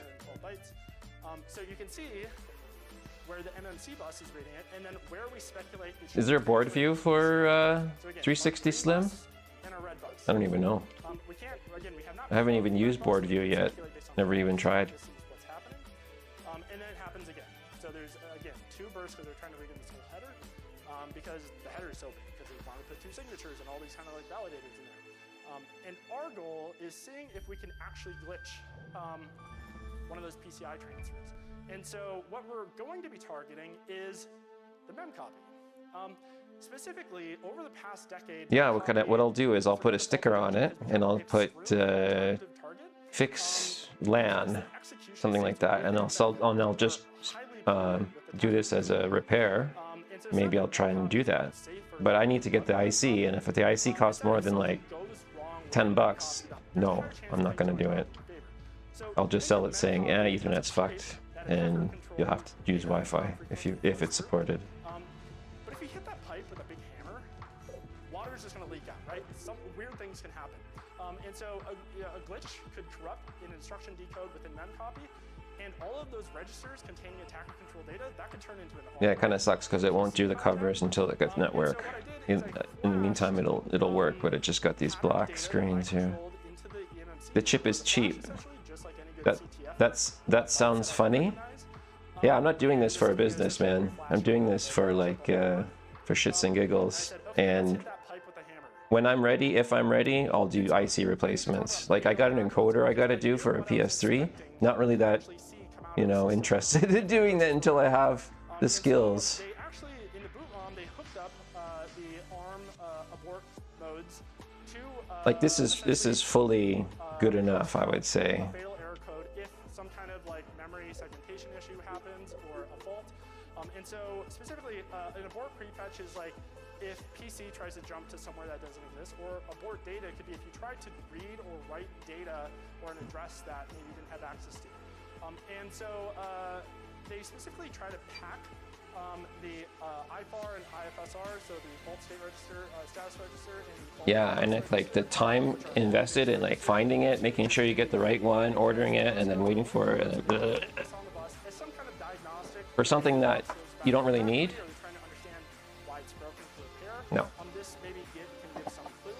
But this is us like So your issue is that it says it's connected and you haven't connected, right? Yeah, it's saying when you do the test, right? Like it's like, oh, you're by the way, your Ethernet is connected. So I'm thinking that the whatever that physical pin is for the link light is working, which is cool, but it's not enough, right? Yeah. That's the issue with this one, and I better label it. But what I'm looking for in my head, I better label it. at that top byte, because that top byte is actually supposed to contain the top 7. I think I'm getting hit. Sick of hearing that guy. So if we jump somewhere, if we try to We'll just shut him off.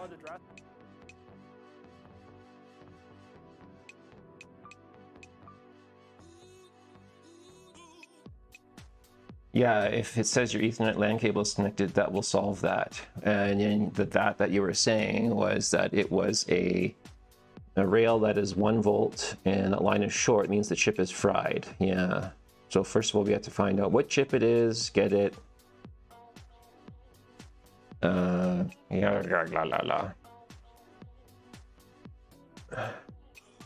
then hopefully the chip that you get isn't a fake one.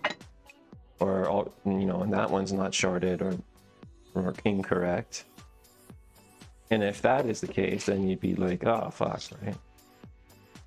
Why am I doing this? That's where my mind goes. It's like, nope, I can see myself doing it. And then it's like, thing. But yeah, I mean, I guess for practice for replacing ICs, I could do that.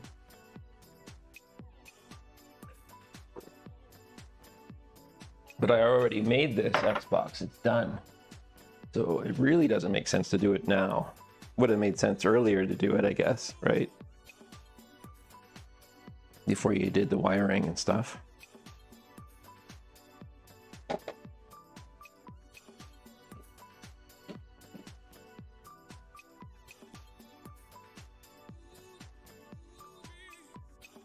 I knew something bad was going to happen today. I actually predicted that. I'm like, oh, I'm just going to do a cheap one today because I know, like, I had a string of good luck and stuff. But today I think it was going to run out. And sure enough, it's the fucking LAN controller IC. Well, it could be that. Yeah, probably that.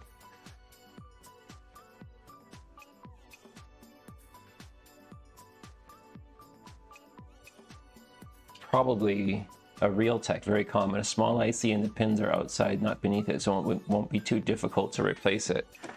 Let's take a look and let's Google search it and see what it looks like. I need to get some food or something and think about how much longer I want to stream today. Okay.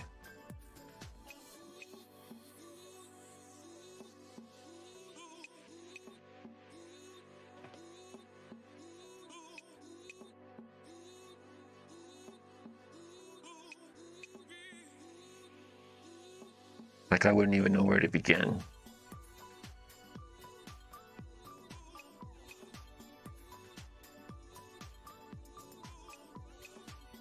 Yeah, it's like, I would just be like, now I'm gonna be like in hell of finding ICs and stuff. Like, I don't even know. Like, do you know what I mean? Like, I'd just be like, I don't know.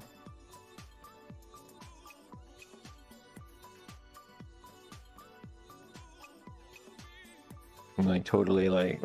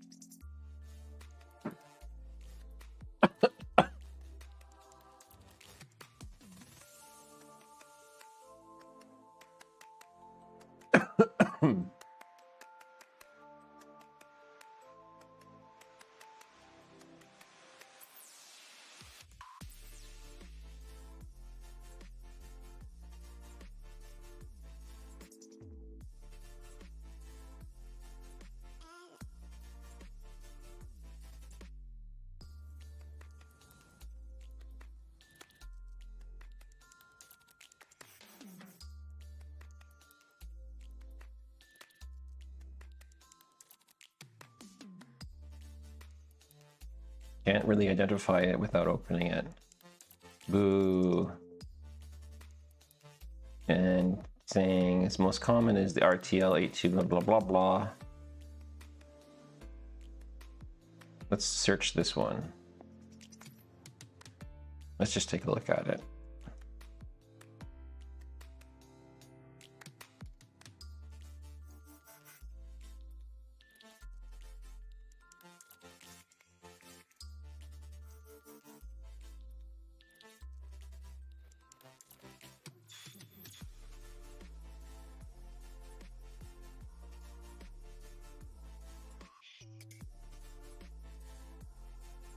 Ain't showing shit.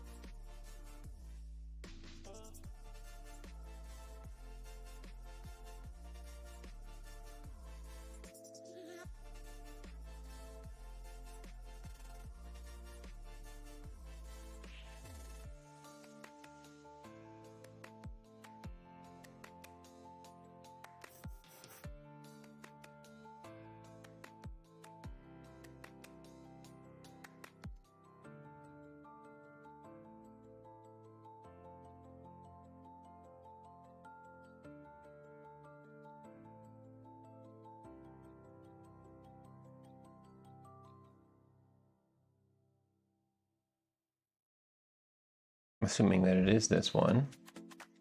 Let's enter the hell of finding an IC. Oh, here we go. Look at that. It's 12 bucks. Nope, not gonna do it. Not worth it. If it's prevented the system from booting or something, or displaying video. Corona Stingray, I don't know. RTL is Realtek. Yeah.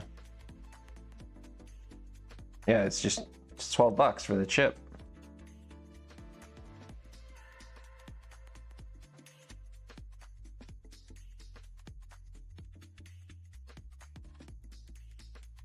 Oh, wait a minute.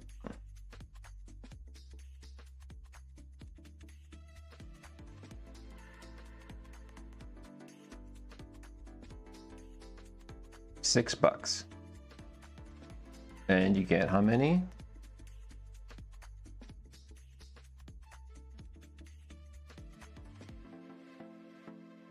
One? You get one? Lot. You get 4? 1, 2, 3, 4. Okay, well, that's good. It says 10 pieces. Does it say 10 piece?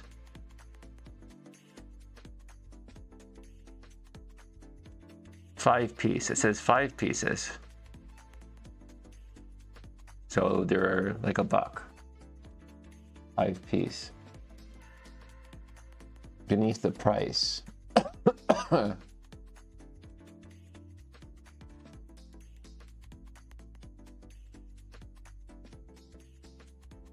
No, it says that for 10 pieces is a different price.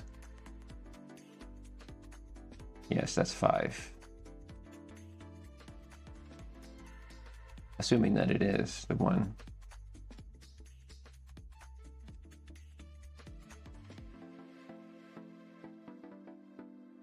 Yeah, that's replaceable. Like I've been practicing on my PS3 board to remove chips like this. So, I mean, it's a possibility. So I guess step 1 would be to open this up and just confirm, read the numbers, and then blah, blah, blah, and then order this, and then take it apart, pull it off, put that on, and then see if it fixes it. Yeah, I see what you're saying. It's like, in that case, yeah, it might be worth doing. It'd be nice to have a board view for 360. I'll probably get into that next. So this kind of stuff doesn't seem so nebulous. But yeah, that's cool. Thanks, Eduardo.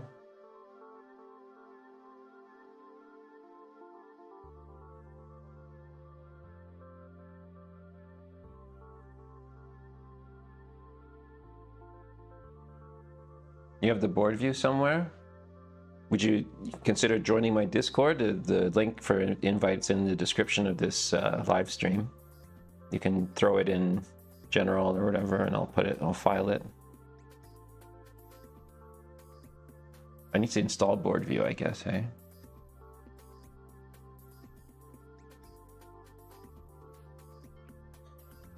And there's no cost for anything for my channel or Discord or anything.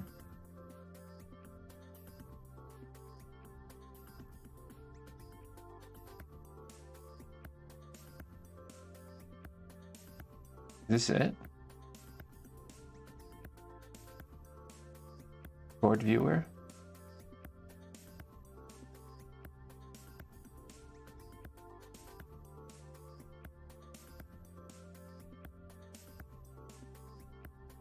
Oh, you can't see. Right now I have the schematic. Oh, okay, yeah, it's not a board view. I understand that. Yeah. Okay, cool. No big deal. No big deal. Let me just, while I have this here, just try and open it. Neat.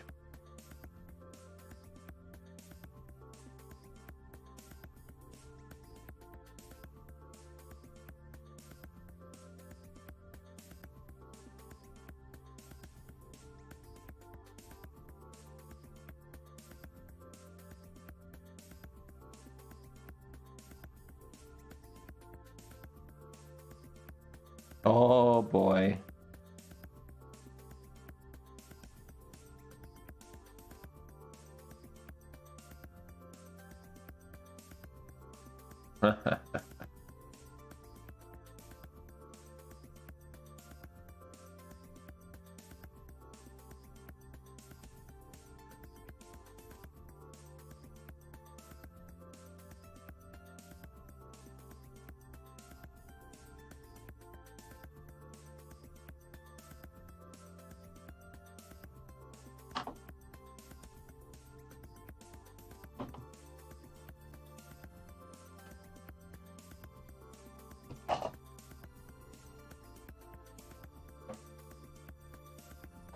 But in any case, she's gonna. Oh, I still need to. Yeah. Okay. So I'm just gonna.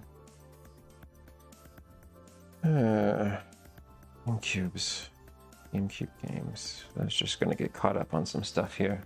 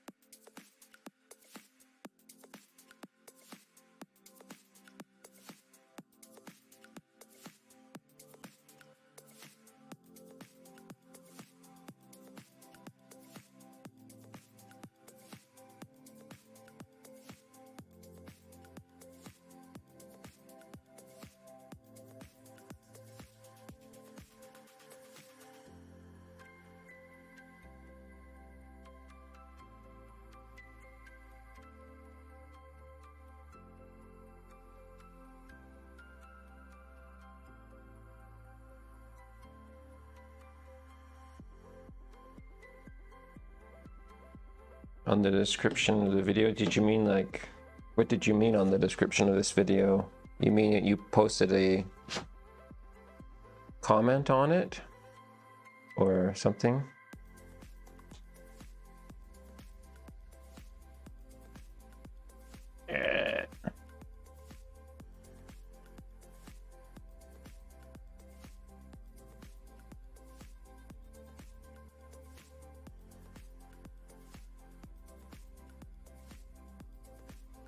The link is on this chat. Oh, on my Discord? The link is on what? 3 messages that say YouTube. You can't paste links inside the chat if that's what you're saying. Can't paste links in this chat. You have to go on my Discord and do that if you're going to be pasting links. Yeah, it'll just, I mean, it might show that you pasted it, but YouTube will just block it.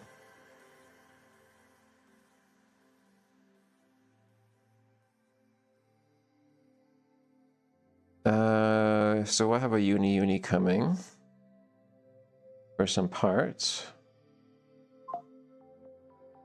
and a memory card. That's good.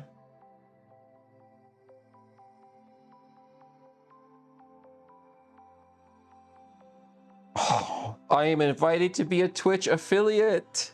Look at that. Can't see. Anyways.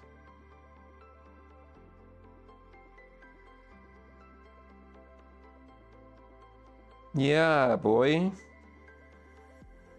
That worked. Our Resident Evil stream, hey?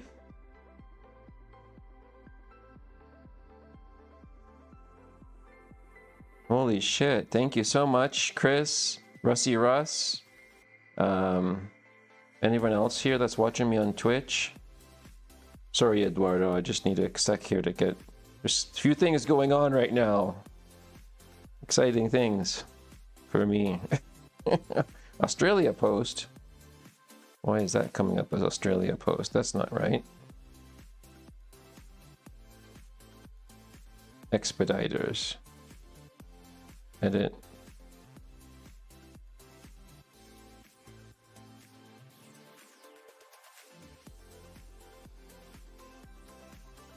DHL maybe?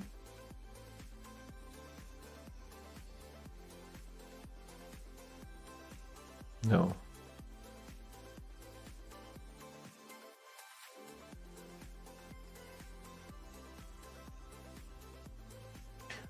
It lets me do something in Discord, Chris, so...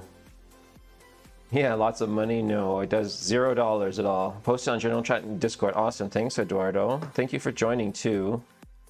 Nice, okay, what's that? Download.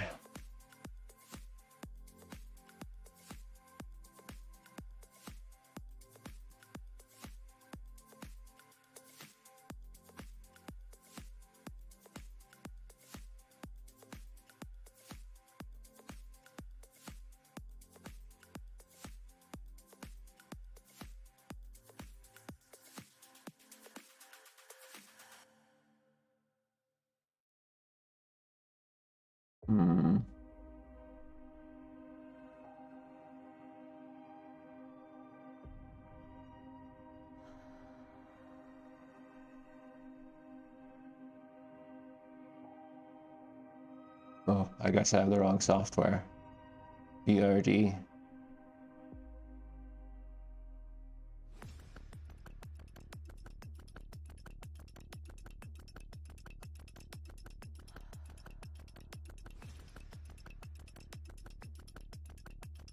What software do you need for this? KiCad?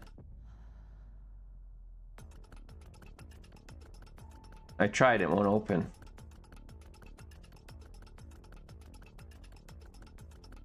How come it got unpinned from there?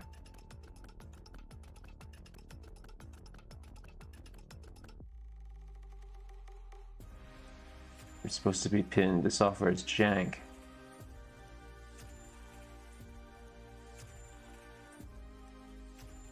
File type not supported, it says. Are you kidding me? Is this the right software I got? This is board viewer and it's not opening your file. It says it doesn't even want to open BRDs. What's up with that?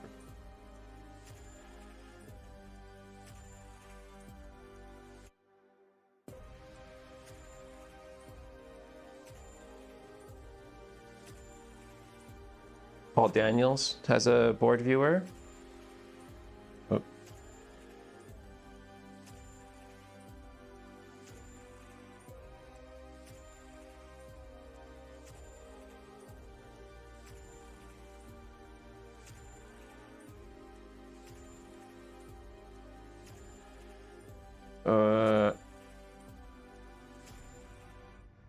This one?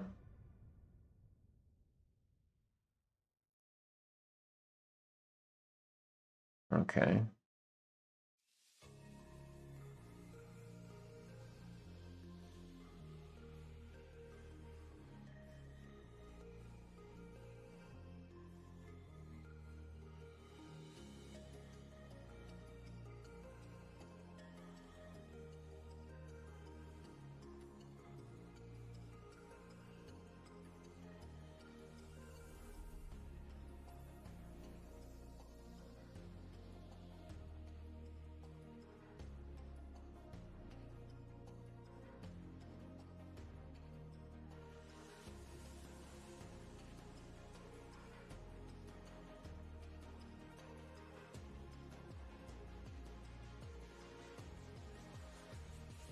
Crash.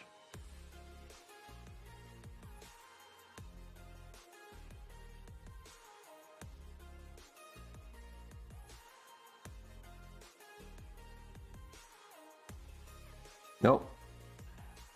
Your file is corrupt. Your file is corrupt. It doesn't want to open.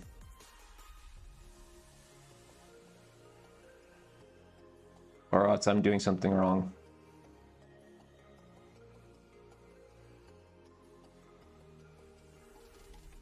Try to open it and it just crashes. Throw the file on the Windows. File is good, just wrong board view. Well, I downloaded and installed the one you told me to.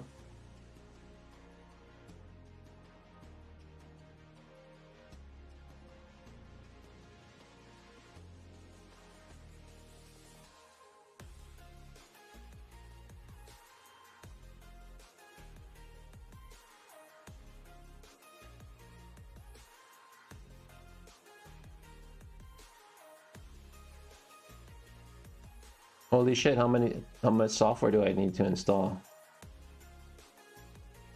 Got 2 of them I installed, they both don't work for shit. Board view and then this one. You have several board viewers, fantastic. I can see how this is just a lovely thing to do. Open board view.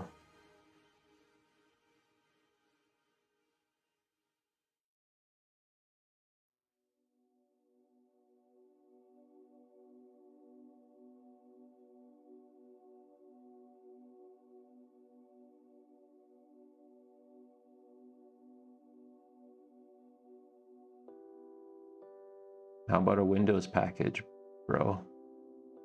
What? Packages. Oh, don't tell me I gotta do this homebrew shit.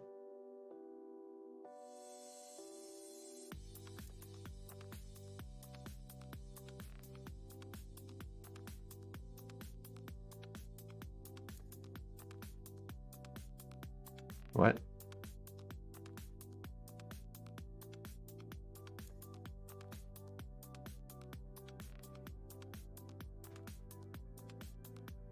Mac, Ubuntu, Fedora. How about like something for normal people? Does this have like a normal person download? 15 releases, here it is. Oh, here we go. Darwin, Win32.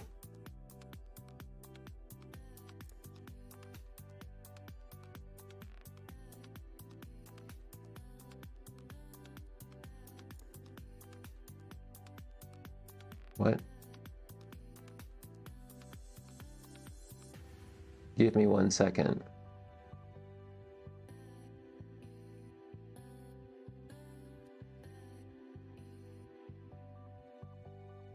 Ooh, this one's better already.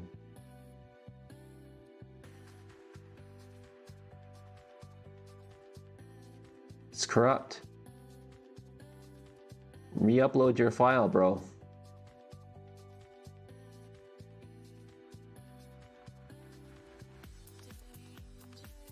It's impossible that 3 different softwares wouldn't open your file.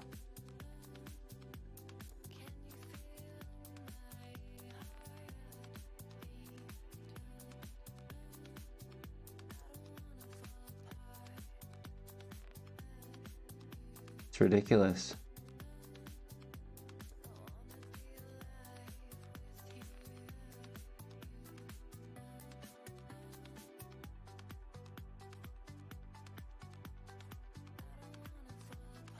Do you know how many bytes this file should be? Did you run can you run a hash on it? Maybe that's why. It's you know what it was? It's been blocked by Windows, that's why. Now, I bet you if I go back to the original file, original reader that we was going to use, it was this one, right? And I go open it now, it's going to open. Nope. Let's do Paul Daniels now.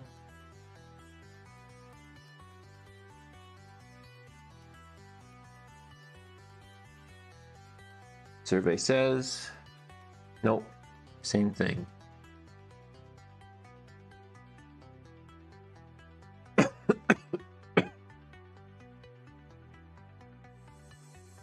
Yeah, files pooched.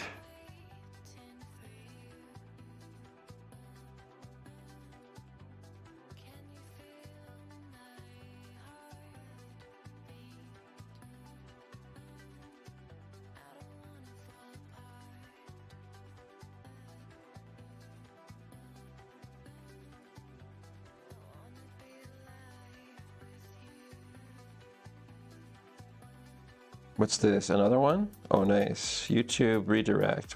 How does that even? Okay, so this one's just the straight up file. Sweet. Thanks, dude. Let's see.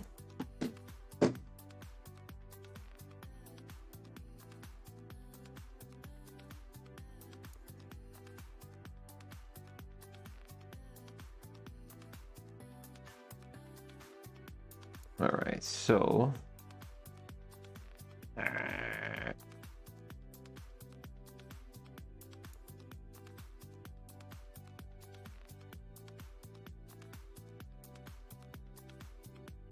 nope.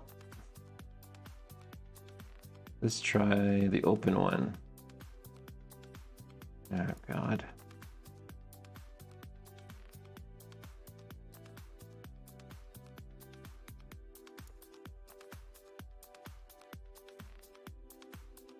Nope, error. Problem is I'm at home, I tested files at work. Yeah, something is getting like, however that you're uploading it, it's getting like maybe virus scanned and fucking corrupted, even inside the zip.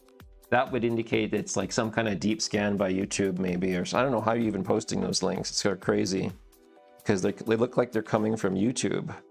Yeah. See, the link that you have, it says YouTube redirect.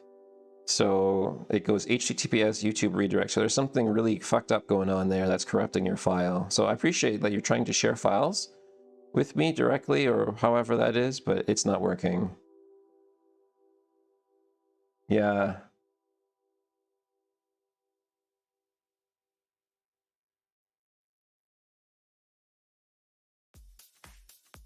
And fortunately, like, Windows Defender isn't saying anything about it because I did unblock them, but it would have popped up and said something.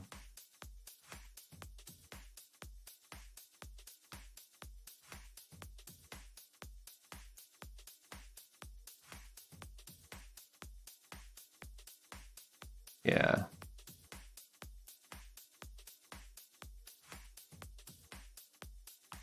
Yeah, if you want to... Google Drive, yeah. Yeah, YouTube might be a synonym for Google Drive. That's fine. I can post them around my work the files that work correctly. Thank you. Appreciate that. Yeah. I don't actually suspect that you're doing anything dodgy, but these days it doesn't even have to be you. It could be somebody else that's hijacking your link that you made. And you know, it'll be like, oh, I don't know who did that. And I'll be like, oh shit, I don't know either.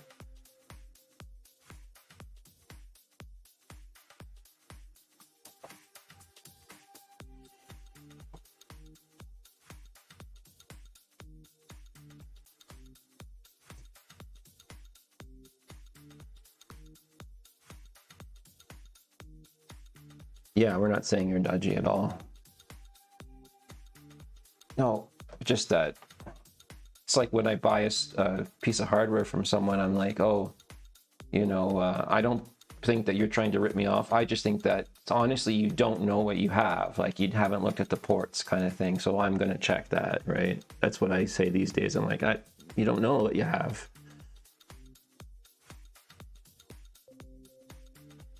Cutting the drive bit from the end.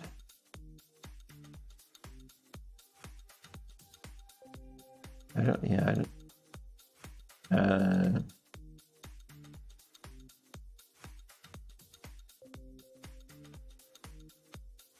Copy link.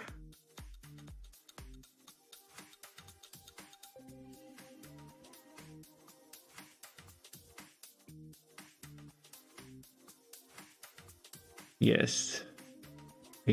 Oh god, that's got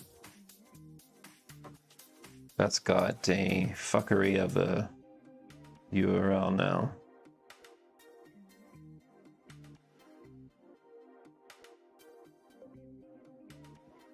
But yeah, I don't know if that's gonna work. No, because all the percent, there's gonna be a bunch of %3s.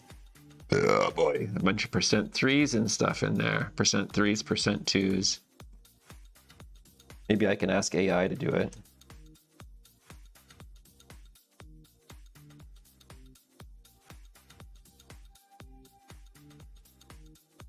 Just pulling up a video for you so I don't know. Yeah, TK. Hey TK, by the way. Okay, let's try this. Hey, can you make this a proper URL? I took it out of a YouTube reader. Deep link.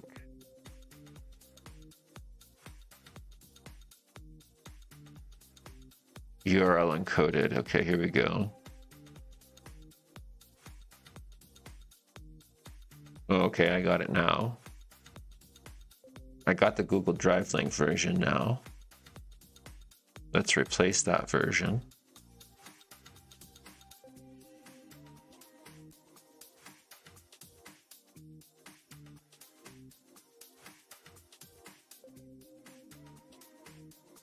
Let's go to open board view. Nope, error opening the file.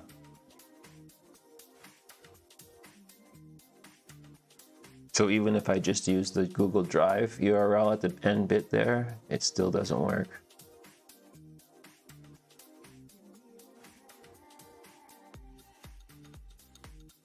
Oh, maybe I should unblock this one too before I try opening it. Let's do that. Downloads, console modding. Unblock.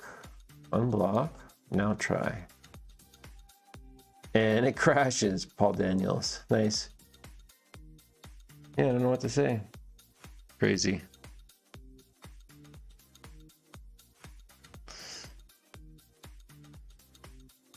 Boom, boom. Do, do, do, do, do, do, do, do, do, do, do. Do, do, do, do, do.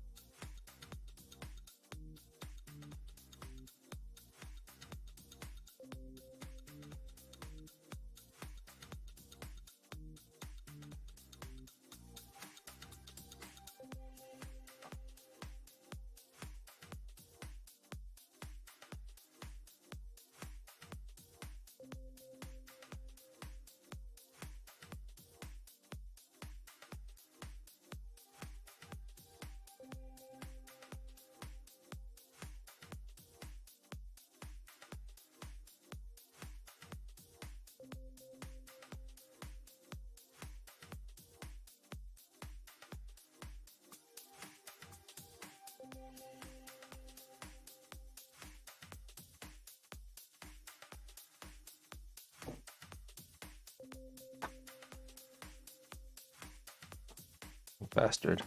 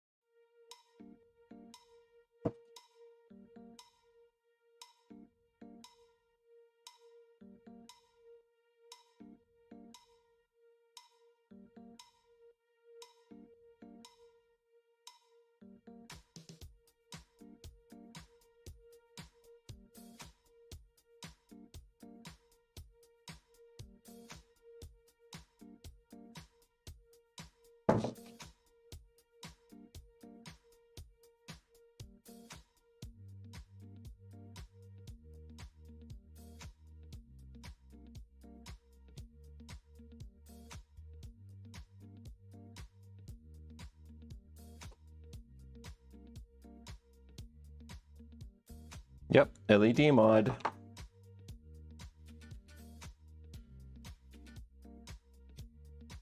Careful not to knock those resistors. Oh boy.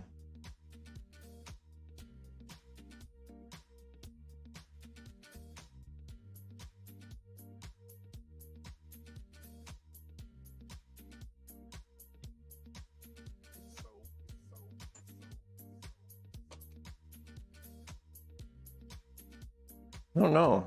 I was thinking because Hot Cow suggested doing rainbow colored because he's an asshole.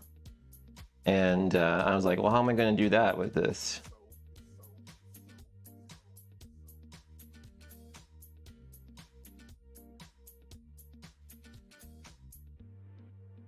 I think maybe I want to do a 2-color one, right? 2 different colors.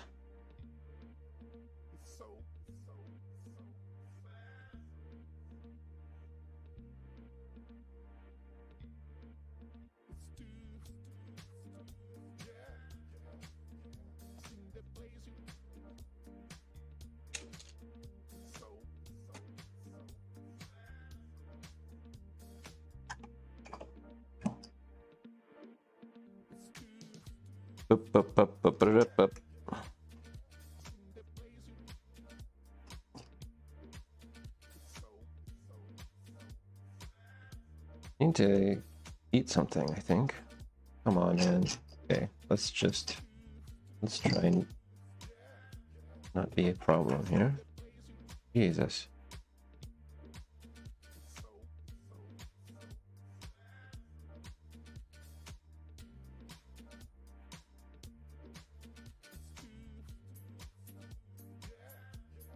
Where am I on this thing?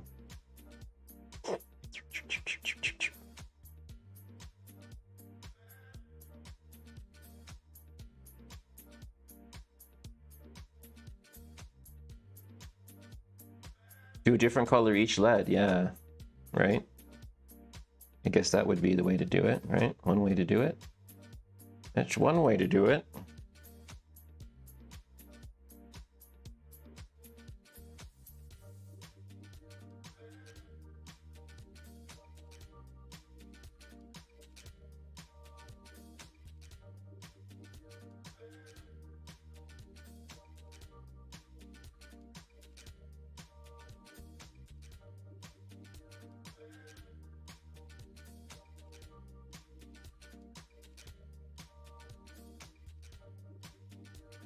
Come on, man.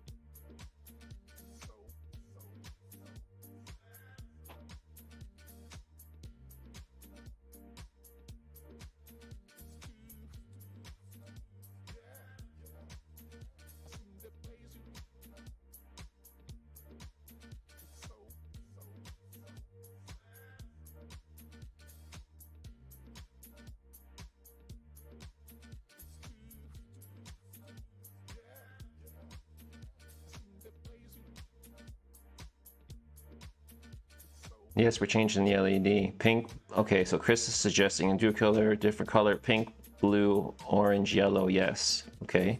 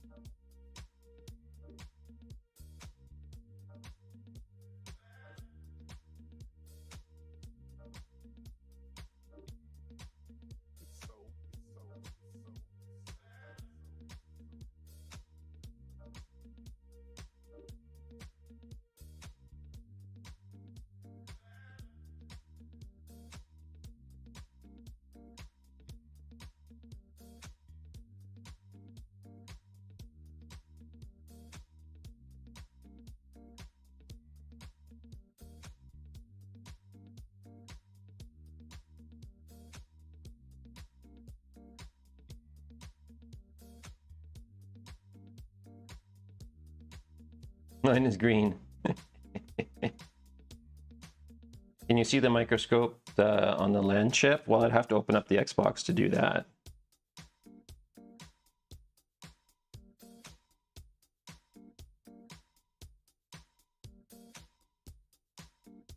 Did I miss one? I think I did.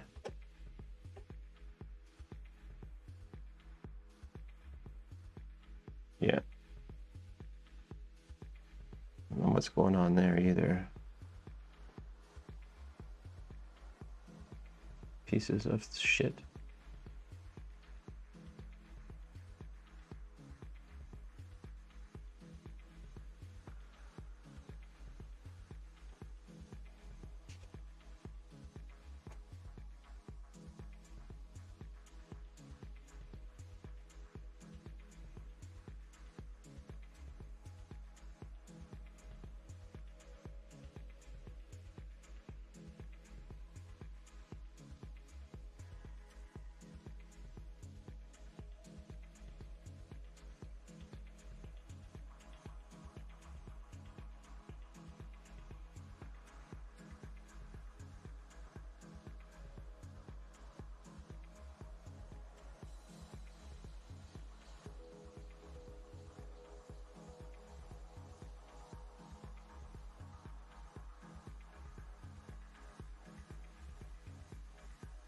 Probably pink and blue to match the clear external drives I have. Ooh.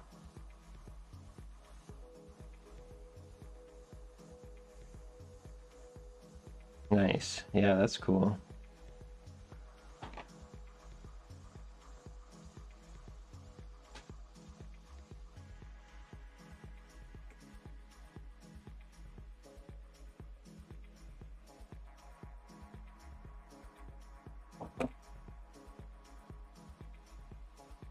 And then, yes, and Squishy has the pure orange.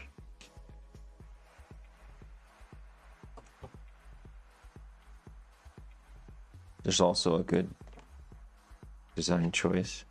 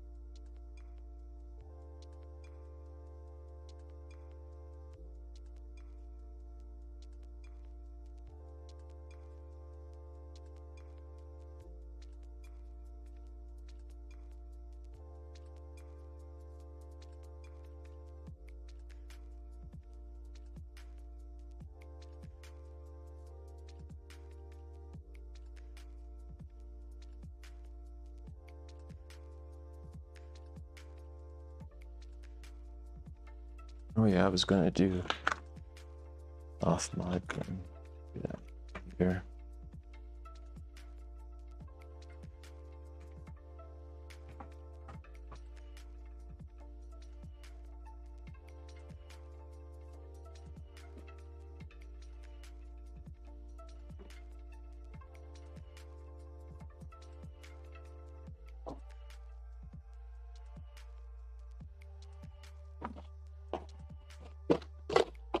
Colors, colors, colors. Where are the colors?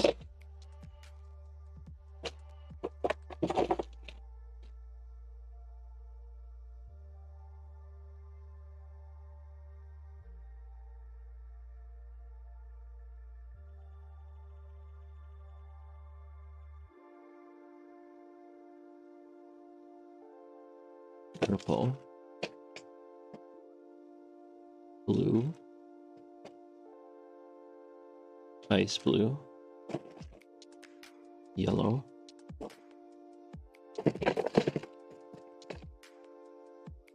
Red. We need one.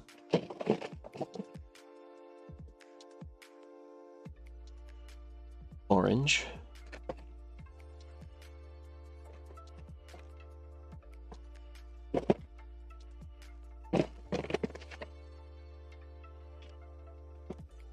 Resistors, caps, bands. I think I'm only just missing the one. It might actually be here. White, yeah.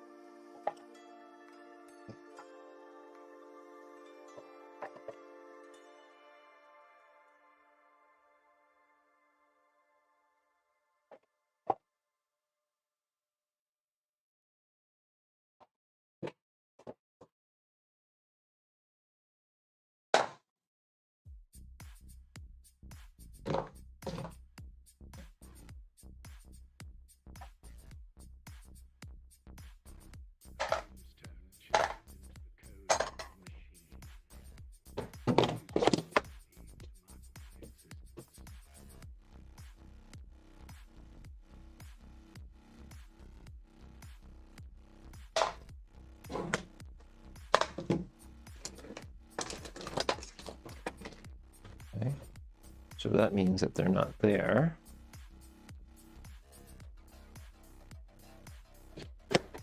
Ouch.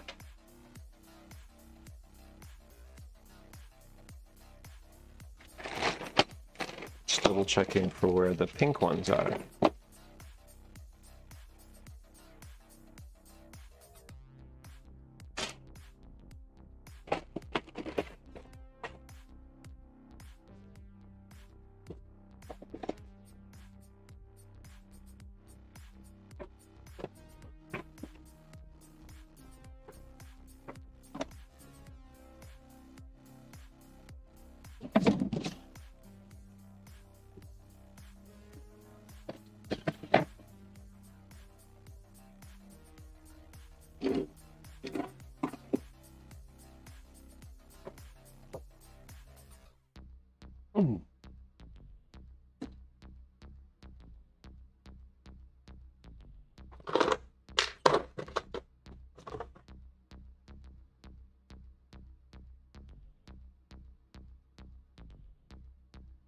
Chris still uses his 360. Oh, cool.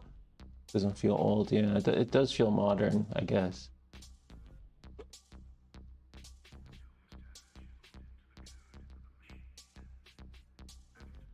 They could, yeah, I mean, I wouldn't go and just say, oh, they have to be replaced. Although I do have some sticks that I bought, and I haven't actually found a case where I needed to replace them yet.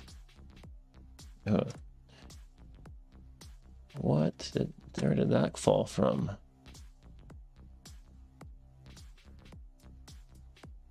That wasn't from today, was it? This one?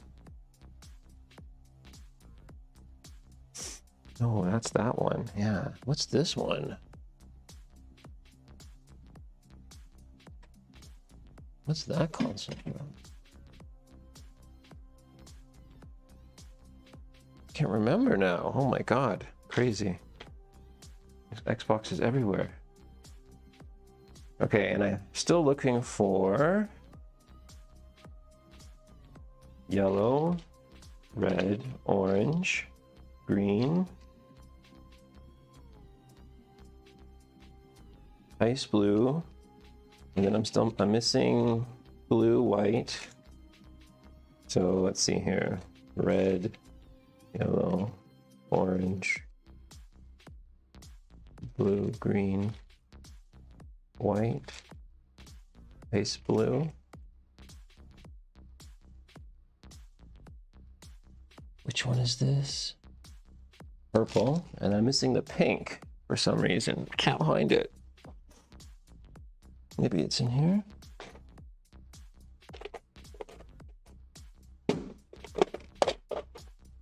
No.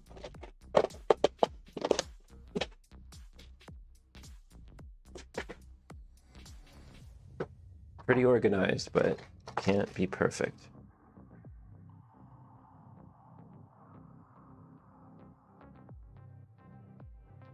No, it's 0603. I got the same ones. Those packs look familiar, yep. Mine don't spring back to center. Oh no. Yeah, you're gonna have to replace them if they're doing that. Or it could just be that they're screwed together too tight. Had that a little bit. Oh, here they are. Sweet. Okay, guys, so what are we gonna do then? How are we gonna do that? So that's green. This would land here. Red, yellow, orange, blue, ice blue, purple, green, white, and then oh, these are purple. Doesn't matter how I organize them here. This is I hate how I do that here. As you can barely read it.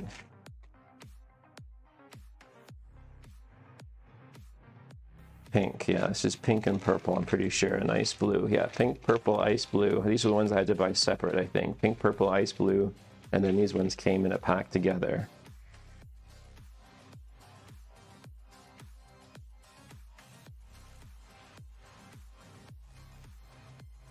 Purple ones are dim. Are yours? You know, if the purple ones are dim, that's a good shout. I have to fire one up that I did purple in. I can't remember if they were dim. But yeah, if they are dim, then maybe I'll just use them in the fats.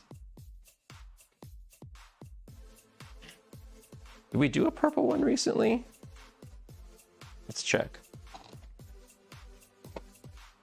Let's bust out some Xboxes here.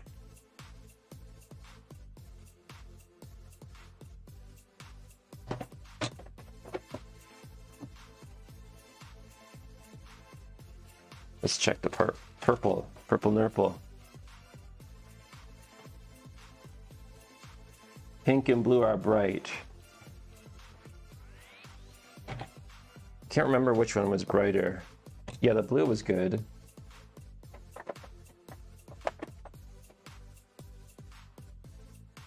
And yeah, I think so. Oh, here's the purple, right? Is that, no, that's pink. This is pink.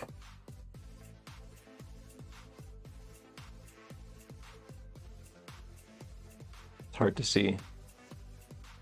There's too much light in here.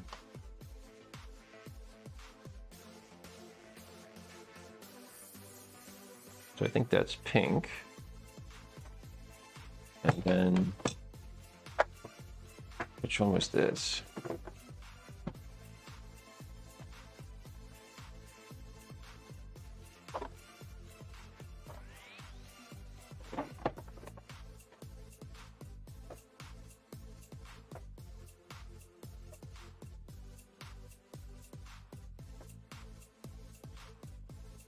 Another pink one? Almost looks the same.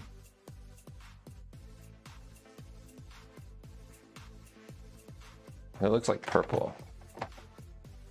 Now I want to just do a direct comparison. It's actually good that I have these two here.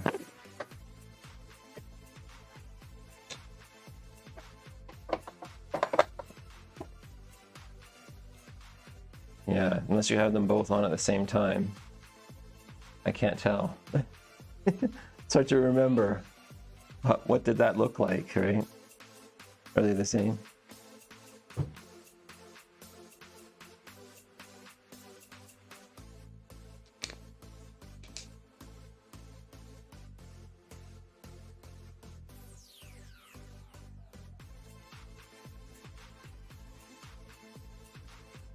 Did it just suddenly get a lot quieter?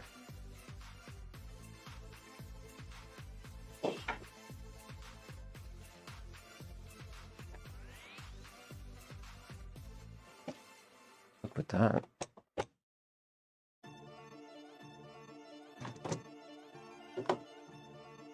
What happened to my OBS?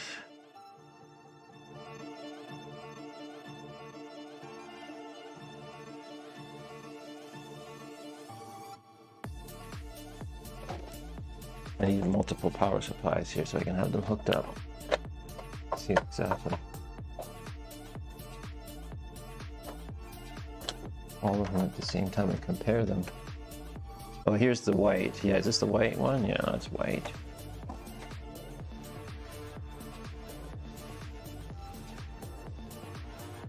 Kind of gives a...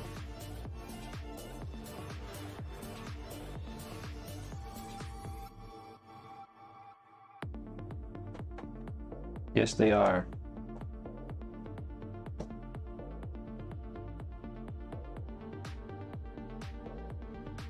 How much did mine cost? God.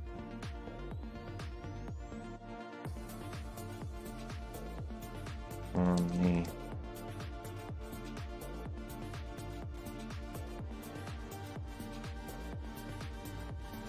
Yeah.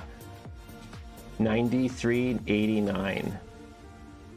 $94.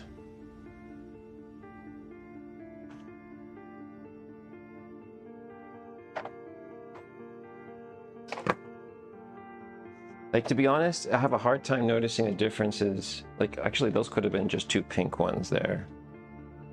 But yeah, I can't remember purple.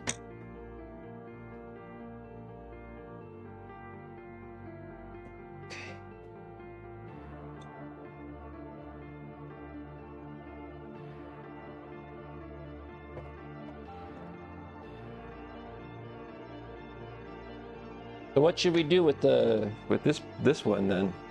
Did we come up with an answer to that?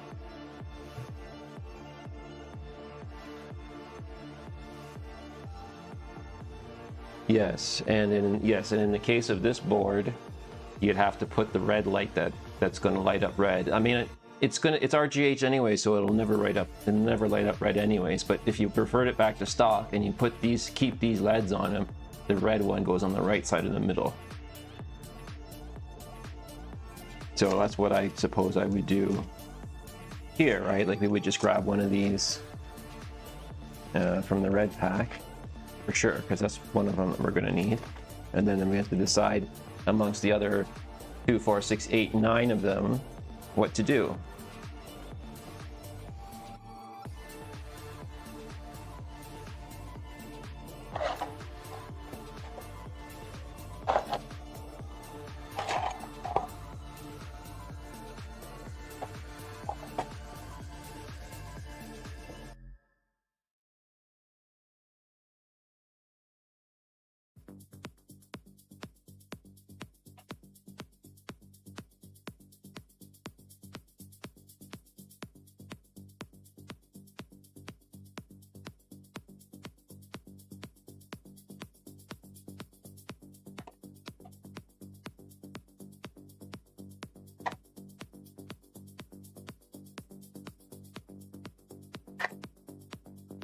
People used to link wire from glitcher chip to a front panel LED to show the glitches. Oh, neat. Pointless now that it's instant. Oh, that's kind of neat though that they used to do that. Neat. That's a little bit of history. Diagnostic.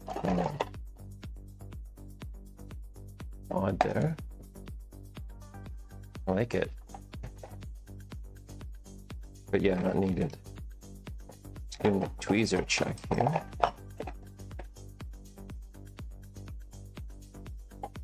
think, of course, the one that I need is hidden away somewhere.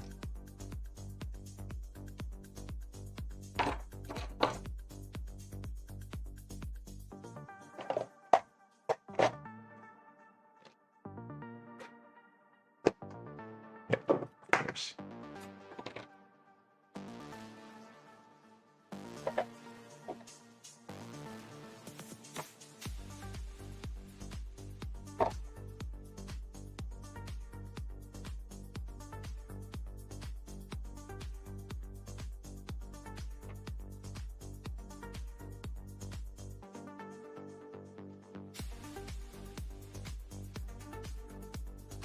Come on.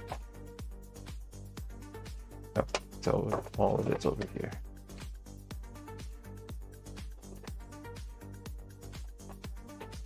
Jeez, oh man. You do one thing, you need all this stuff. You do the other thing, you need all that stuff.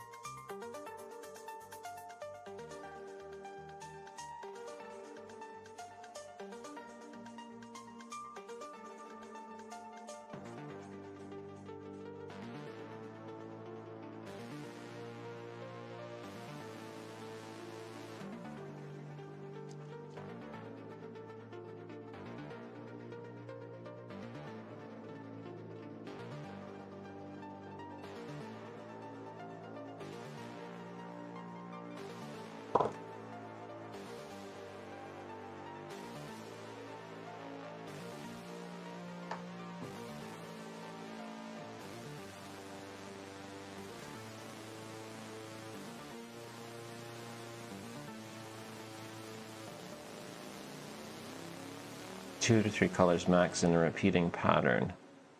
Okay. How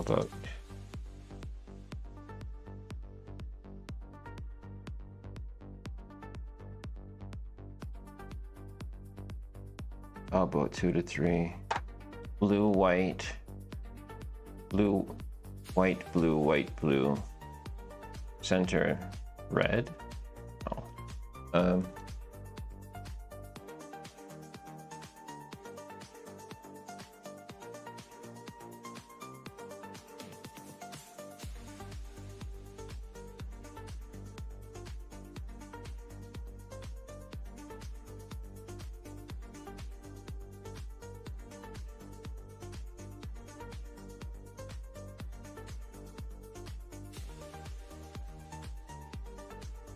Yeah, you can. You can put this red one as another color. I think Ace actually puts a blue one in. But it doesn't really matter because nothing will... It's kind of like you just have to put something in there. In this, for this one, for the red one. And then, yeah, the other ones can be any color. Well, yeah, they all can be any color. All 10 of them. Just that this 10th one here will probably never light up.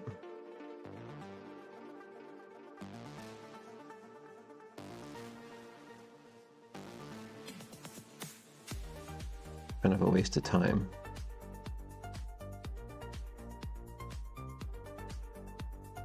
But there it is. Just stick it there. Oh, and it's on my tweezers. And I should probably clean those tweezers a little bit.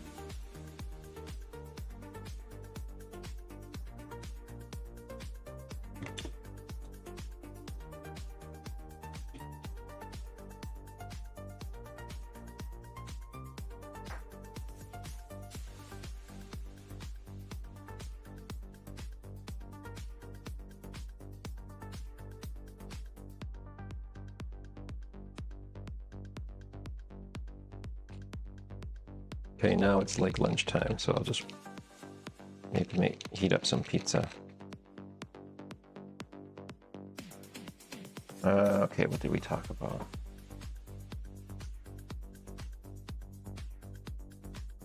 Purple, blue, cyan. Ooh, I like that. Purple, blue, cyan. So that would be ice blue then, I guess. Yeah, that's sweet. So it'll be blue and then ice blue, I think. And then purple. Where's purple?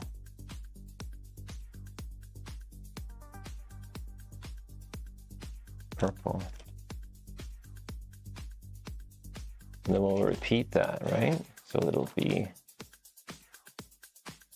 do like purple, blue, cyan, purple, blue, ice, purple, blue, ice, purple, blue, ice, purple, blue, ice, purple. And then in the middle, we'll do ice blue. So we'll need 1, 2, 3, 4, and 5. Yeah.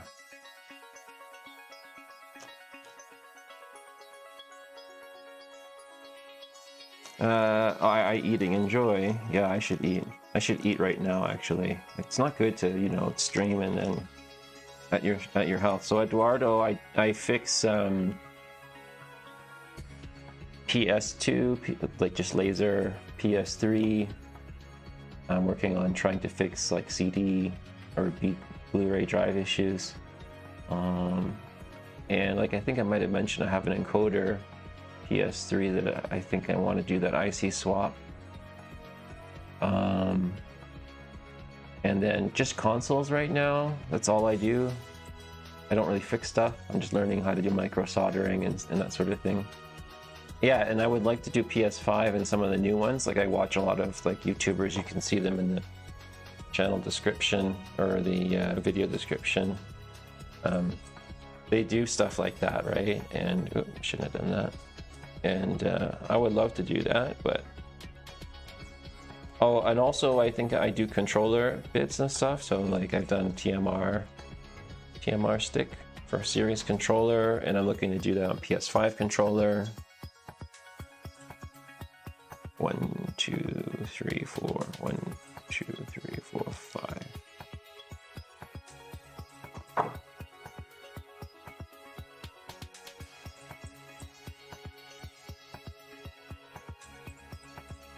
It's going to be really hard to organize.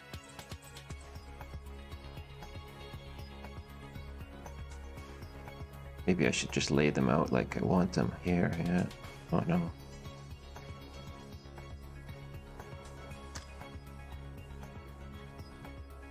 I do laptops, MacBook, iPads, GPS, almost everything. Wow, man. Cool.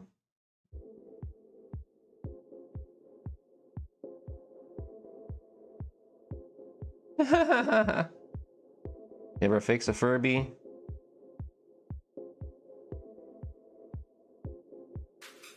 It's an inside joke.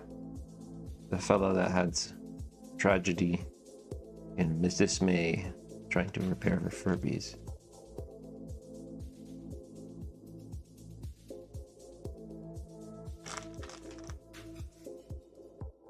So be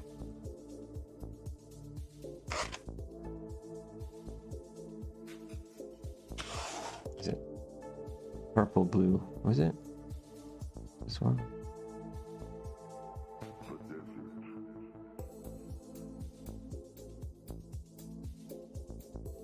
Purple blue. Yeah, purple blue. Did I say purple blue cyan? Yeah. Purple, blue, cyan. Purple, blue, cyan.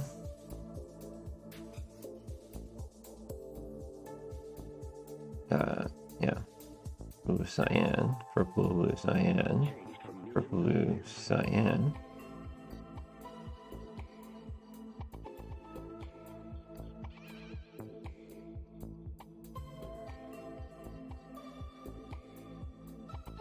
Let's do the purples maybe? Let's do the blues. Let's do the purples. It requires a lot of practice. You're telling me. Like, that's why I've been doing streaming, like, just even this. Like, it's not a repair necessarily, it's just so that I can keep practice. You know, and doing the micro points on the RGH is also pretty cool.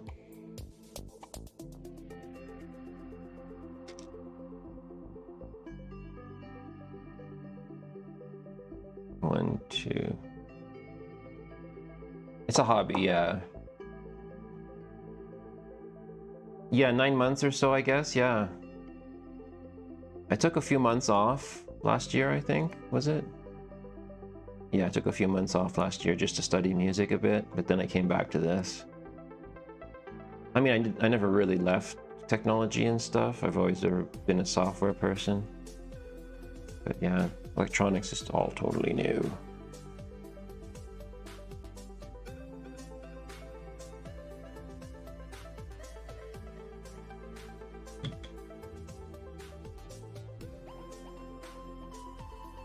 Yeah, I'm in Canada, and one of the most famous YouTuber micro soldering persons is Zach. He's Nanofix, known as Nanofix.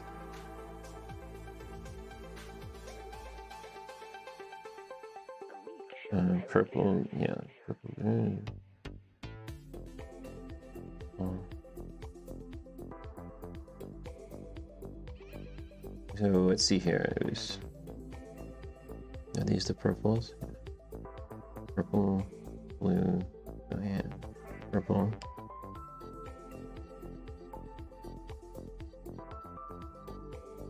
Looks like this, right? Yeah. Where did this come from?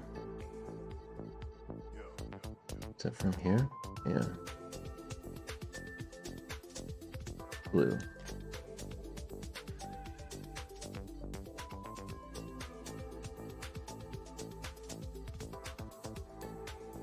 It must have been from something else.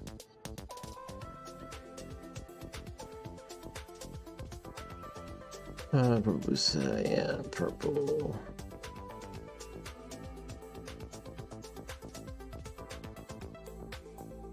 Purple. Purple.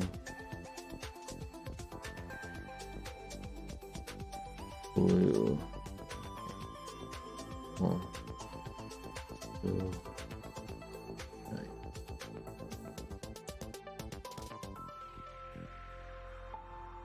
This one came from here.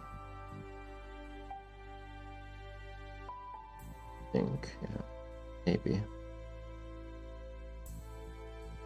Oh no, this one is the red.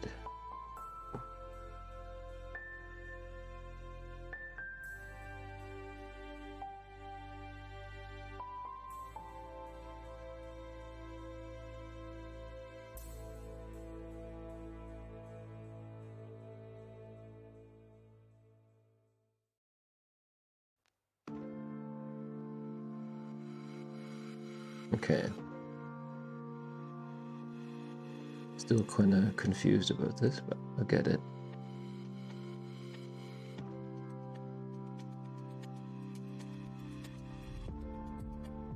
When you do this for a living, experience goes like crazy. Yeah, I think there's a motivation there too, right? That kicks it in. I'm just really extremely lazy. I have no timelines. I have no need to be good at any of this either.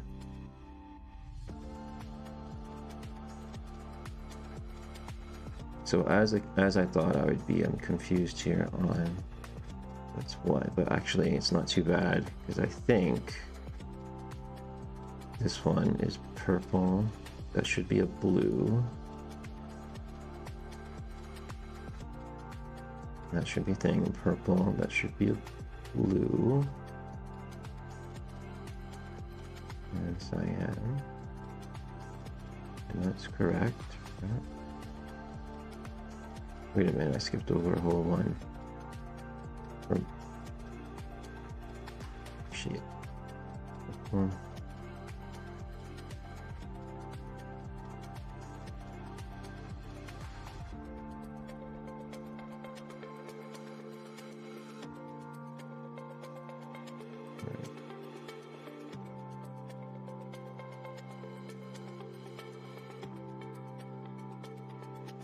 honestly think that one of these is not right.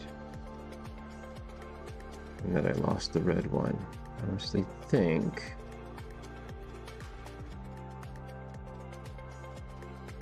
I could just check it with my meter. These are all... Oh, that's purple.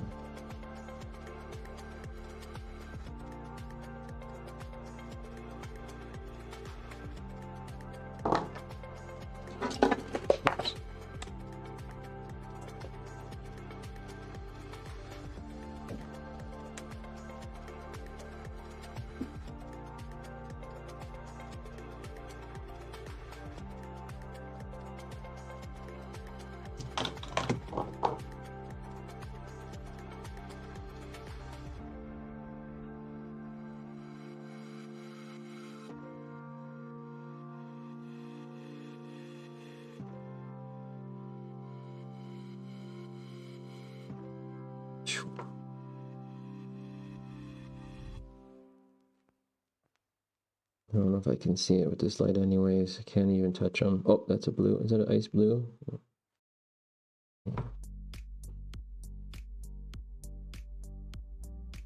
Okay, cyan, yeah, ice blue. I'll just put the ice blue as the third one because that's the one in the order. And this one is...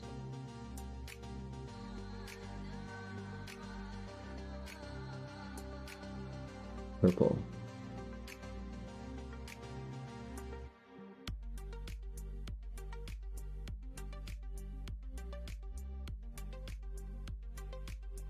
And this one's probably the red one. Yep, she is the red. That means that's ice blue.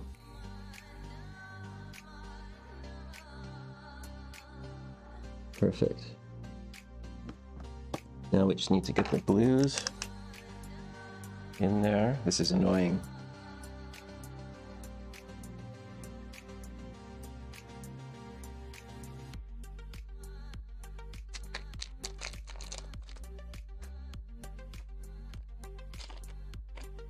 We need 1, 2, 3.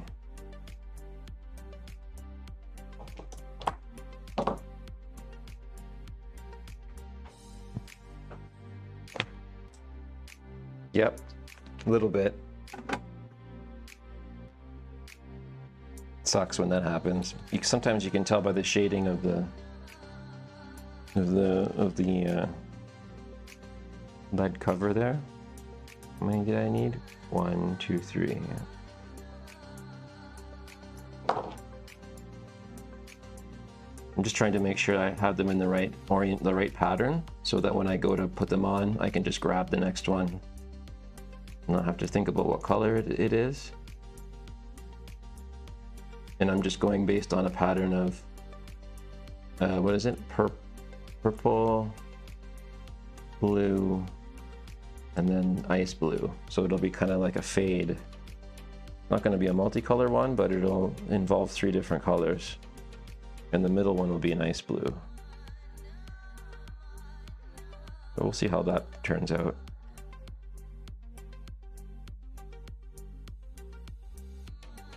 Okay, come on, man.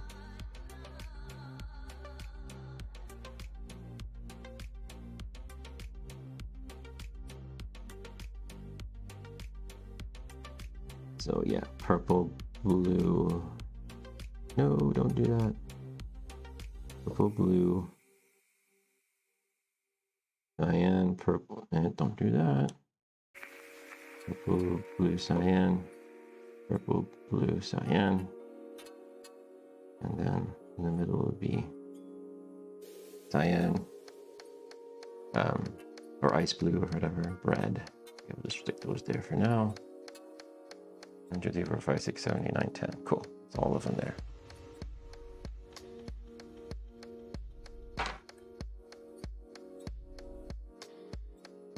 Yeah, so now they're all arranged and not mixed up. Hopefully they don't get mixed.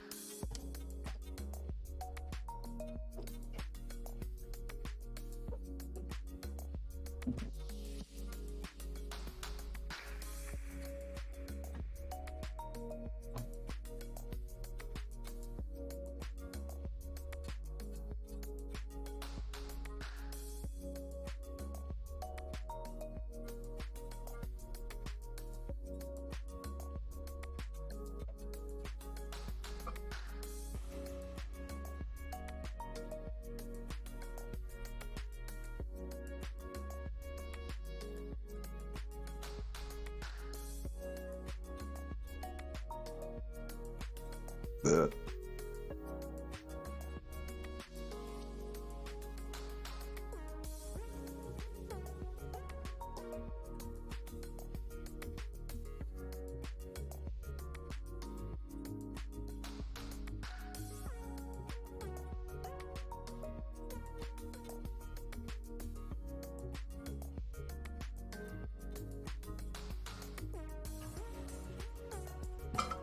course, I always have to double check for sanity.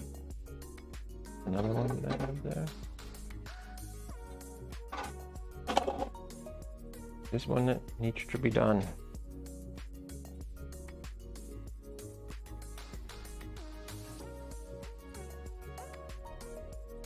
Yes, it was. Orientation was that they were all facing up.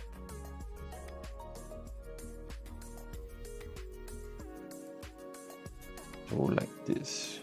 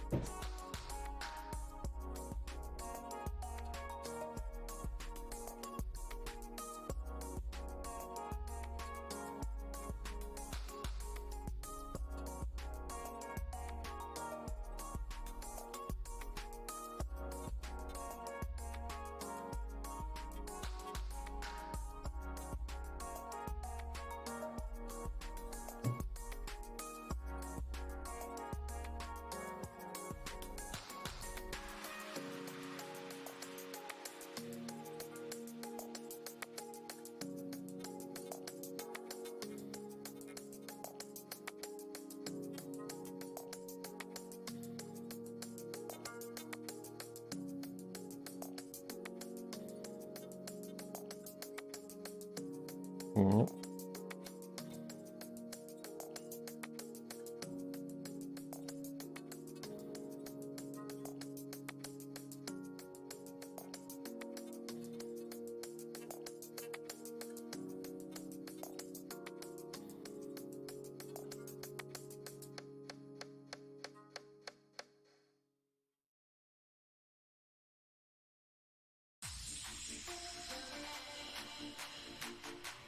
Okay. Oh, wait. Yes, that's correct. Orientation is correct. Okay, let's start at the top left corner. Very specific order I have to do this.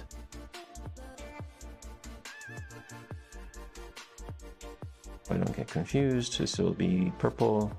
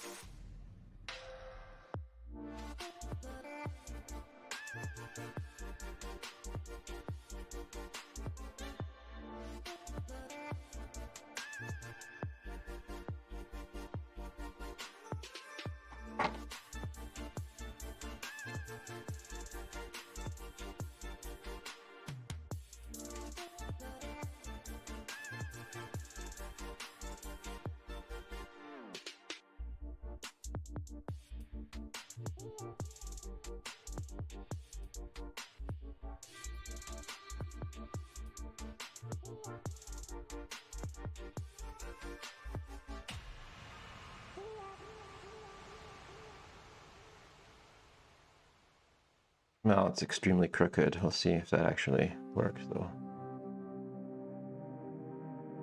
This would be blue, I think.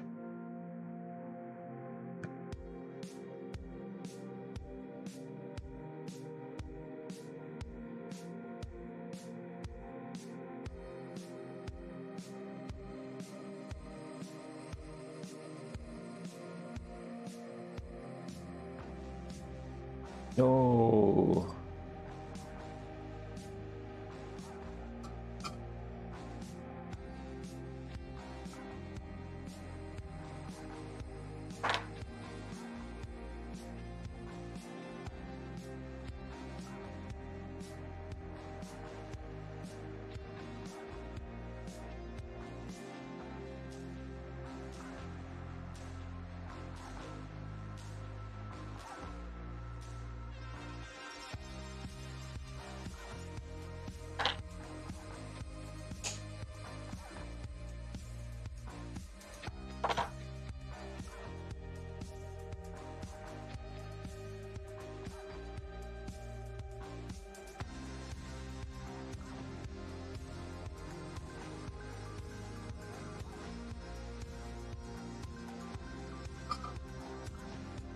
Nope, it just slipped off my tweezers. Why? Stop it.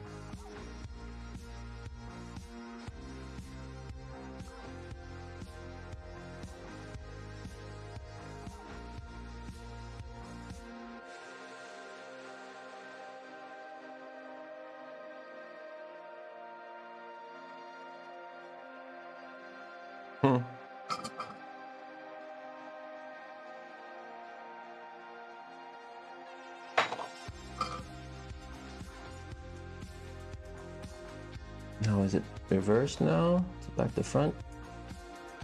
Fuck, man.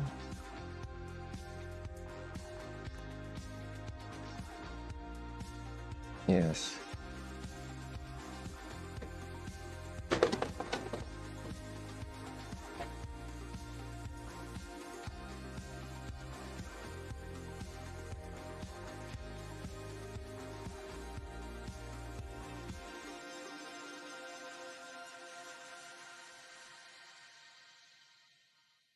Oh my god. What the fuck, man?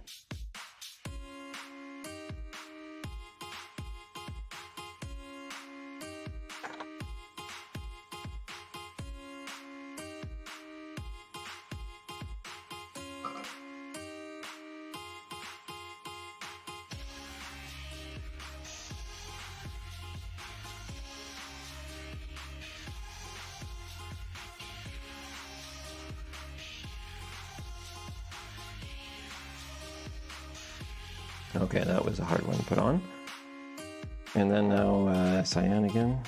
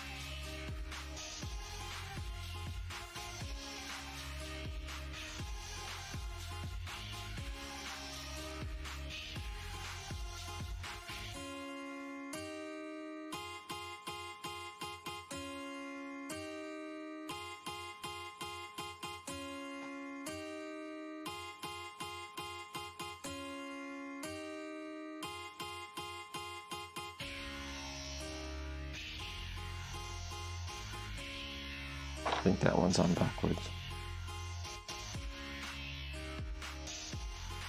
Hold the phone. Yes, it is.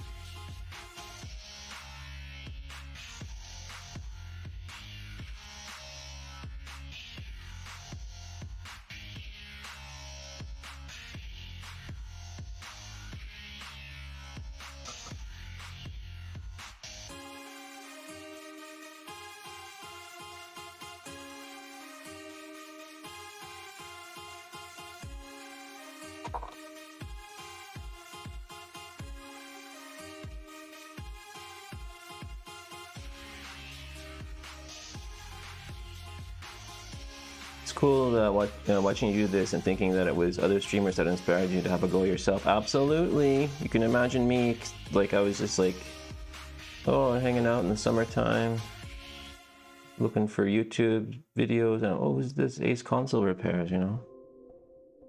And then he's doing exactly this.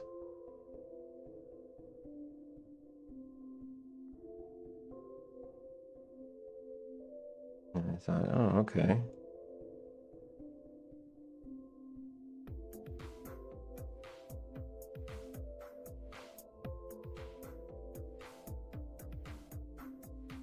And I definitely thought he was cool. He still is cool for doing this stuff. And I'm like, I want to be cool too.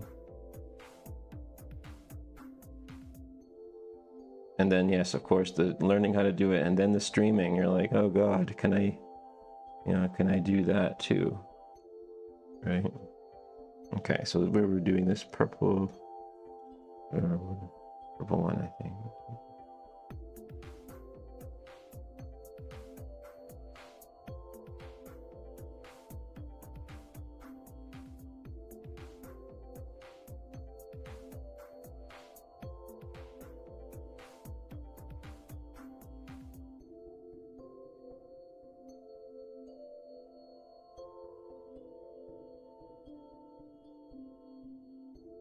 Oops, that's fucked up.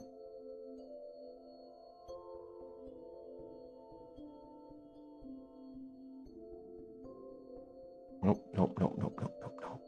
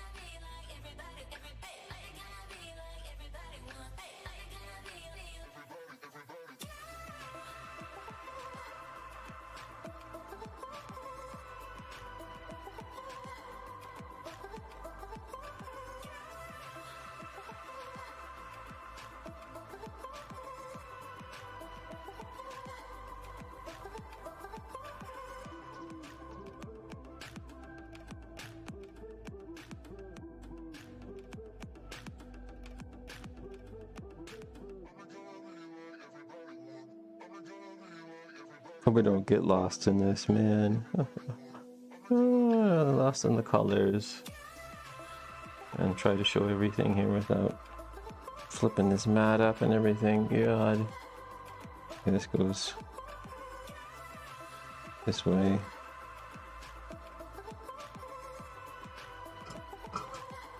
Yeti is streaming. What? Oh, it must be a special day. Mother's Day, right?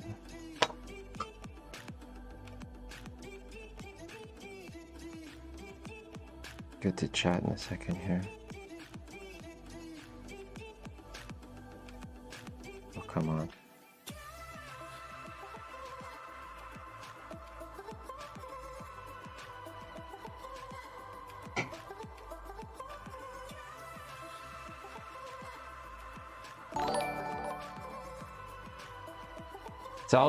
Salvage Geek, thanks for the sub.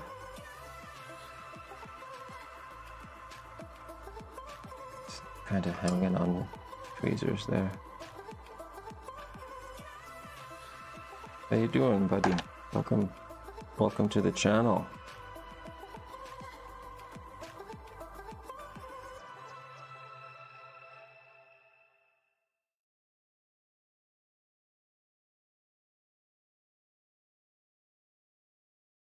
Two more to go, and I don't remember the orientation. Okay, let's carefully move this, and then here, 2 more to go. Gotta go. Send the board view to Discord. Thank you so much, Eduardo.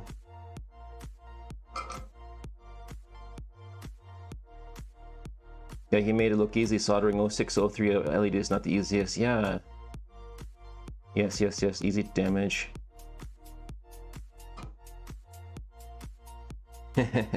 He's cool. Yeah, definitely. I think so. Okay. This one has to go face up. And this way.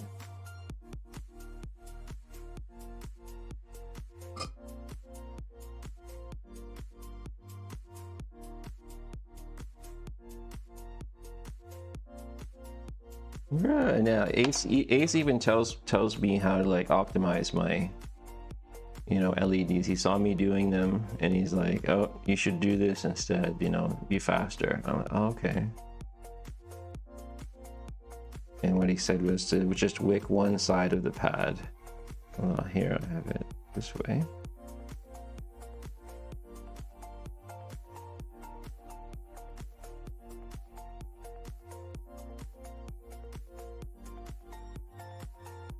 Just wick one of the pads and then leave the other one.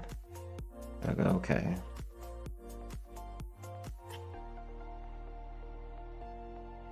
And then, what else did he say? You get the Vitas tweezers for this stuff, because it'll help you immensely. Something like that, so yeah.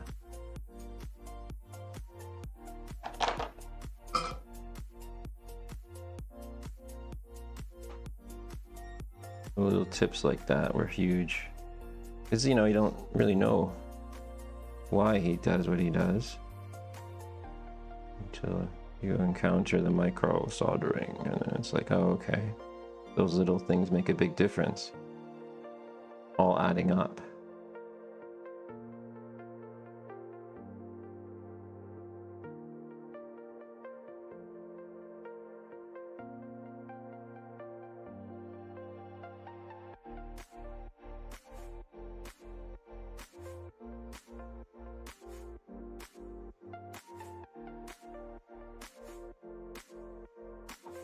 Okay, let's see how I did.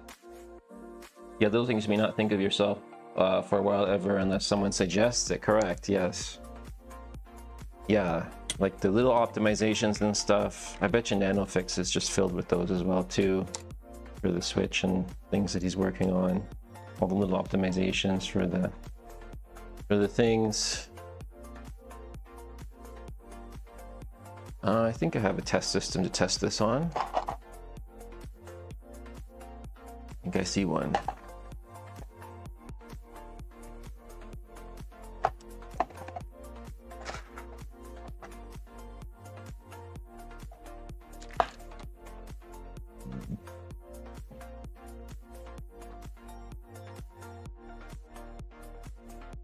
The little things that make a big difference. I used to always say that too, Squishy, in virtualization and infrastructure. You know, I would often get asked questions like, what's the big red flag here? I'm like, well, it's a bunch of little red flags.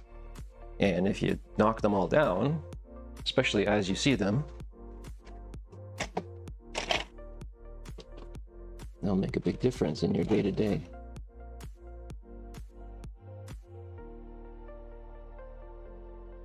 And then, you know, next question, you know, they don't even go to the next question. They're just not even interested in hearing that. That's just me ranting about IT, though.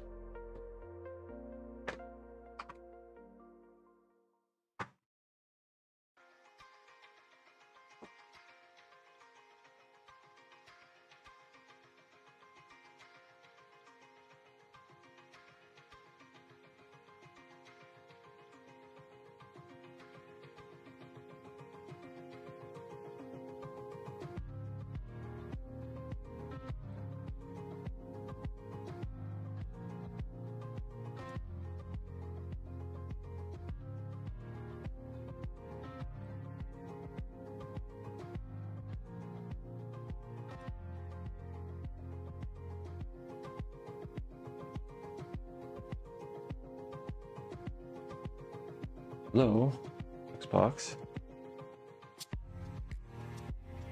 Where's the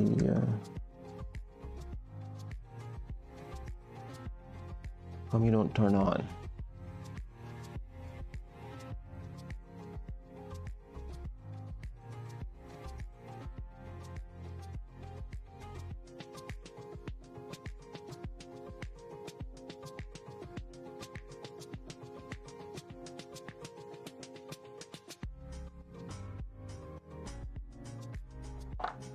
Okay, well, middle buttons. Oh, middle one's not working. Oh, it is. Yeah. Sweet. I don't know if this one's gonna glitch or not. Oh, look at that. Almost all of them. It looks great too. Yeah. Where's the sensor for this again? The thing. Is it here? Yeah. So top one on the top left, bottom one on the bottom right, and the top one on the bottom left. Oh God. Yeah, it looks good, right? The colors, just if we can get them all lit up, and it's gonna look like a My Little Pony kind of purpley, pinky thingy. It'll be good for hot cows, as he kind of wanted a rainbow one. So I'm gonna do, let's see, let's try to do a quick fix on the bottom two. It'll be top one and bottom one.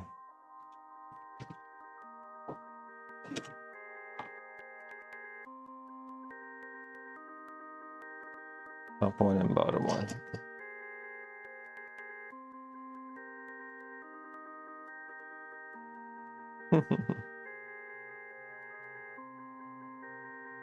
I'm guessing he wants the rainbow because it there's autism awareness, which is really cool. Successfully delivered. Ooh, I have packages. I have a package. What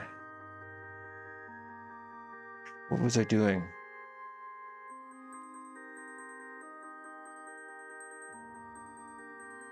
Should grab that package. Yeah, goodies. Should grab that real quick here. It's exciting. Been a pretty boring stream today.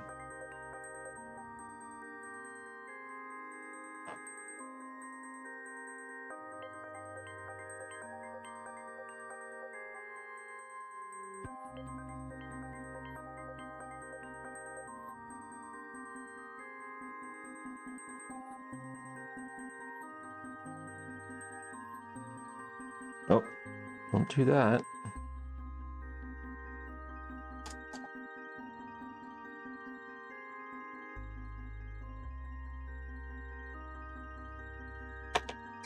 Oh shit, yeah, I should be warming up pizza. Thanks for reminding me.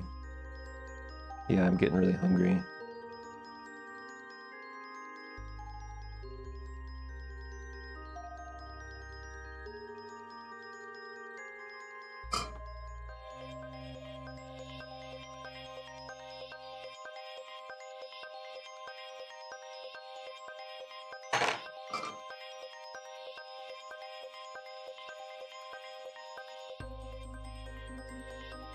If that LED is messed up or what?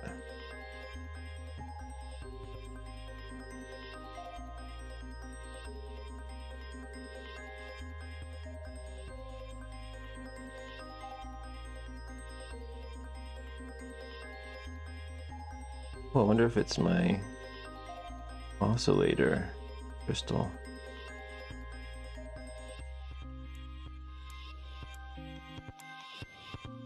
That'd be cool.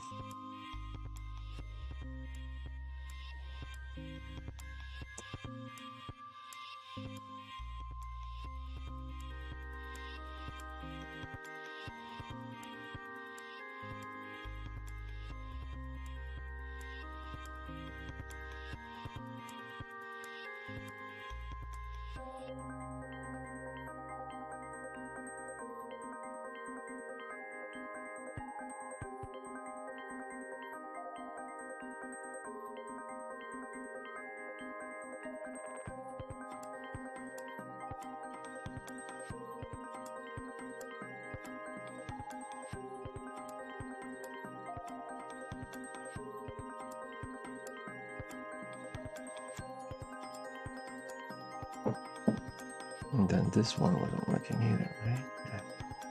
Going the right way, yeah.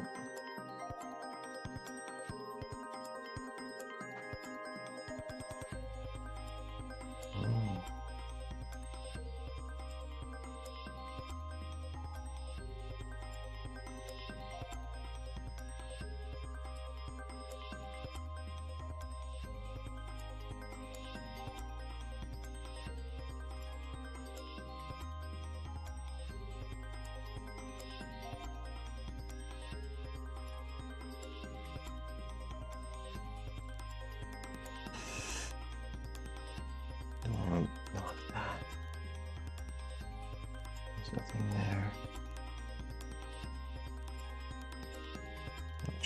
Not sure about that one. Okay, pizza warm-up time.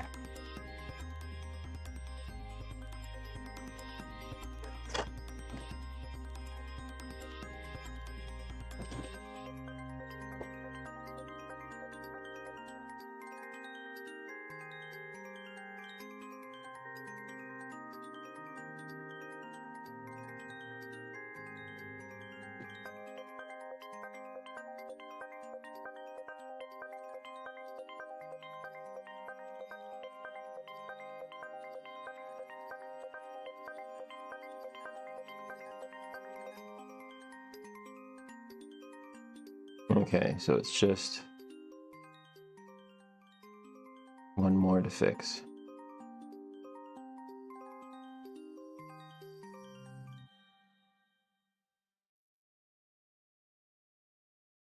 Yeah, just one more. And it's this one. Look at it with the goggles here real quick. Just check that component.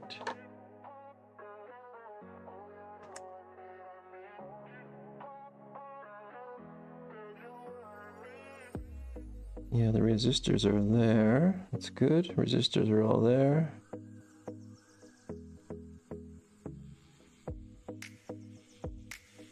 No issues with any of that. It's just this one lead.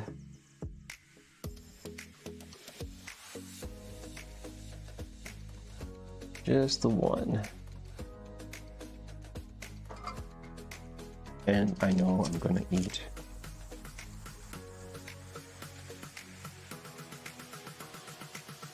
I think that was it.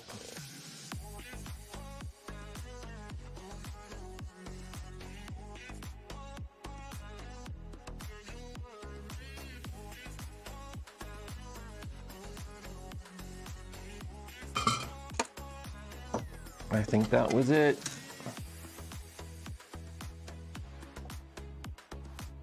Exciting. Then I'll grab the packages while we heat up the pizza. Excellent stuff. Getting late. And no, not that late in UK. Oh, need power for derp, derp, derp, derp. And my iron tip. And my axe. Survey says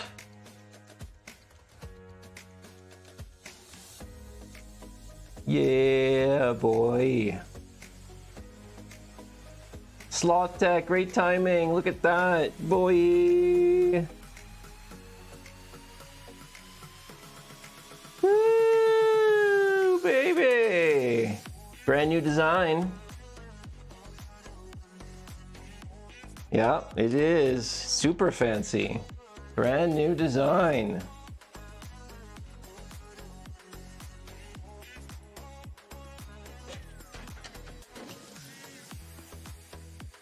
Woo! Exciting.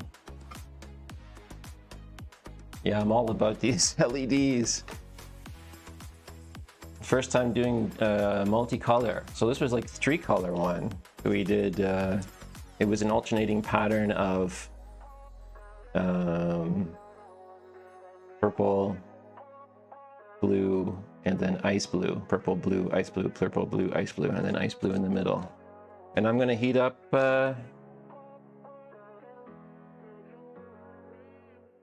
some pizza.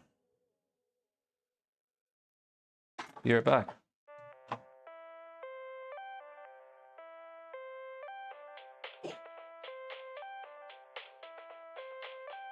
I'm gonna grab this Alexa notifications. Alexa notifications. Oh, it's the SD card. What is this?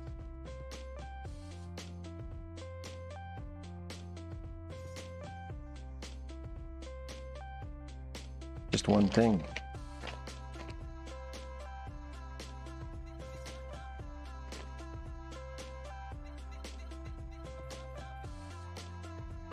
There's a package.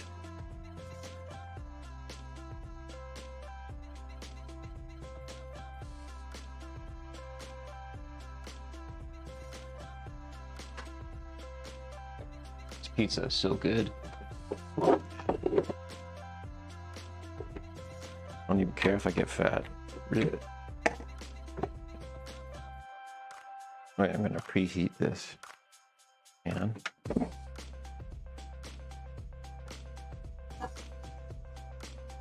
press the pizza button.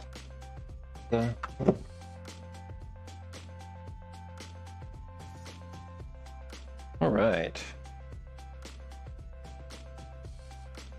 Let's get to an opening here, real quick.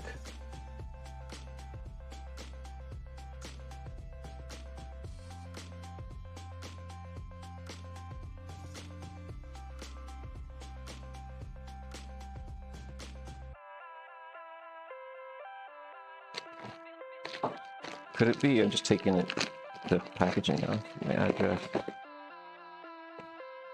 What is that? Got Chinese on it.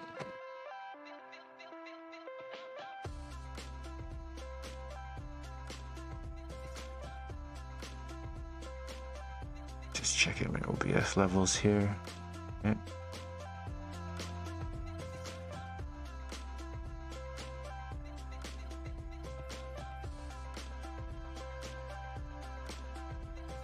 Close that window, close that. This one, this one.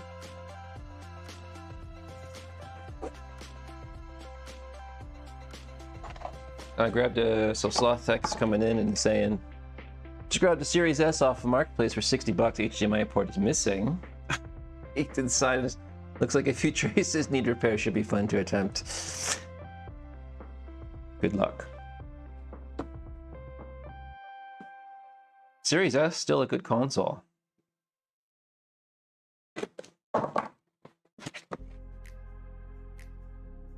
Oh, Chris. Chris.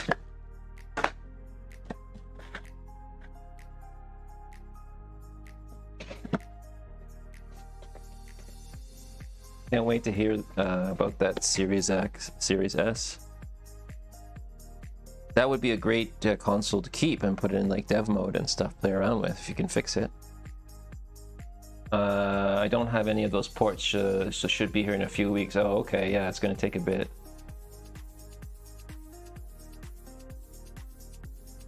Definitely gonna take a bit to get that fix going. Look at this bad boy.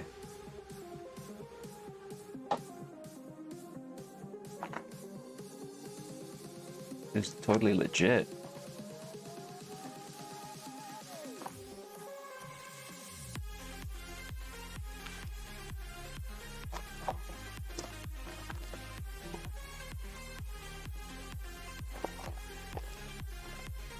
Yeah, I guess so. I just kind of just started discovering about this stuff recently. Where did I get this? Yeah, AliExpress. That's a good question. Let me get that for you. I'm going to say expensive.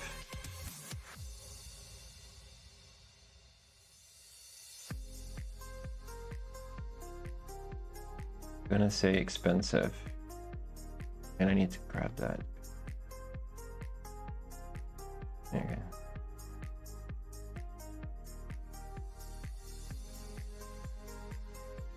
And that didn't take very long to ship at all. Yes. Oh, $70. So $70.78 Canadian was the total order. Was that $60.99? Really? Did it cost $10 to ship? Order details. Yeah. $60.99. Somehow it was cost me $70.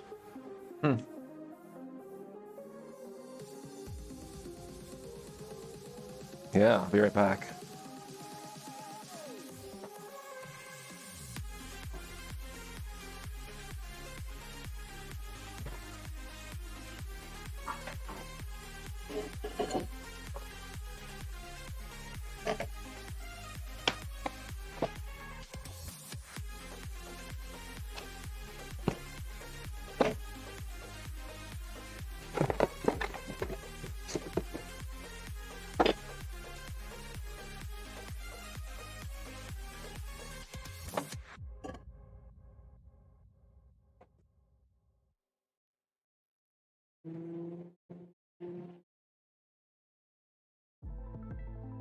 Okay, that's in the micro.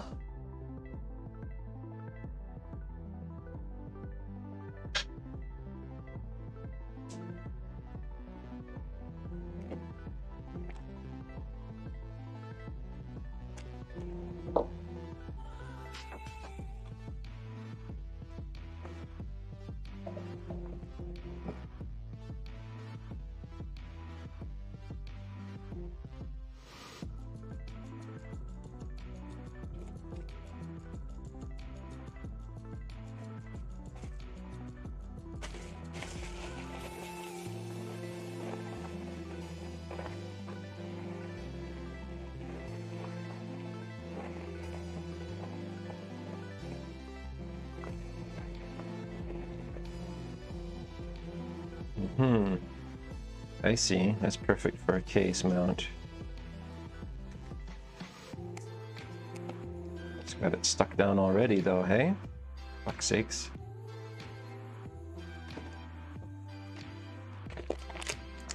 Nice. Thanks for coming in. We're definitely lurk friendly here, especially for those who are workbenching themselves and fellow streamers like Slopdeck coming in on YouTube. And check him out.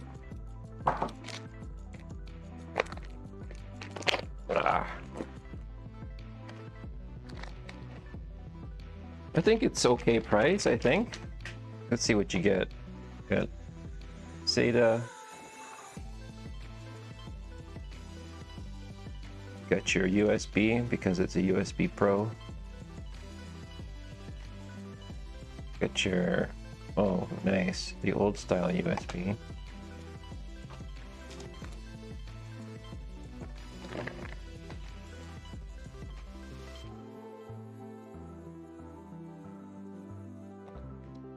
You got your, this is nice, you got your power cable for your drive. Assuming that that bastard goes in there.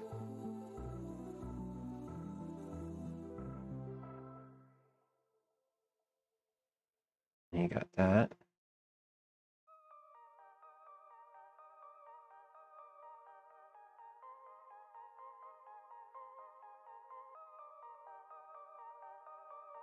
Get your USB. And then finally, this, in case you need it. Whoops, don't bend the connector.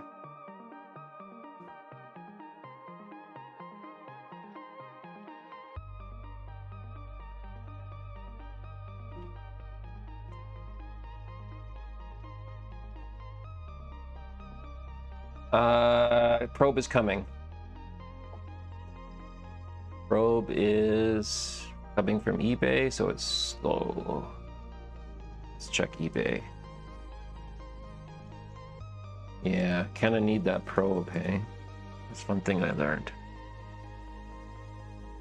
For the light on drives.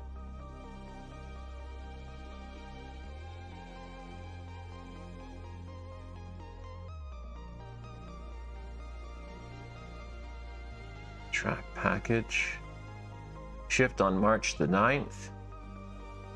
Uni. This is another uni.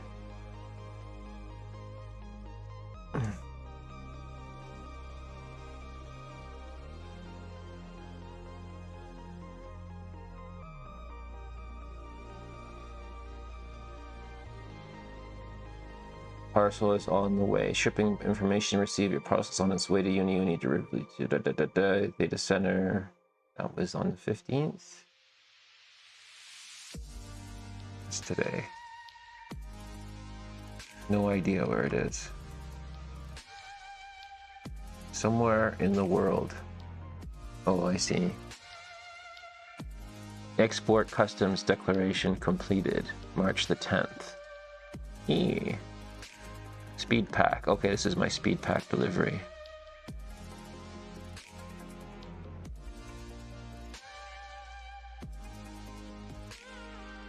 Yes, blah blah blah.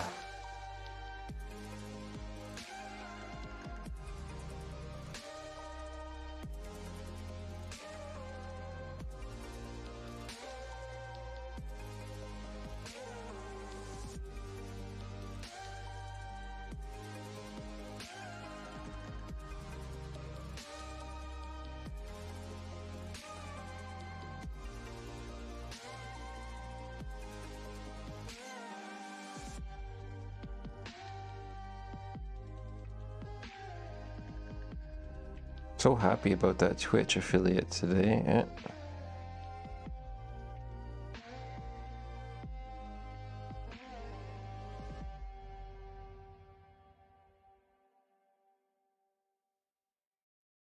Yeah, so many updates. Look at all these awesome updates and YouTubes and Yeti's going.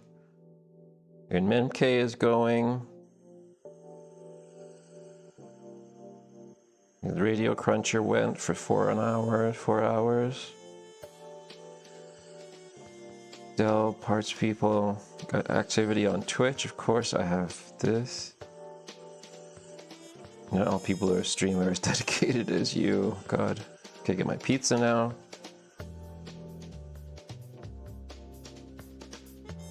Discord updates. GDT.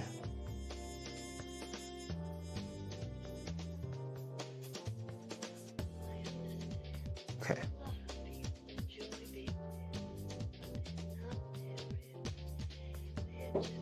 Oh, I see your comment, Squishy.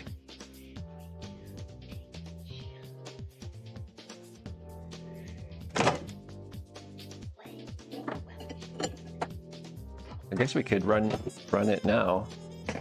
That's cool. We could run it now.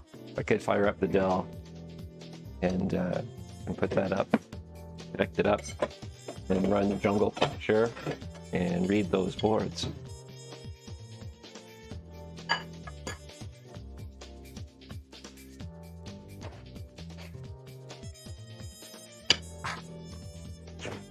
Hot, hot, hot, hot.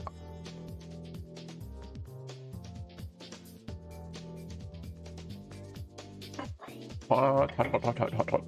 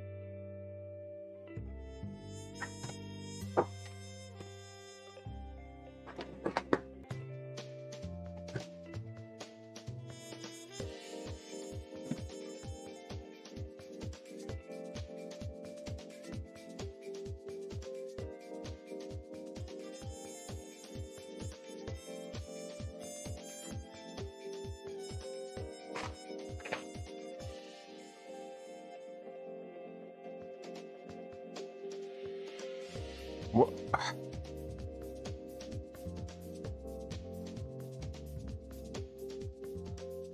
Yeah, Squishy. I guess so. I'm excited to find out what more I can do. I probably can do like channel points and stuff now.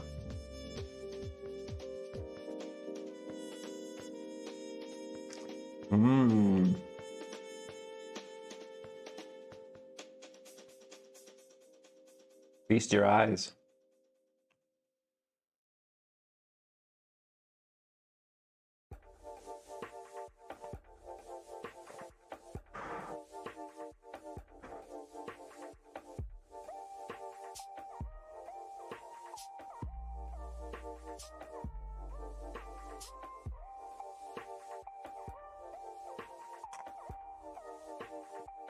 Yeah, technically we should be able to connect this thing.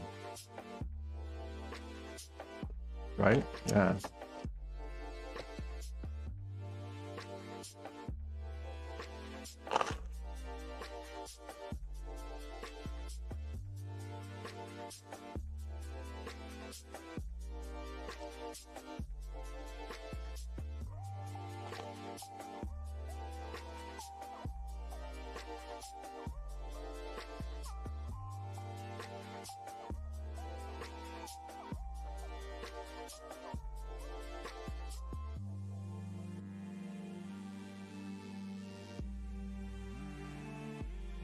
Let's see what's going on Twitch for me.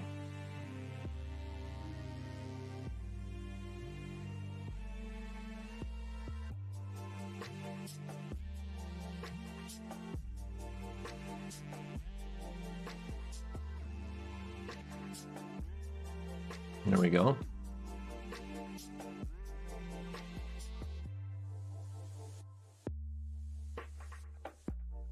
Woohoo!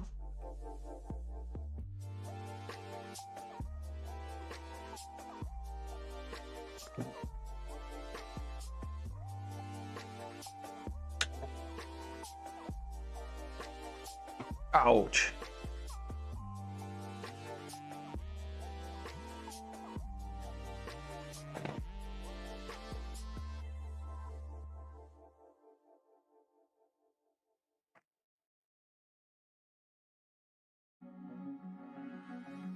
Mm-hmm. 50 followers. Oh yeah. 50. Mm-hmm. Path to partner, still need some stuff there. Yeah, all that stuff. But this one, got it.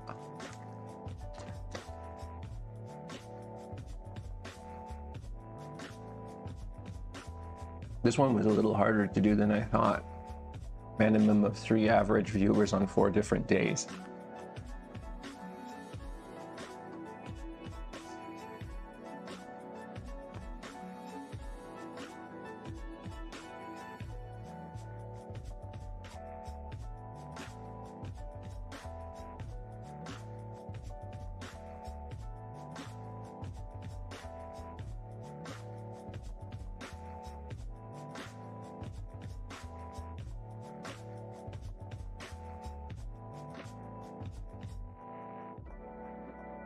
Let's see.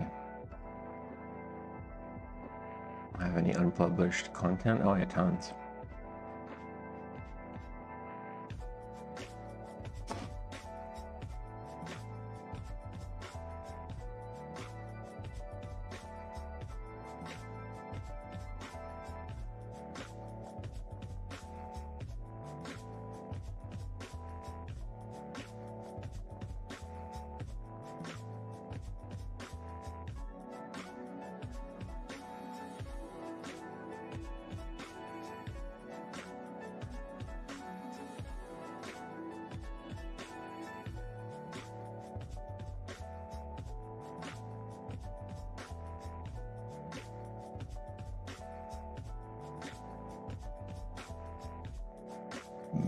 Oh boy.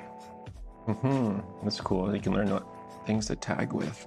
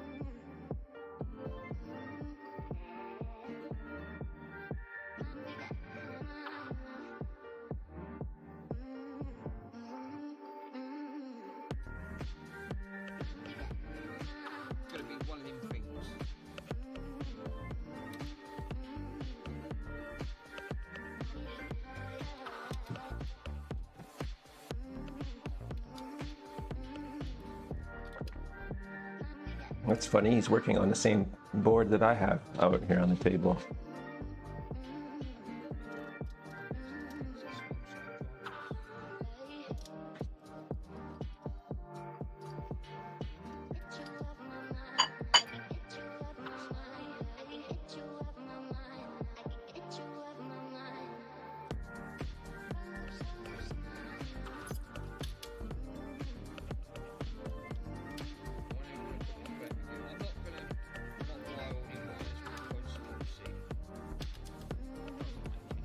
Oh, Einstein's live.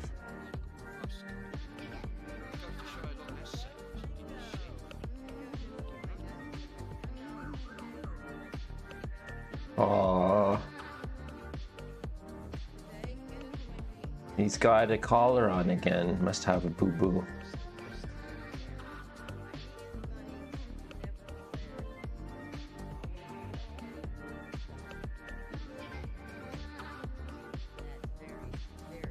Oh, she's put a banner up talking about the disease, the condition that Einstein has.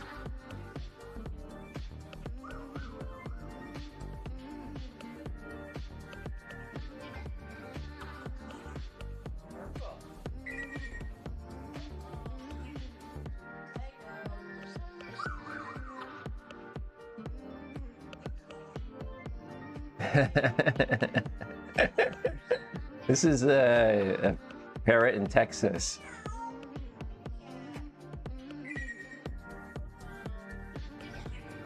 Sweet potato.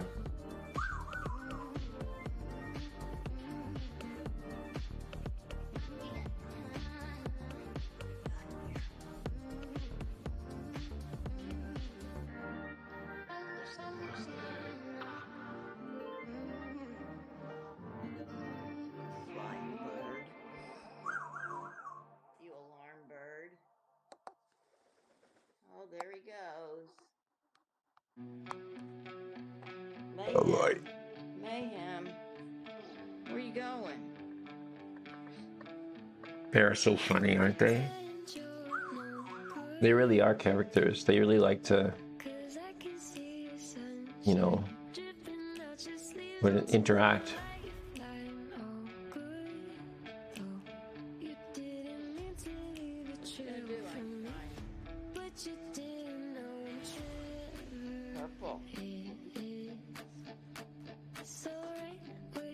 Don't eat the house. And she has to put cardboard barriers up on everything.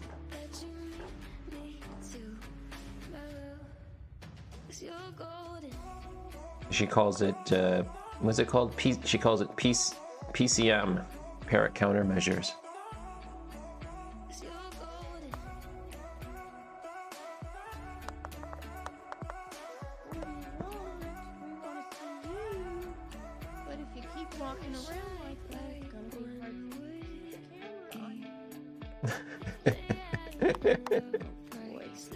And then it also growls at the bathroom mat. Oh yeah. You want some you just Yeah. want to cuddle? She puts the parrot countermeasures, like the rubber spikes on top of the on the camera tripod and on the camera itself, because she'll go right on there.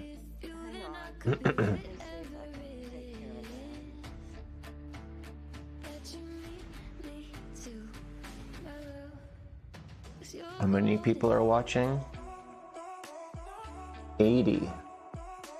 162,000 subscribers.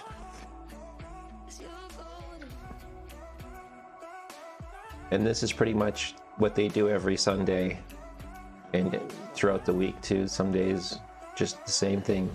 I removed the messages. I'll ban him if he does it again.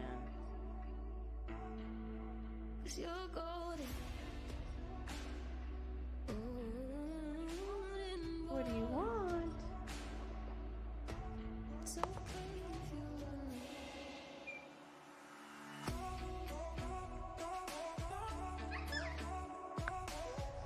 I'll give y'all an update on Einstein's collar situation.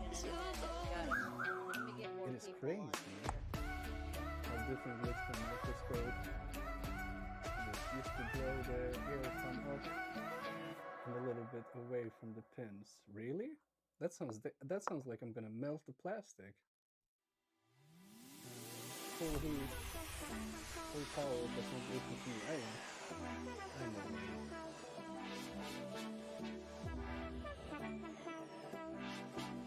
Okay, now this blob here.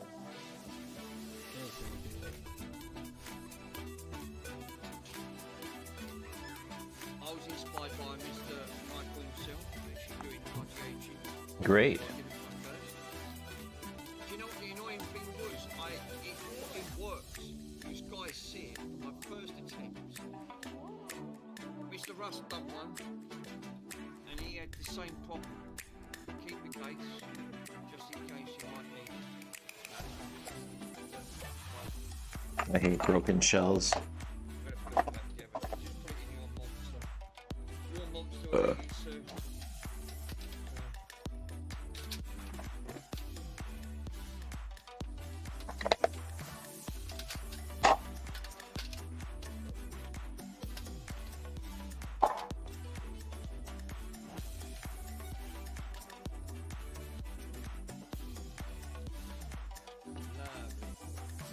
This is for the wonderful people.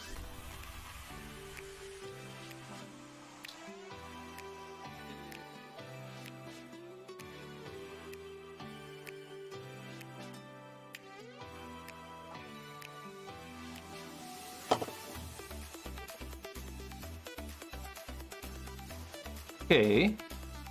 Probably need a little bit more food, but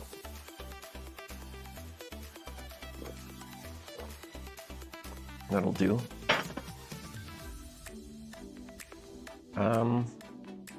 Yeah, I'm curious to get this thing connected up. Oh yeah, I have to do the driver signing thing now. Don't want to do that. Then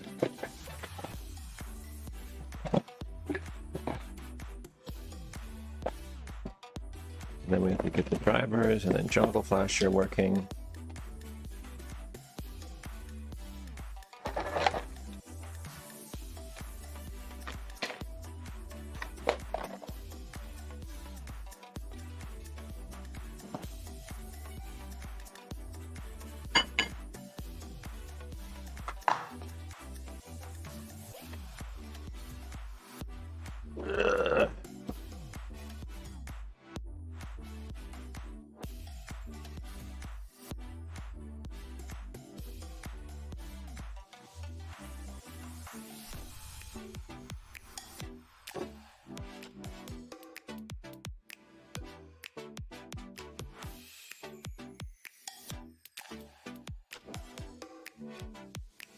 Let's get the computer.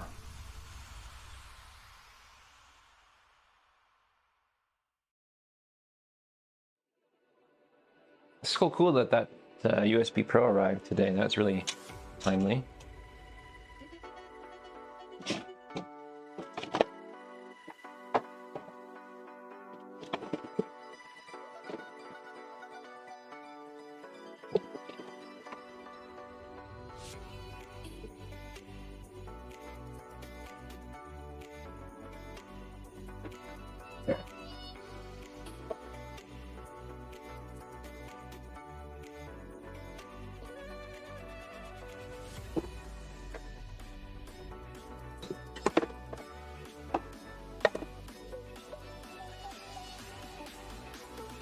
I have nightmare levels of cables. Damn.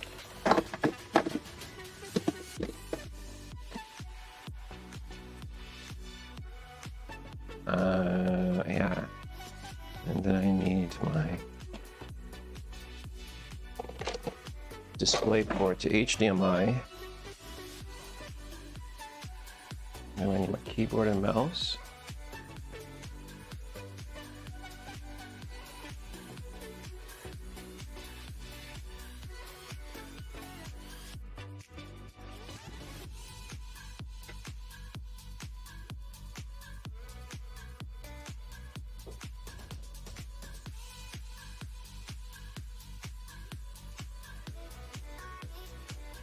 It's tangled up big time. Okay.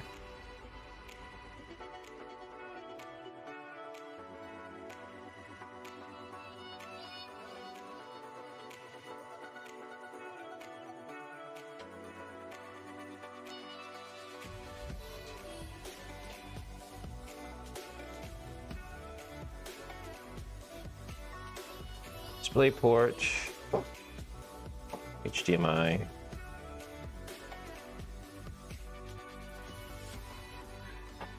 mains,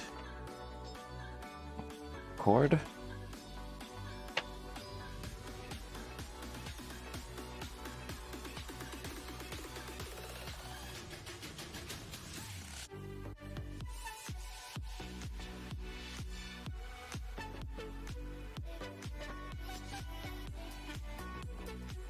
Oh yeah, I still didn't label that with Ethernet. God damn it.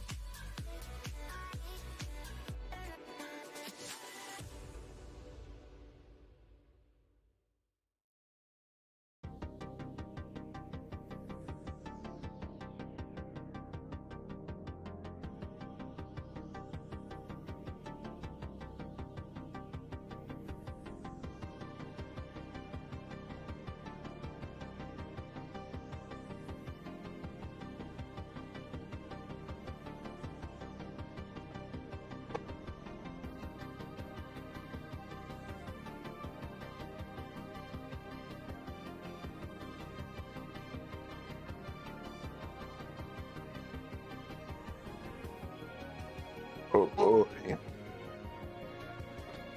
Oh boy.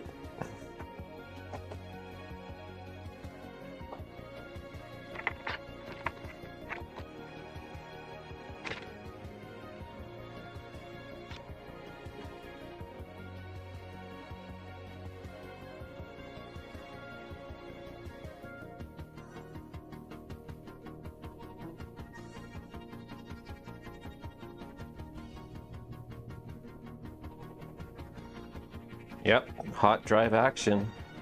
Why not, right? For science.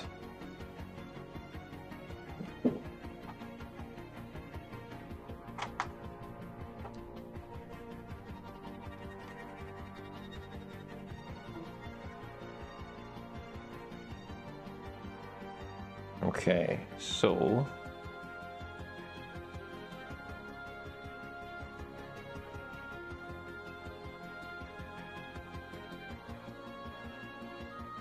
I have two of the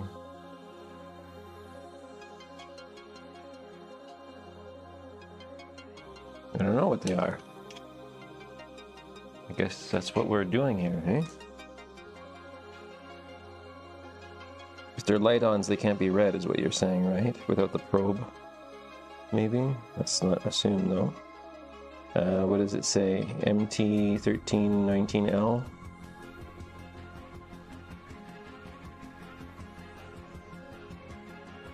BS1? BS2? BS1, BS2?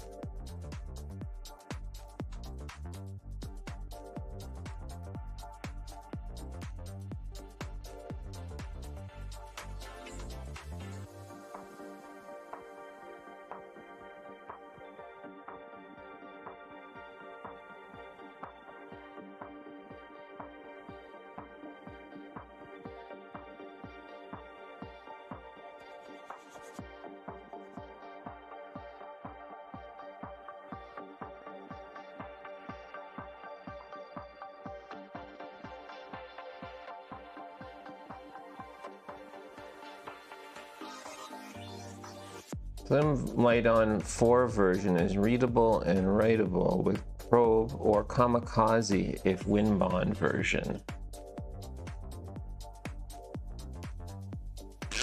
I think these came from Fats.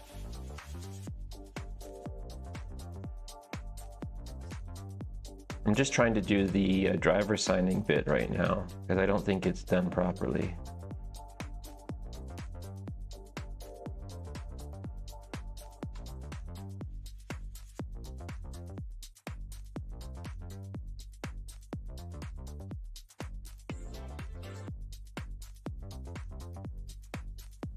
And the 5 version on the Slim is not readable. What is, oh yeah, that's what we talked about, the model number, yes. Yes, okay, so for example, this Slim I have right here is a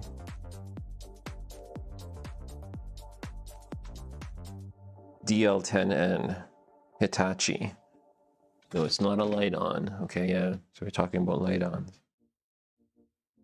Up to RGH to sort that and use the ITU2 board, okay. Okay, let's oh,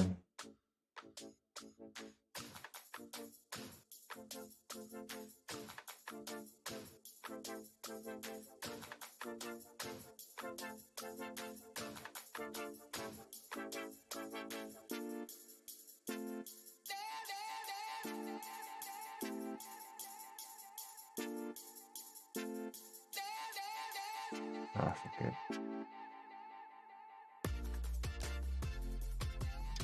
Never done a Slim Hitachi.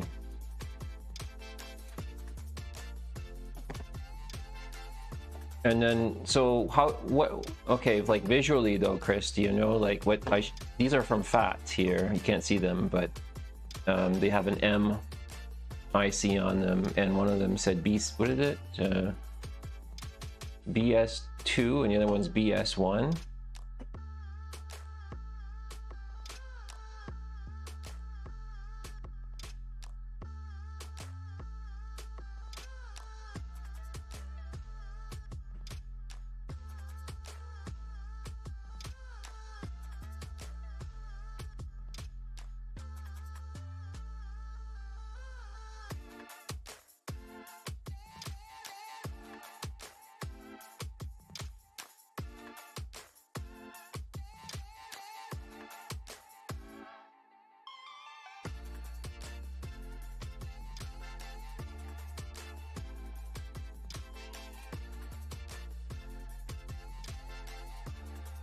Test signing is yes, okay.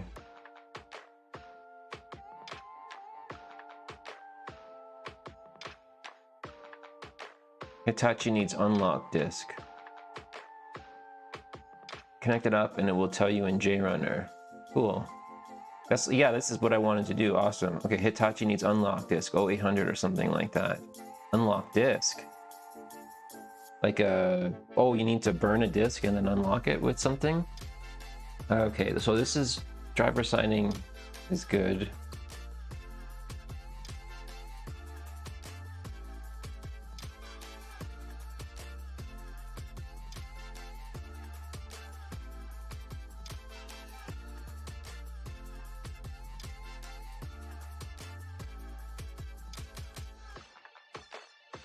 And of course, I don't have it on there.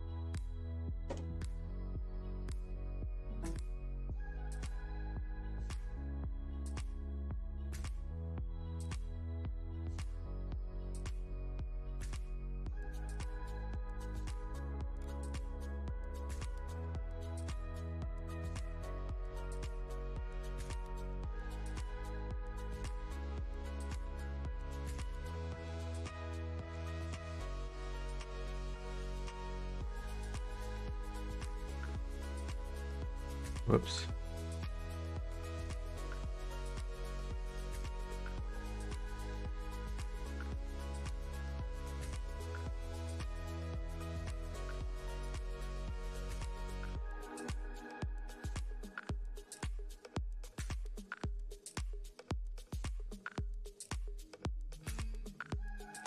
Shit, I have to run it as admin.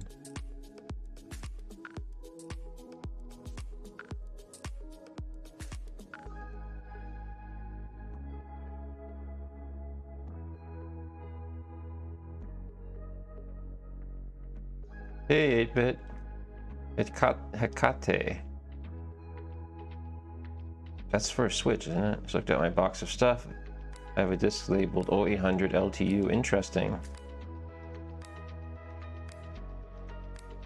Oh, I need to open up this case and then connect this power. I need to connect power. Okay, we'll do that next.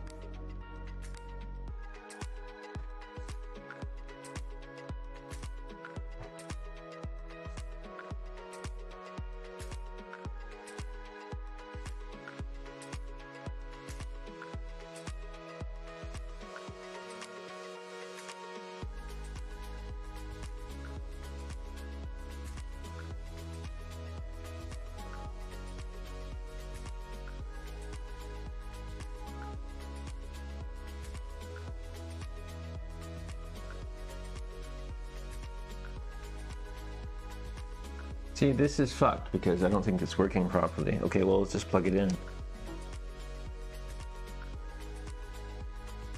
Not installed successfully. Okay. Okay, looks like... okay.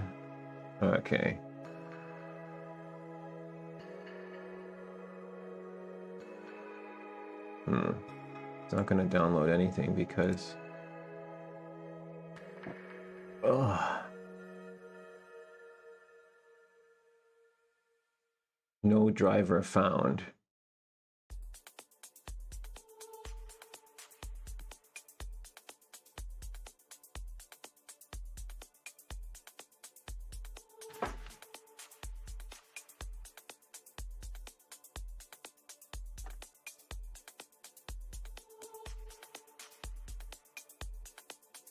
This is the driver I need.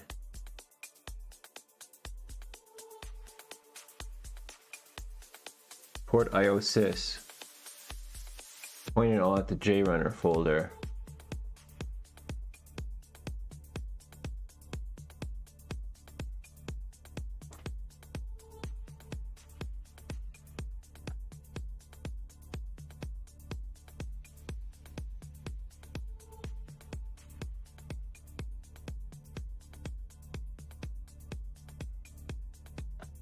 Oh, I need to have JRunner on here, I guess, hey?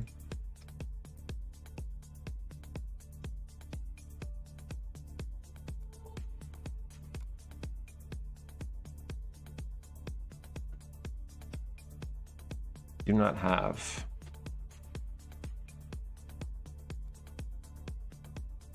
And you can delete the port IO files if I remember correctly are not needed when using the USB. Okay. So I should put JRunner on here. We are doing squishy. This USB Pro is supposed to enable us to help read the DVD drive boards from Xboxes and do stuff with them, reading, writing, checking them. What am I doing with this thing? Eject.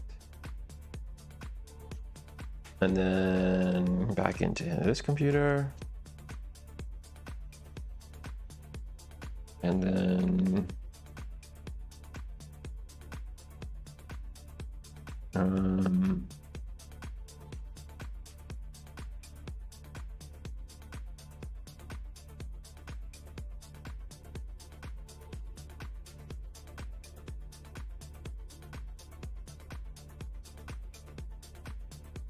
let's just copy my JRunner folder.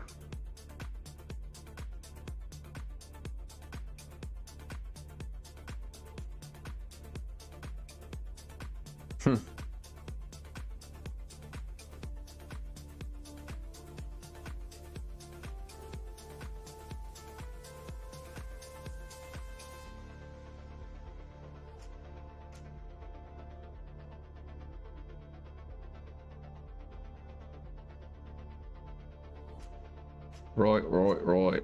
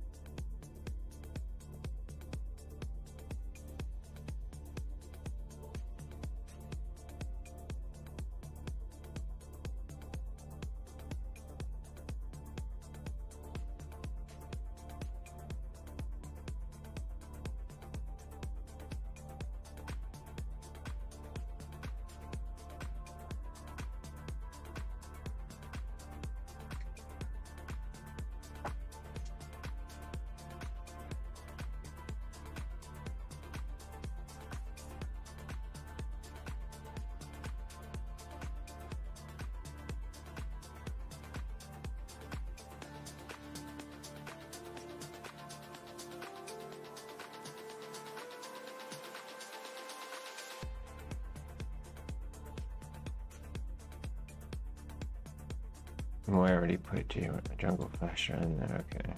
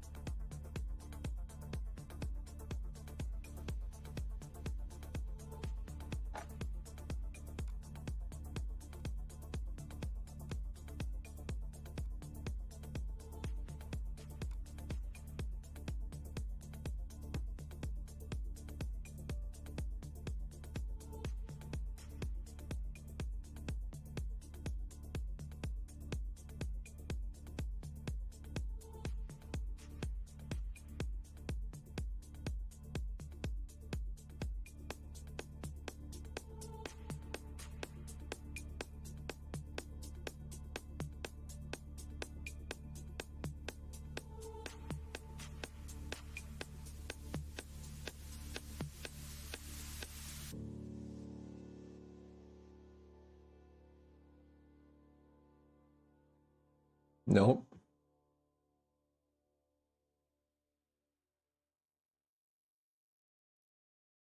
Did not like that.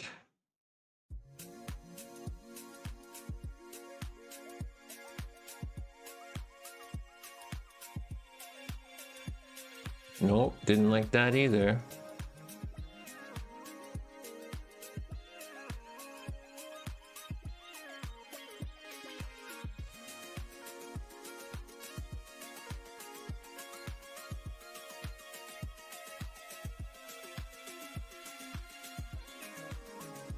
Nope, didn't like that either. I'm gonna guess that none of these are no drivers for any of this shit.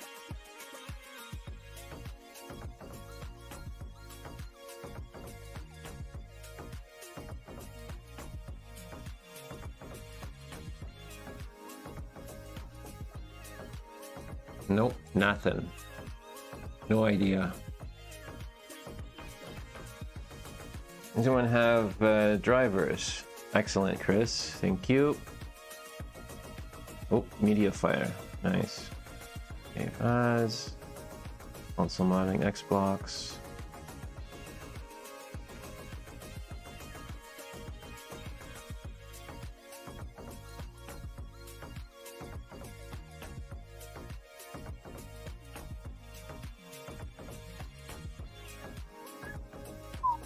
Look at that.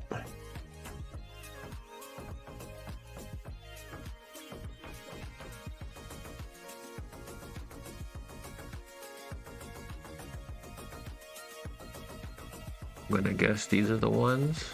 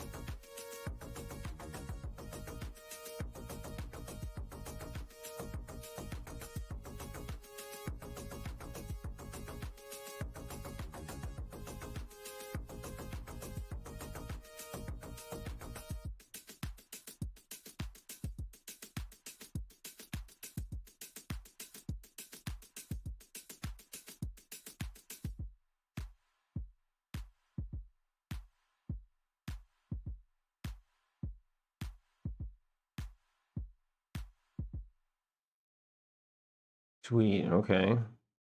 I think those are just the Dell things that I need to put drivers on. I don't need. Okay, that's great. Now,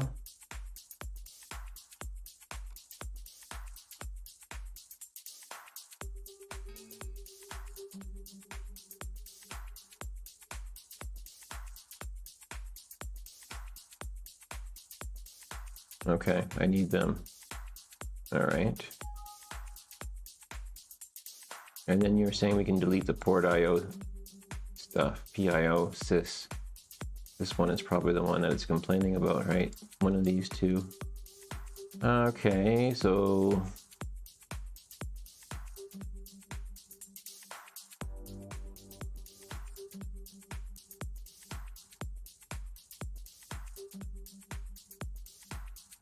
you need them both delete. Oh, those ones, yeah. The PIO.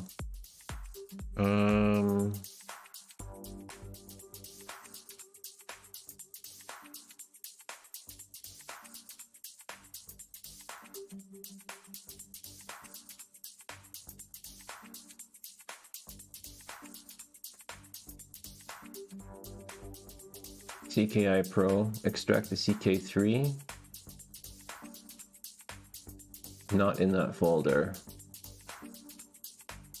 In the package you got. Yeah, this is the package I extracted.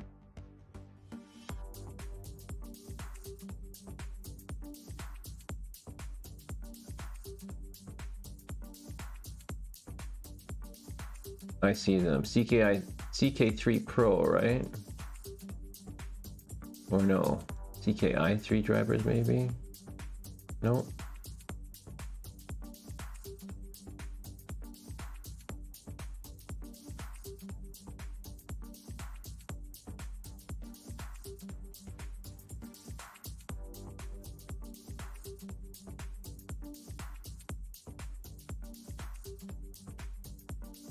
Nope. Must not be for that. Yeah, this is an Intel driver, 8086. It's an Intel device, and this probably is an Intel device too. Let's go to hardware ID, and if it says 8086, then it's Intel. Just pointed at the whole download folder. Yeah, I think these ones are something. Yeah, I think these two devices here, because they say hardware, well, maybe I'm wrong, but it's because it says hardware ID 8086. That's an Intel driver or an Intel hardware ID. Yeah, I think it installed. So there it is. Okay, so now let's do that fix that you said. Let's just put these in the recycle bin. And then run that again. Look at COM ports.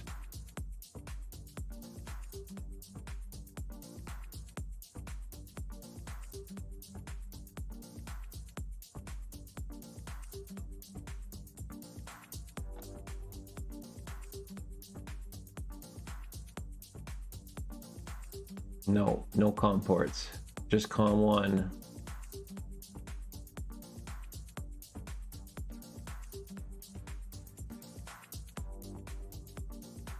Or maybe it is this one, TMP 0501, is that what it says? I'm sure COM port gets installed. Yeah, this one maybe is the one, right?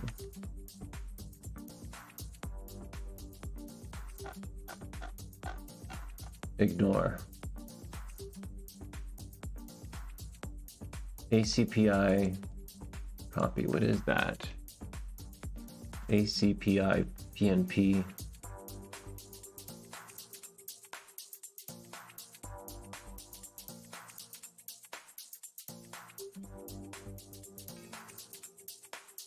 Still wants to do the port IO 64.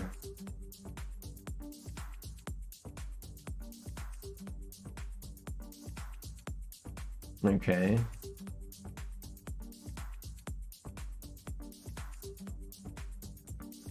CK3I.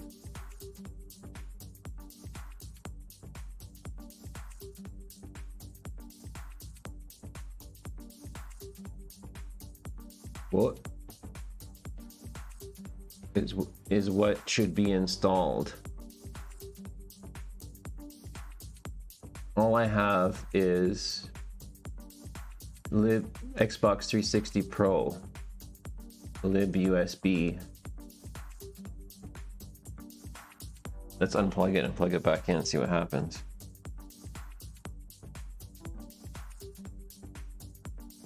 Right, so COM1 is still there, and those two PCI things are still there, so that means that it wasn't that, or maybe I have a switch wrong on it or something like that.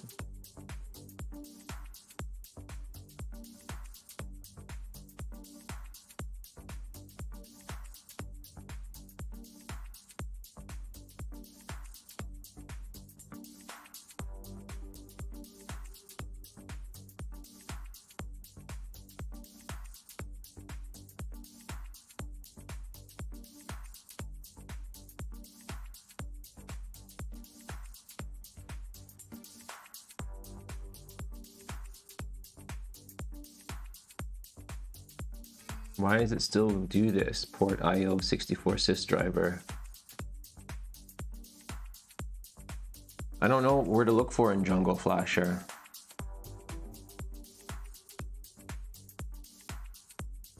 Why is it still complaining about the port IO thing?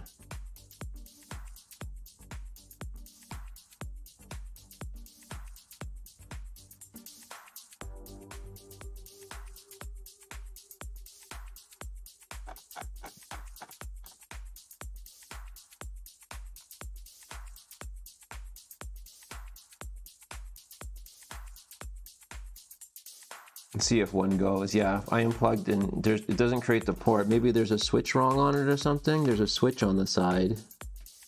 It says nothing on it. It says something update. Maybe I need to do the firmware. Oh, maybe I need to do the firmware because there's a firmware download for that as well too. Where was that?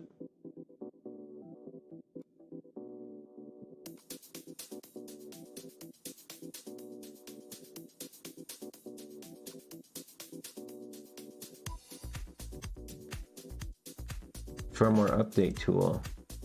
So there's this. Don't fuck with that. Okay, bottom one. Delete the other file, bottom one. Let's go back to... I need to pin that location. Utils, Jungle Flasher. Let's pin that here. Bottom one. Not the lib USB though. Really?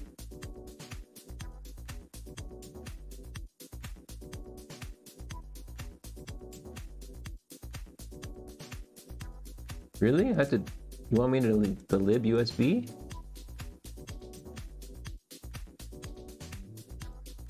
Oh, this is confusing.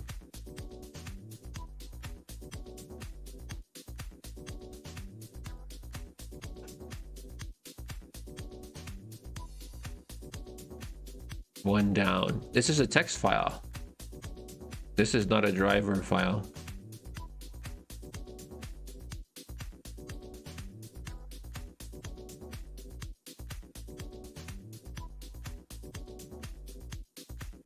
Fuck.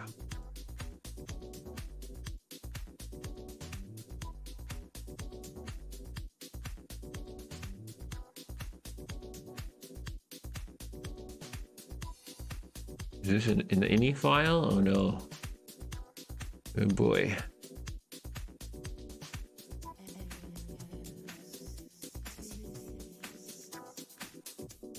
Stop unchecking stuff I don't want checked.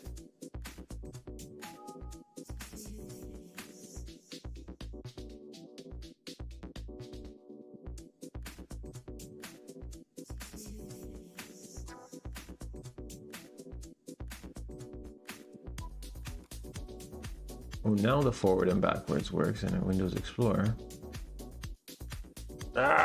What?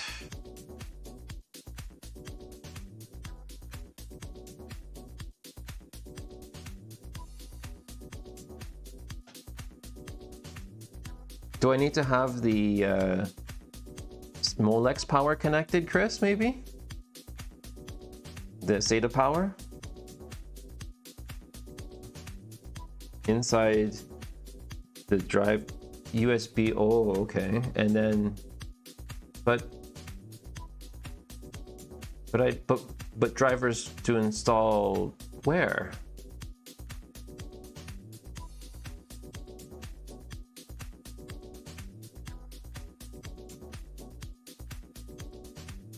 Okay, there's the CK. Oh, look at this. Okay, now I'm starting to see stuff. COM5. Oh, I see. Okay, well, that's nice. So then what? Oh, I bet you I have to right-click the inf and install it. I bet you I have to do it that way. Oh, fuck. Windows 7. Okay. That's the USB Pro, that's installed, and then this one we need. So what you do, sometimes this works. You go like that, nope, does not support the method of installation, you're fucked. Okay, so this, so the inf will just show you where all the files are. Here it'll show you, it'll be like disk 1, yeah, it'll see Pro, and then it will identify the hardware, and then it will show you like what file it's going to need. Plug the power into the USB Pro and connect the drive. See if it shows. Okay, cool. So in that case, I'm going to have to pull that out.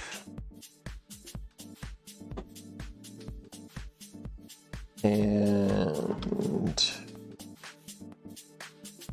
gonna have to shut down.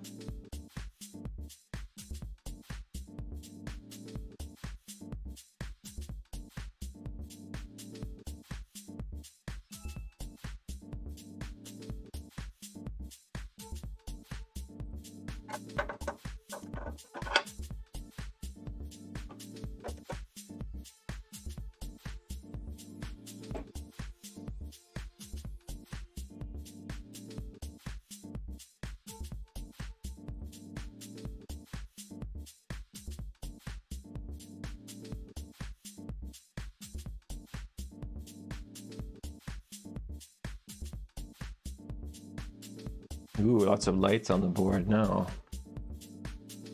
I'm not sure if those were lit up before.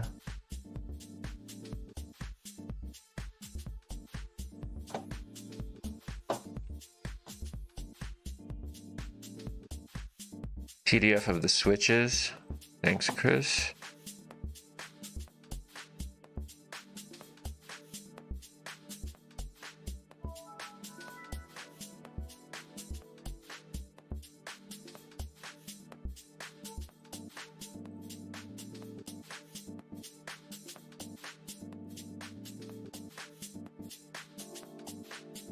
So this would be manual power switch, no, SATA port, USB port, reset button, update switch, manual power switch. Cool, so power switch, green light off, power switch, green light on, DVD power socket, we got that connected. Mode on blue, mode B on blue, mode B off red. So we're on red mode right now. Hey Ace, how you doing, man? Playing around with this USB Pro I just got. Okay. So next thing.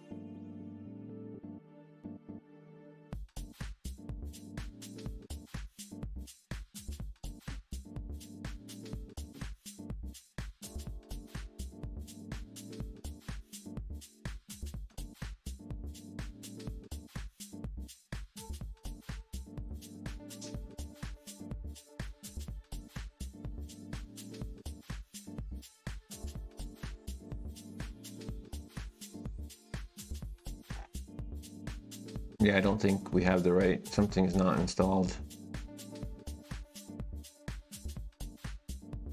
Or I'm not pressing the right buttons and stuff. Hey Alti, you, me, a PS3 and some KFC?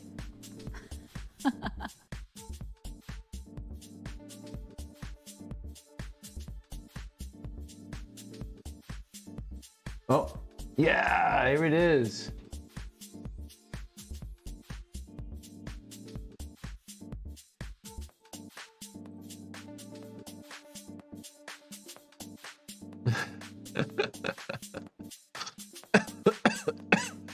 Nice to kick off your day with that lady. Front door's offline. What? Cool, all right, so it's got the little icon. Com1 was correct. Oh, this is so cool. I wish that this window, I wish that this text wasn't so bad. Readability. What was that command?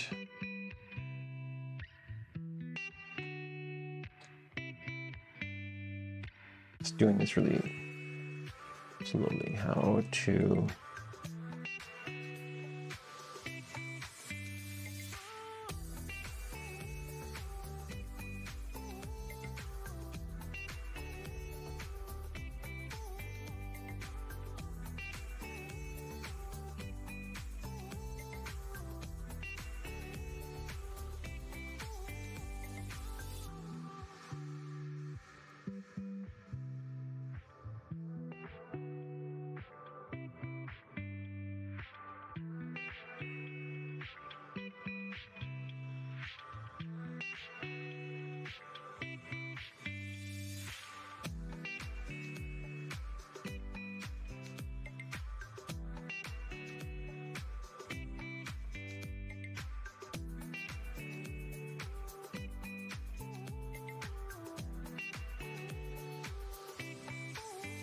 Oh, that's even worse.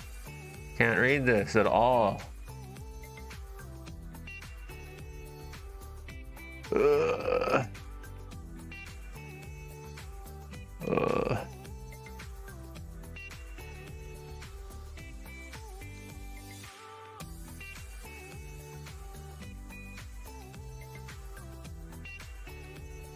I can barely read it.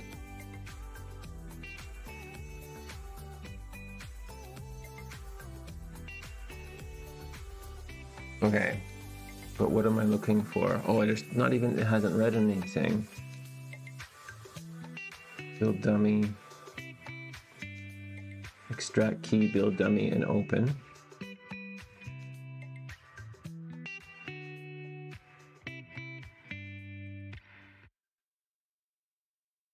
No, I haven't watched any guides at all. I have no idea what I'm doing.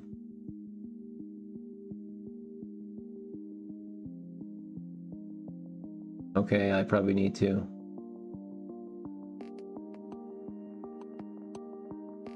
I don't know, it's a fat drive.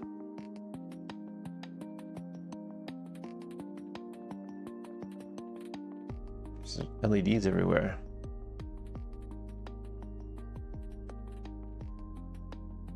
These came out from a fat light on.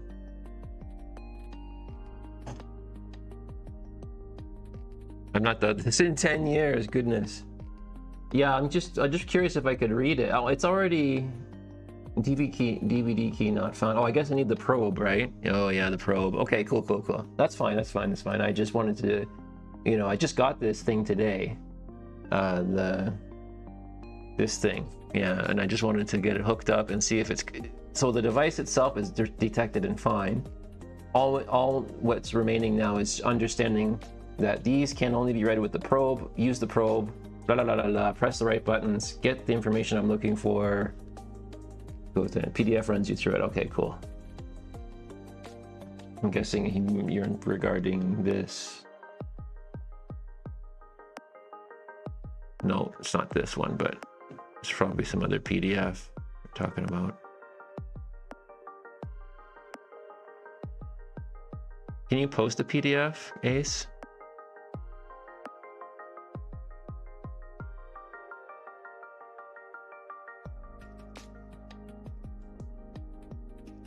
Oh, cool. In the jungle flasher.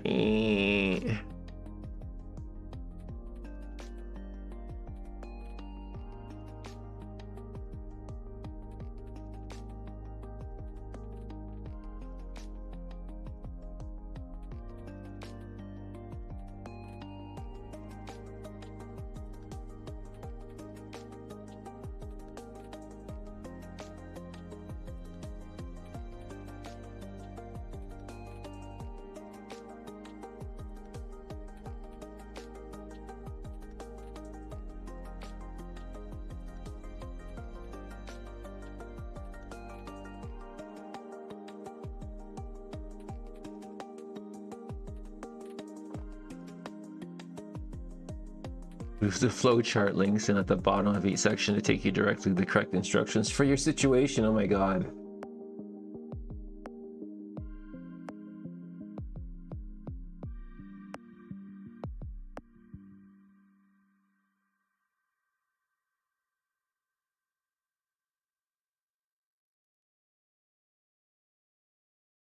Cool. Okay, that's definitely some good stuff in here.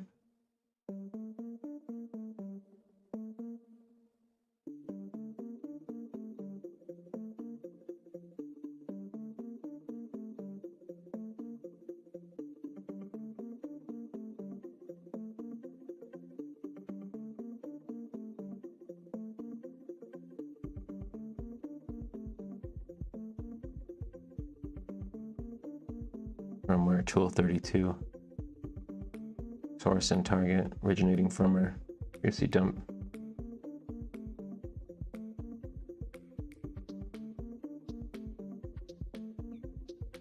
Nice. This is cool. Looks very good. Gold star for this guy who wrote the documentation. You know, documentation's like sex, right? You want as much as possible, but sometimes even a little bit's okay.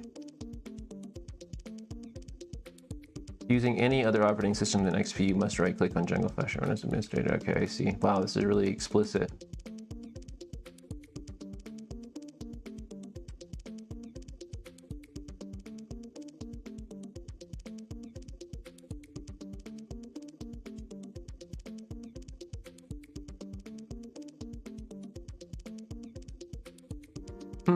Crazy. There's some dangerous stuff in here. There's links all over. That's cool.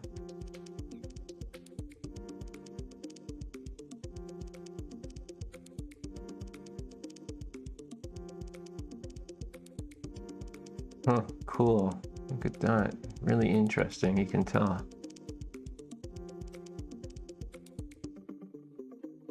Alright, cool. Obviously I've hit a roadblock with the light on and the probe and stuff, and I have to do some lovely bedtime reading.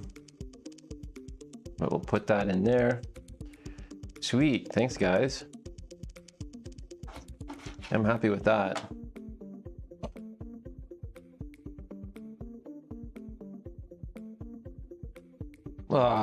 See this guy.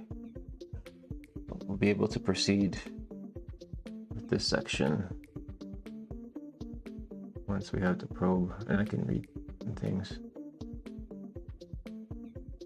Open source firmware, yeah, it's probably user guide. Oh, there's a link right there. Oh, it's an online link. Oh, okay.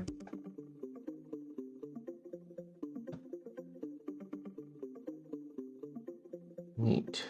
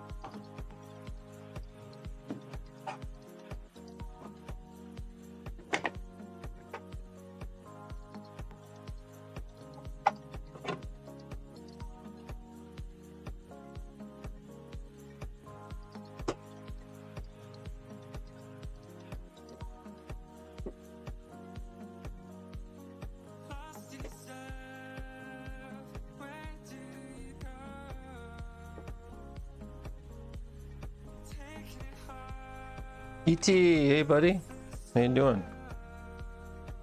Okay. I just have a lot of reading on Jungle Flasher to do. Just discovered.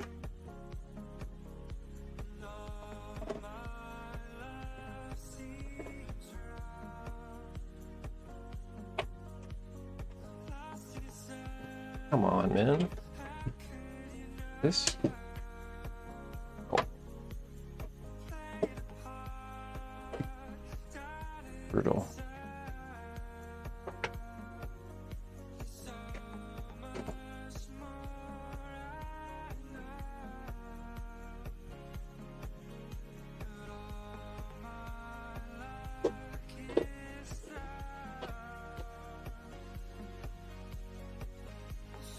Piece of shit.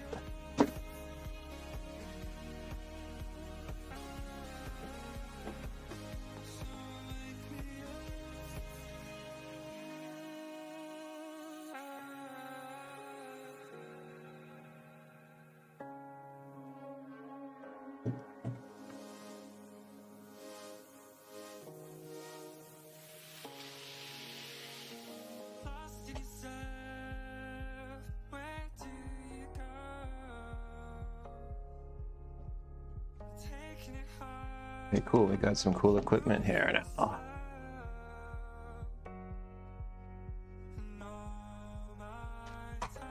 Oops, what the hell just happened? That fell off?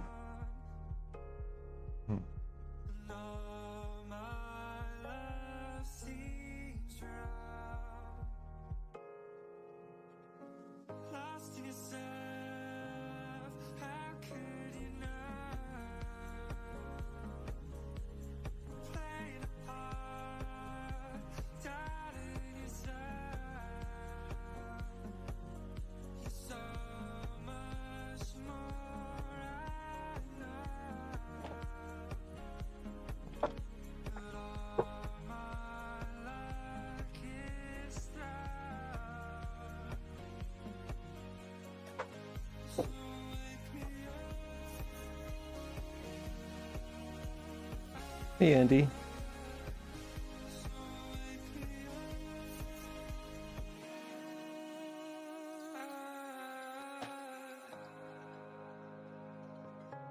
Yeah, I know, it sucks.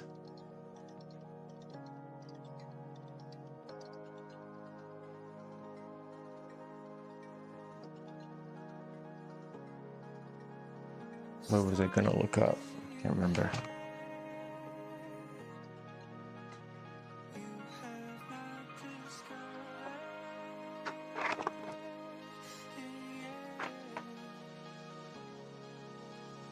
I should pivot, hey, and do some Resident Evil now.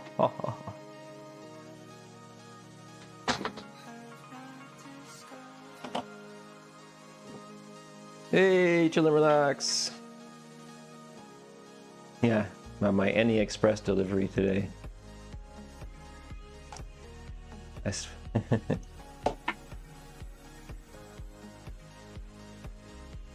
yes, they do.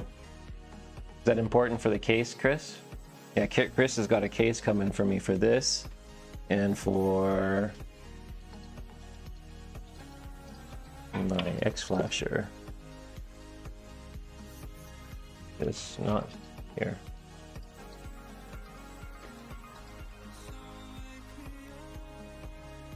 Somewhere there. Yeah, they do come off.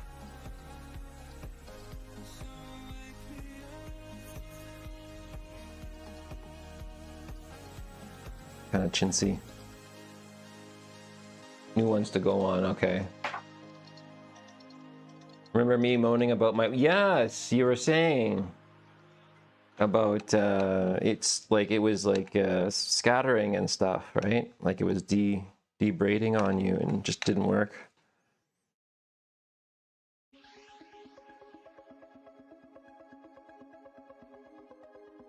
I'm about to get some new wick too, I think. I don't know. Okay. This way. Oh, really? Oh, nice. I always say, Andy, you're a very observant man. And sucks. Sucks for you. You just notice everything. And you'll probably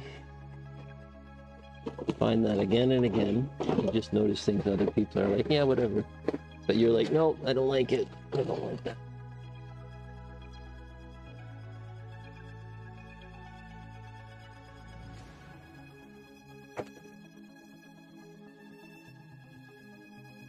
Something about the who's coming apart. Thanks for the sub, Sherman Stewart.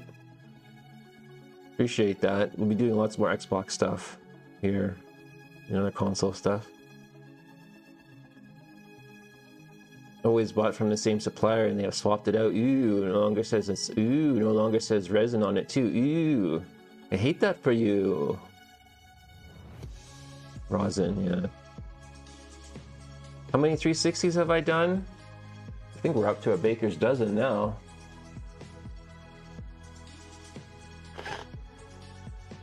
Be like 24 by the end of the year. More. Yeah, I got how many more to do? 1, 2, 3, 4, 5, 6, 7, 8, 9, 10, 11, 12, 13, 14. I have 14 more to do.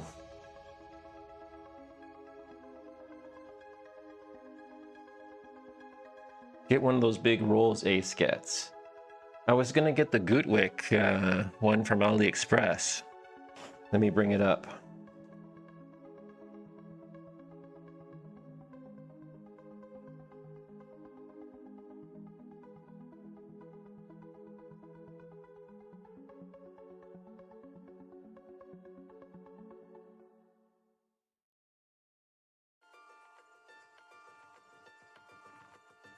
It's $30.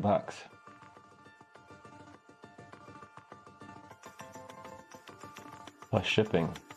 $8.34 shipping. It's like $38. And I need one of these too, but it's out of stock.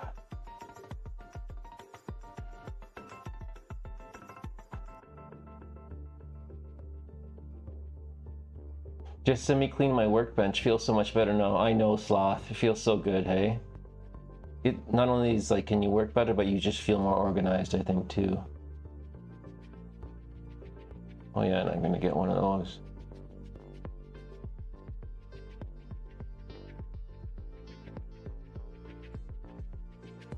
Well, I probably don't need that anymore because the laser's working fine.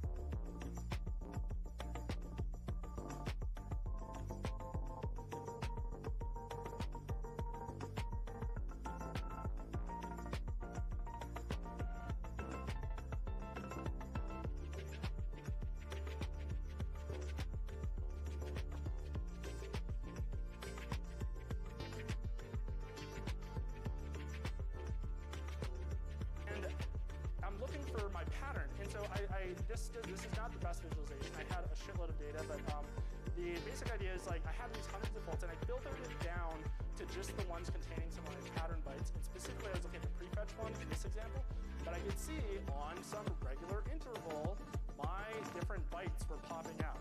And again, these 64-byte bursts is what I'm thinking about. And so when you decode one of these... Hey, Biznot. Didn't see you there over on Twitch. Thanks, man. Love that Phantasy Star series.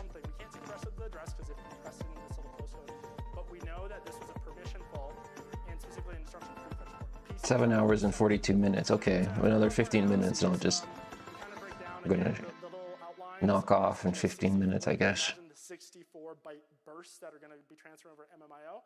But if I change just those blue little boxes and glitched, then I would see I was essentially saying control of PC. And the way this worked is, at least from what I understand, what I can tell, and looking at the code and reasoning about it for a long time, we're skipping a pop at the very end of the memcopy or something. There's an instruction decode going wrong, something happens, and that pop does not execute. And so the registers, when memcopy is trying to return to the parent, never get restored. And again, they're highly polluted with attacker-controlled data because memcopy is already super optimized, trying to use all the registers they can to copy data over. And so this is the state when the fatal prefetch occurs. So that's pop being skipped essentially left all of these red registers polluted with data I completely control, and we just jump to 5A, 5A, 5A, 5A. And so restoring registers failed, and we can jump anywhere in the boot ROM. So what's kind of amazing about this is it only took about a week from glitching the postcodes on to getting arbitrary control of the program counter.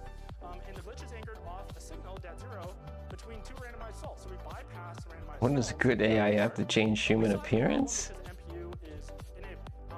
We'll talk about that in a couple minutes. But you have control of the program counter. I don't know. There's no read-write X memory, so how do they normally get to the next stage? Well, maybe we can jump there, I'm thinking.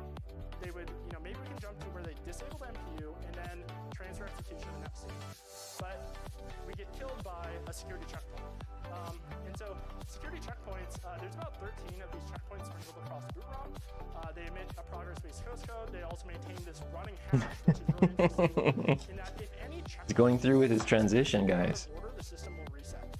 So they also will, during these checkpoints, check for ECC errors. So they check all these MMIO registers to check if any of their RAM regions, SRAM, the EF uses, if there's any, or the ROM, if there's any ECC errors that occurred during execution, they'll reset. And so each checkpoint also ends with randomized salt. And I think the main goal is trying to protect against large... Oh, right. Yeah. I heard about that. They're like makeup apps, right? There would be like a makeup app for that. Can't remember though, like what the name of them, any of them are. But that's I think that's the audience or the industry that you'd be looking for.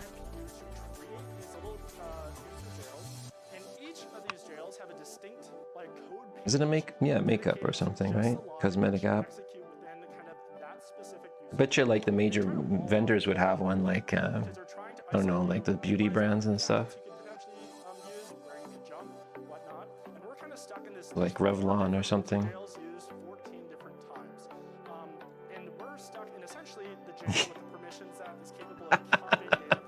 I'm using it right now. I don't look like this. Are you kidding me? How could anyone look this good? Naturally.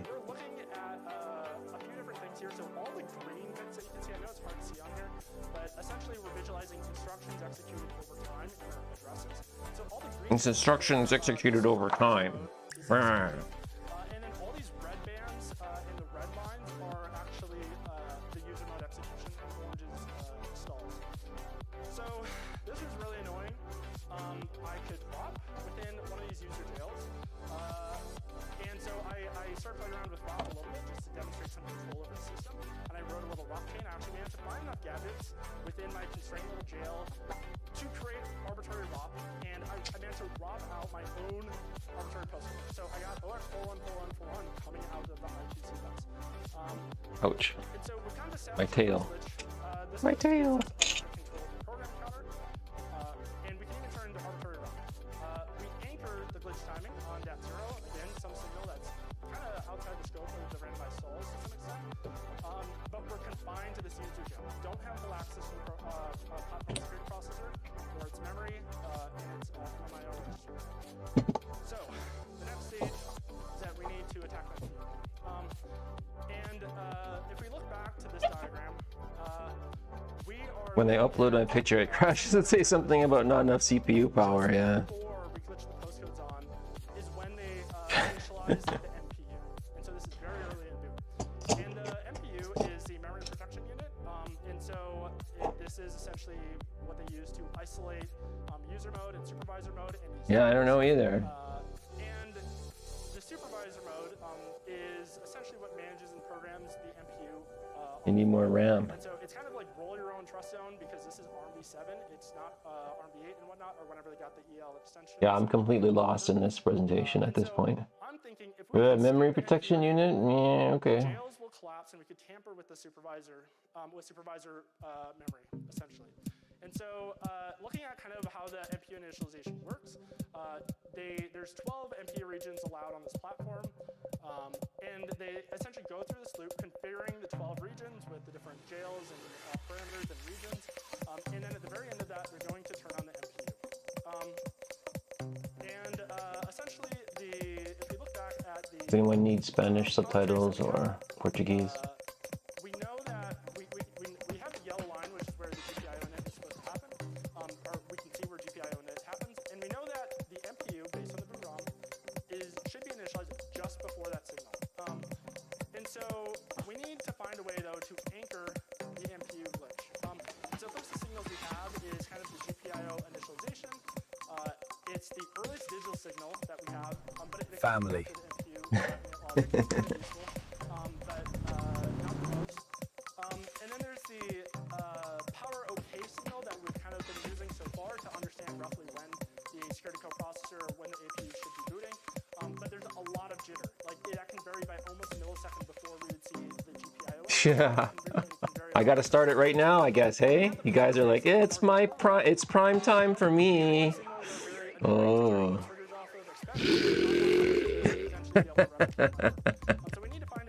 You guys are gonna start getting unruly here in a couple of minutes. We're like, we don't need action. Let's go. I had to come off and come back on again though. One in chat if you're gonna come back for Resident Evil. You know what? Screw this! I could cut and insert a shunt resistor on, so I could actually build a side channel to start inspecting eFuse reads. And what's interesting here is that we built a little analog side channel, we built a little shunted kind of side So far it's not happening. Oh, 2. 1 in Twitch though. Ooh, yeah. Yeah, I got my affiliate in Twitch, by the way. Yeah. I start to see new things now from the boot. We can see where they're reading the eFuse lines containing the SOC serial number. We can even see when they're reading the eFuses of all the cryptographic key material. And what's actually really fun is, I know it's hard to see up here. Yay. We're literally visualizing We have picture, how many bits are burned in these Yeah. Can't believe lines containing AS keys and other stuff. And so it was just like this kind of like fun, really beautiful moment of this project. Yeah, that was cool. I upgraded kind of my setup from just... Yeah, I think you can use bits now. Do you want to use one right now? Sid! Oh my god, Sid's here. I have nothing to do and now people are popping in. Sid, I got affiliate. Always. 8 hours. Yeah, I know. I'm taking after you, bro. Eat a lot of peanut M&Ms. I'm taking so much influence from you guys, man. Andy and Sid and Ace. Yeah, man. I'm so happy about that. I think it was the gaming streaming that really helped. Thank you, Sloth Tech. Thank you so much. And so now we can start to see eFuse reads during SP0 and SP1, as well as I guess throughout the system's running.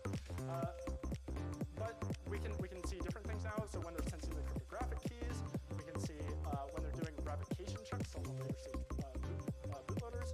And I'm just like, wow, look at all this introspection we've built. We went from nothing. Wow, man, that's so exciting. Marry our understanding of the boot ROM and code and IDA into essentially what it looks like at a hardware level.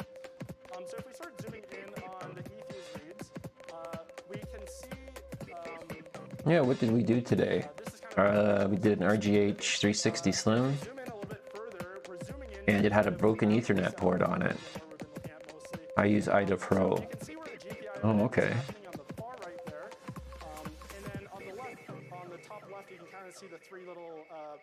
We did that Xbox, and then we did a kind of a new colored ring of light with alternating colors between purple, blue, and ice blue.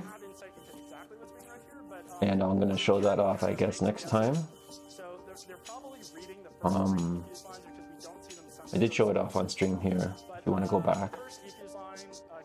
And what else? And then we whipped out, this arrived today, the USB Pro for the Jungle Flasher.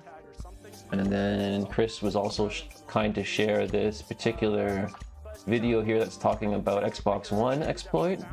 That's the reason why this is on. So it's much more stable timing than looking at the power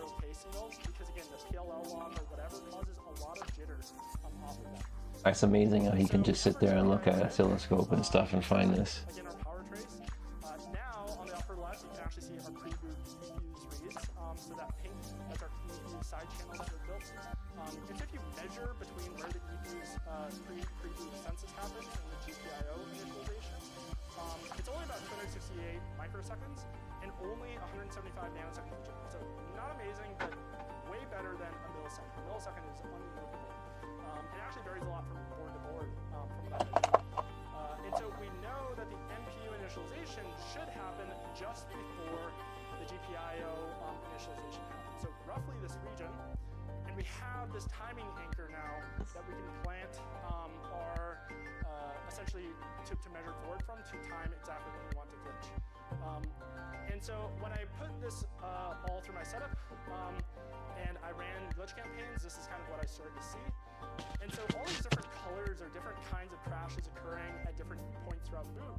Because what we're actually doing is we're corrupting different iterations potentially of where they're configuring the different MPU regions. They may be configuring the supervisor stack at some point, or they may be configuring a GPIO region, so that we crash halfway through the boot ROM because now the GPIO region is no longer... Yeah, it's Chill and Relax was doing some soft modding today.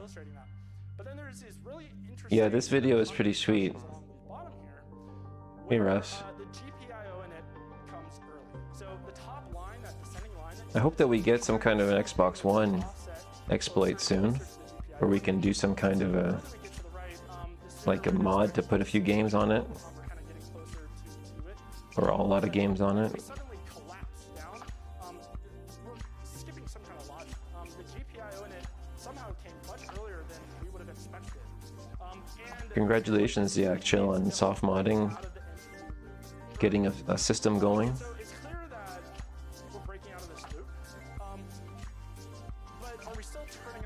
Yeah, it'd be really cool if we can get Xbox One, where we can like make little modded systems and stuff, right?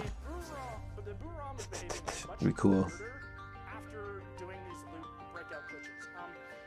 Hey, Sean. Yep, still going. I'm at the end now. I'm running on fumes here. Coming down to us.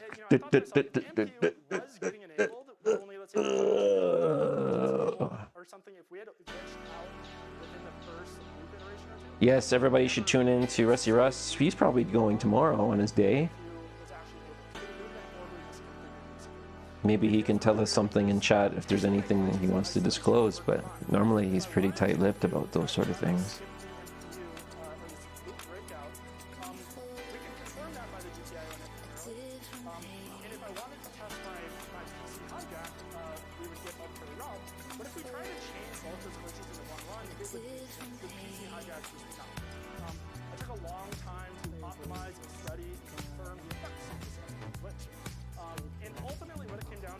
Yay, Russ is streaming tomorrow.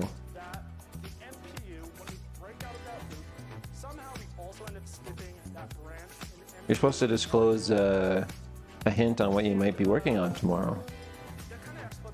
Or is it just a follow-up from something that I don't know about?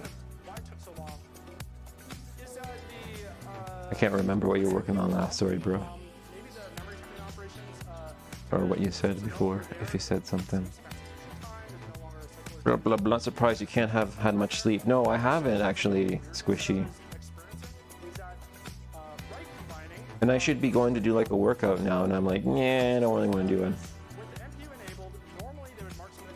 Oh, it's a switch! Yay! Sweet. Yeah, like I wish I could just bust out my switchboard right now and pull the board off for all you guys, but I think I would just fuck it up right now. I would like to get a practice board.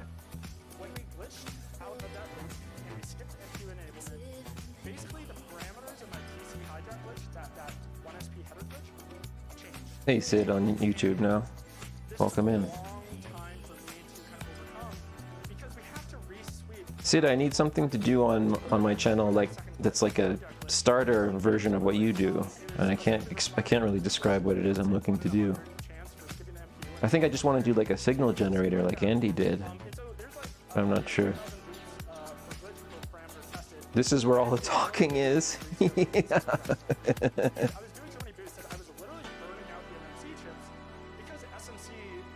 south for just trying to keep up and understand what the hell I'm doing with the system. All switches are practice boards. I love that, Russ. I love that for you. I love that how you said that. There's plenty of little starter projects out there. Yeah, there is, Sid. Be nice to, like, if I can make something that I you know, I won't just throw out, or you know what I mean. Like, I just will, something that won't just sit there and I won't use. There's also practice boards out there that are really cheap. Yeah, I'm gonna have to start going hardcore at that, just so that I can move forward on this. You know, to get my bearings on the Switch level of stuff. I mean, like, I have practice board for PS3 and Xbox, but it's way different.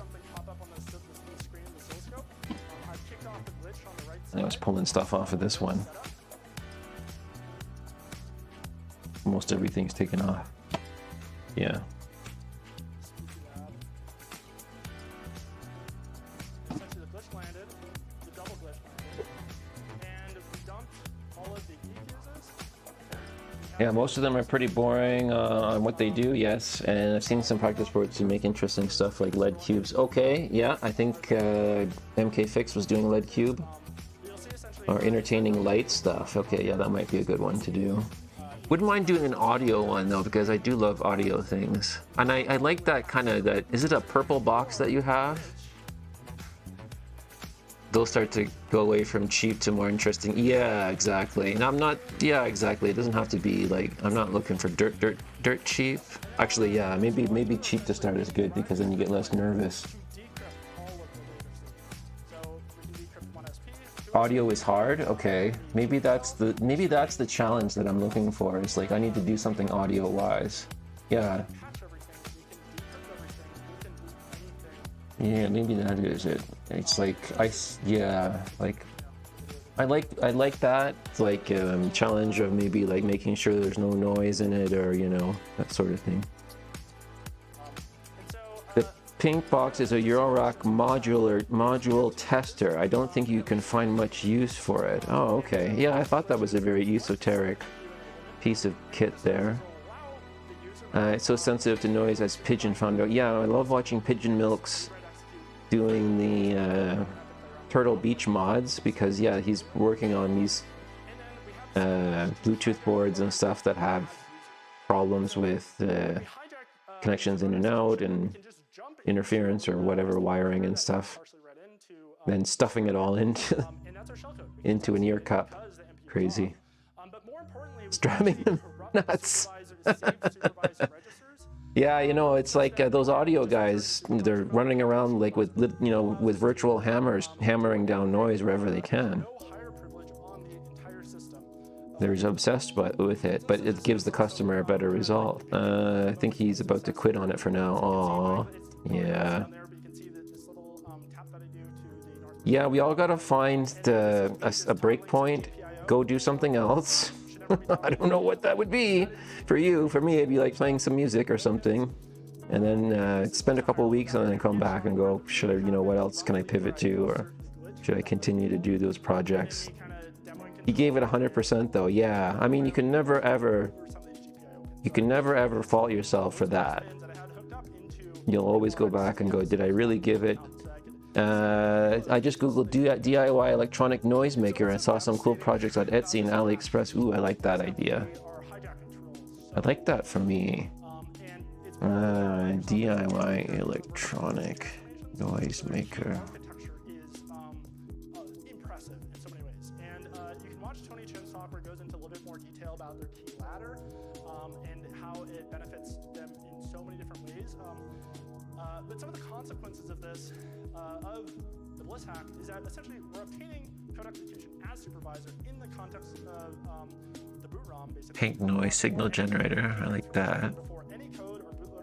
That looks like something Andy just made. Currently unavailable. Compromise enables us to decrypt, load, patch, and execute unsigned code at every level. There's always the signal generator Andy made. I wonder if that's the one. Looks just like it, I think. I don't know. Yeah, you have to keep pushing yourself. Yeah, it's just that you don't always feel like you're ready for that next step, I guess. The crypto coprocessor, enabling us to decrypt all games, firmware, content, Ooh. past, present, and future, which is, I think, in my opinion, something I'm really passionate about. Ooh. And there has been basically no ability to preserve this console and its history and its games especially if There you these go. are kind of going offline and servers come down. If you want to be part of that, there is now some opportunity. Yeah, that looks like my level. And then there's also Thank you, Andy. I appreciate that. so now we can potentially I probably could as well as maybe do what you did. which are frequently failing 12 years later now. And this is a hardware challenge Boy, against the let's silicon-based save ROM. that. Therefore, it is also unpatchable.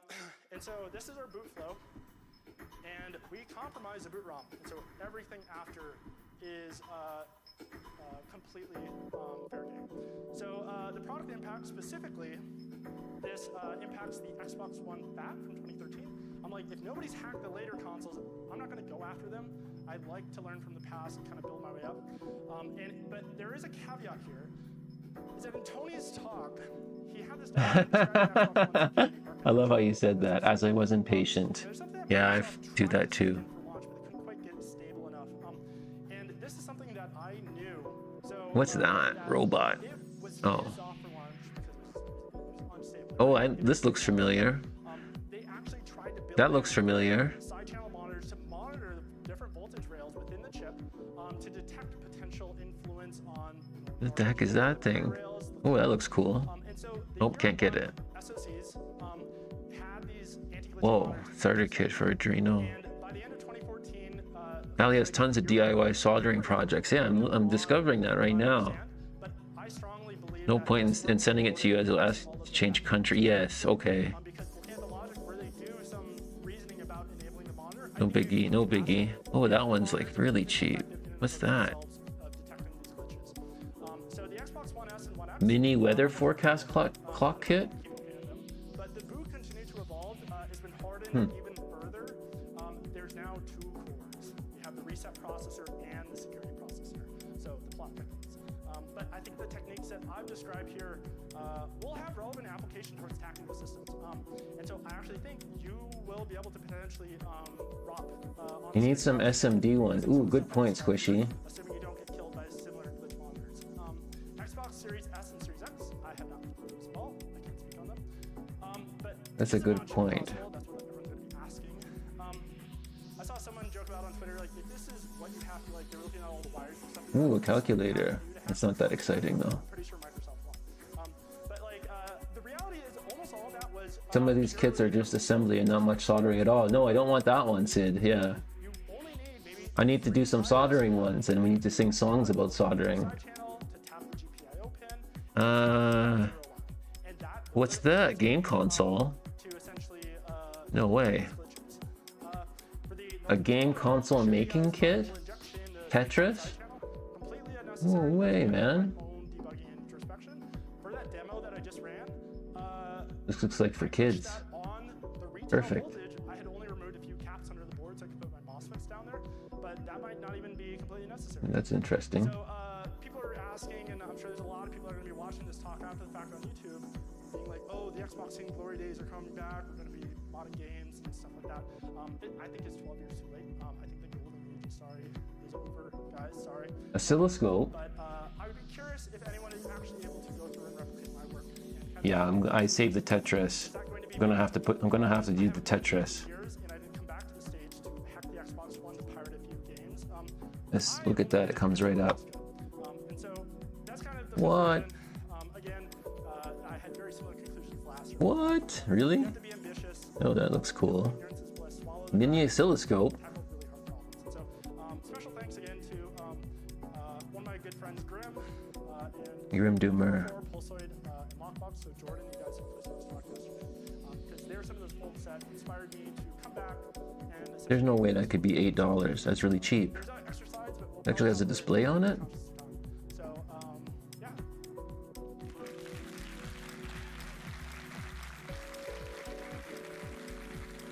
Hey Marcus, great talk, man. I wanted to ask about some of those awesome graphs that you had to help describe some of this stuff. Did you make a bunch of custom stuff to put that together, or were there tools for that? Oh my gosh, okay, that's such a great question. And so if I had another hour, I'll tell you about all the AI stuff I've been doing the past 2-3 years. And I actually had AI help me build an emulator for the boot ROM to help with my assistants in studying it. And it helped emulate peripheral I/O, MMIO, all this stuff. And so that is those instruction visualizations and the different measuring than me trying to simulate faults. That is an emulator that I built. That's a popular one. So I also had it generate these nice visualizations for you. Cool. Okay. Well, that gives me a fair bit of stuff to go and find and do. Hi. Very nice talk. So my question is, how many consoles did you burn? That's a good point. I meant to put in a picture. I'm sorry, Peter. I meant to put. Okay, guys. Just gonna let this guy talk for a couple more minutes, and then I'm gonna call it. I did the O-scope one a few months back. I didn't really use it for anything though, but it worked nice. Cool. Okay. If you did it a few months back, that means it's probably awesome for me to do. Probably take me a little bit to do. Weeks on end, and the board just stops working. And so I think it was probably about 5 boards. I think I have about Wonderful. in my parts bin now. Okay, just another question. Are the O-scopes single channel? I don't even know what that means. How many times? You know, if you can give like a How many times? How many times? Glitching campaigns, how long they would run? Okay, it depends. So the thing is, some sweeps I would do, roughly I'd be testing maybe 100,000 parameters, but that could be across like, you know, a million nukes, because like I'm only hitting these glitches so often and stuff like that. Sometimes like if I only hit the first glitch, One minute.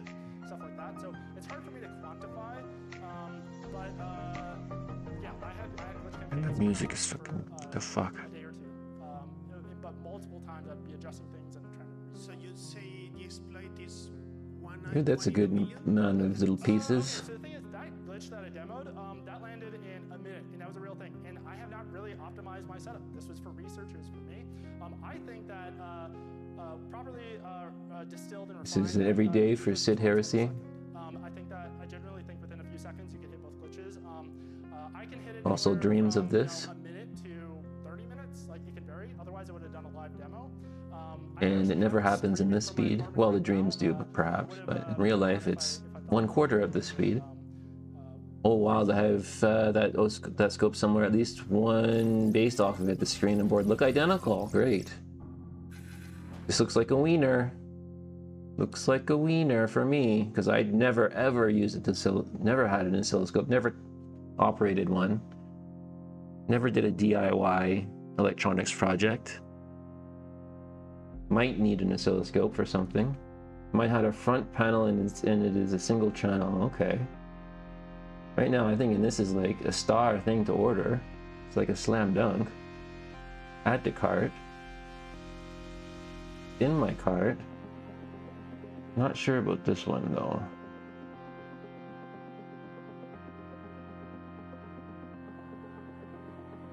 Cool.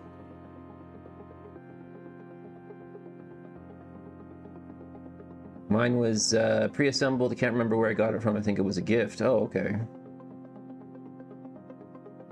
I got lovely people in your life that know how to gift things to you. That's just great. I enjoyed the DIY kits I've done. I did AMF. Sloth says he did an AM/FM radio and the O-scope so far. Oh, nice. See, like now I got to do them now because it sounds like you guys have all done that. Kits are the best way to get started. Okay, yeah. See, like I was retarded. I went straight into a micro soldering Xbox and started ruining things. But yeah. Okay.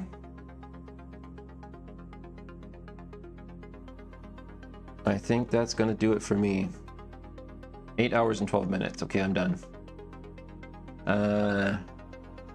For under $10, yeah, for under $10 a kit, yeah, you can't go wrong. Absolutely. Yeah, that's almost a no-brainer. And I think I have enough skills with the soldering, you know, like how to apply the right amount of heat and duration and stuff to actually stick things together on that. And probably actually look pretty decent too. So yeah, looking forward to showing that off to you guys. So thanks everyone for coming in. I'm Michael. It's my channel. I'll be back again soon.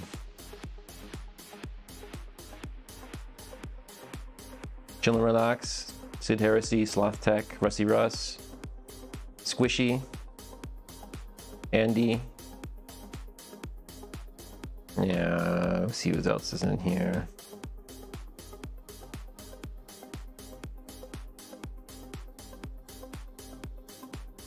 Chris, if you're still there. Tons of help today, Chris F. Ace. All the tips, ET. Hope you guys are having a great day today. Yeah, scrolling back. TK, yeah, TK was hanging out. See you, TK. Later on, boys and girls. Michael, Oh boy, who did please it? correct this issue. Michael, the mic is muted. Please correct this issue. Michael, the mic is muted. Yeah.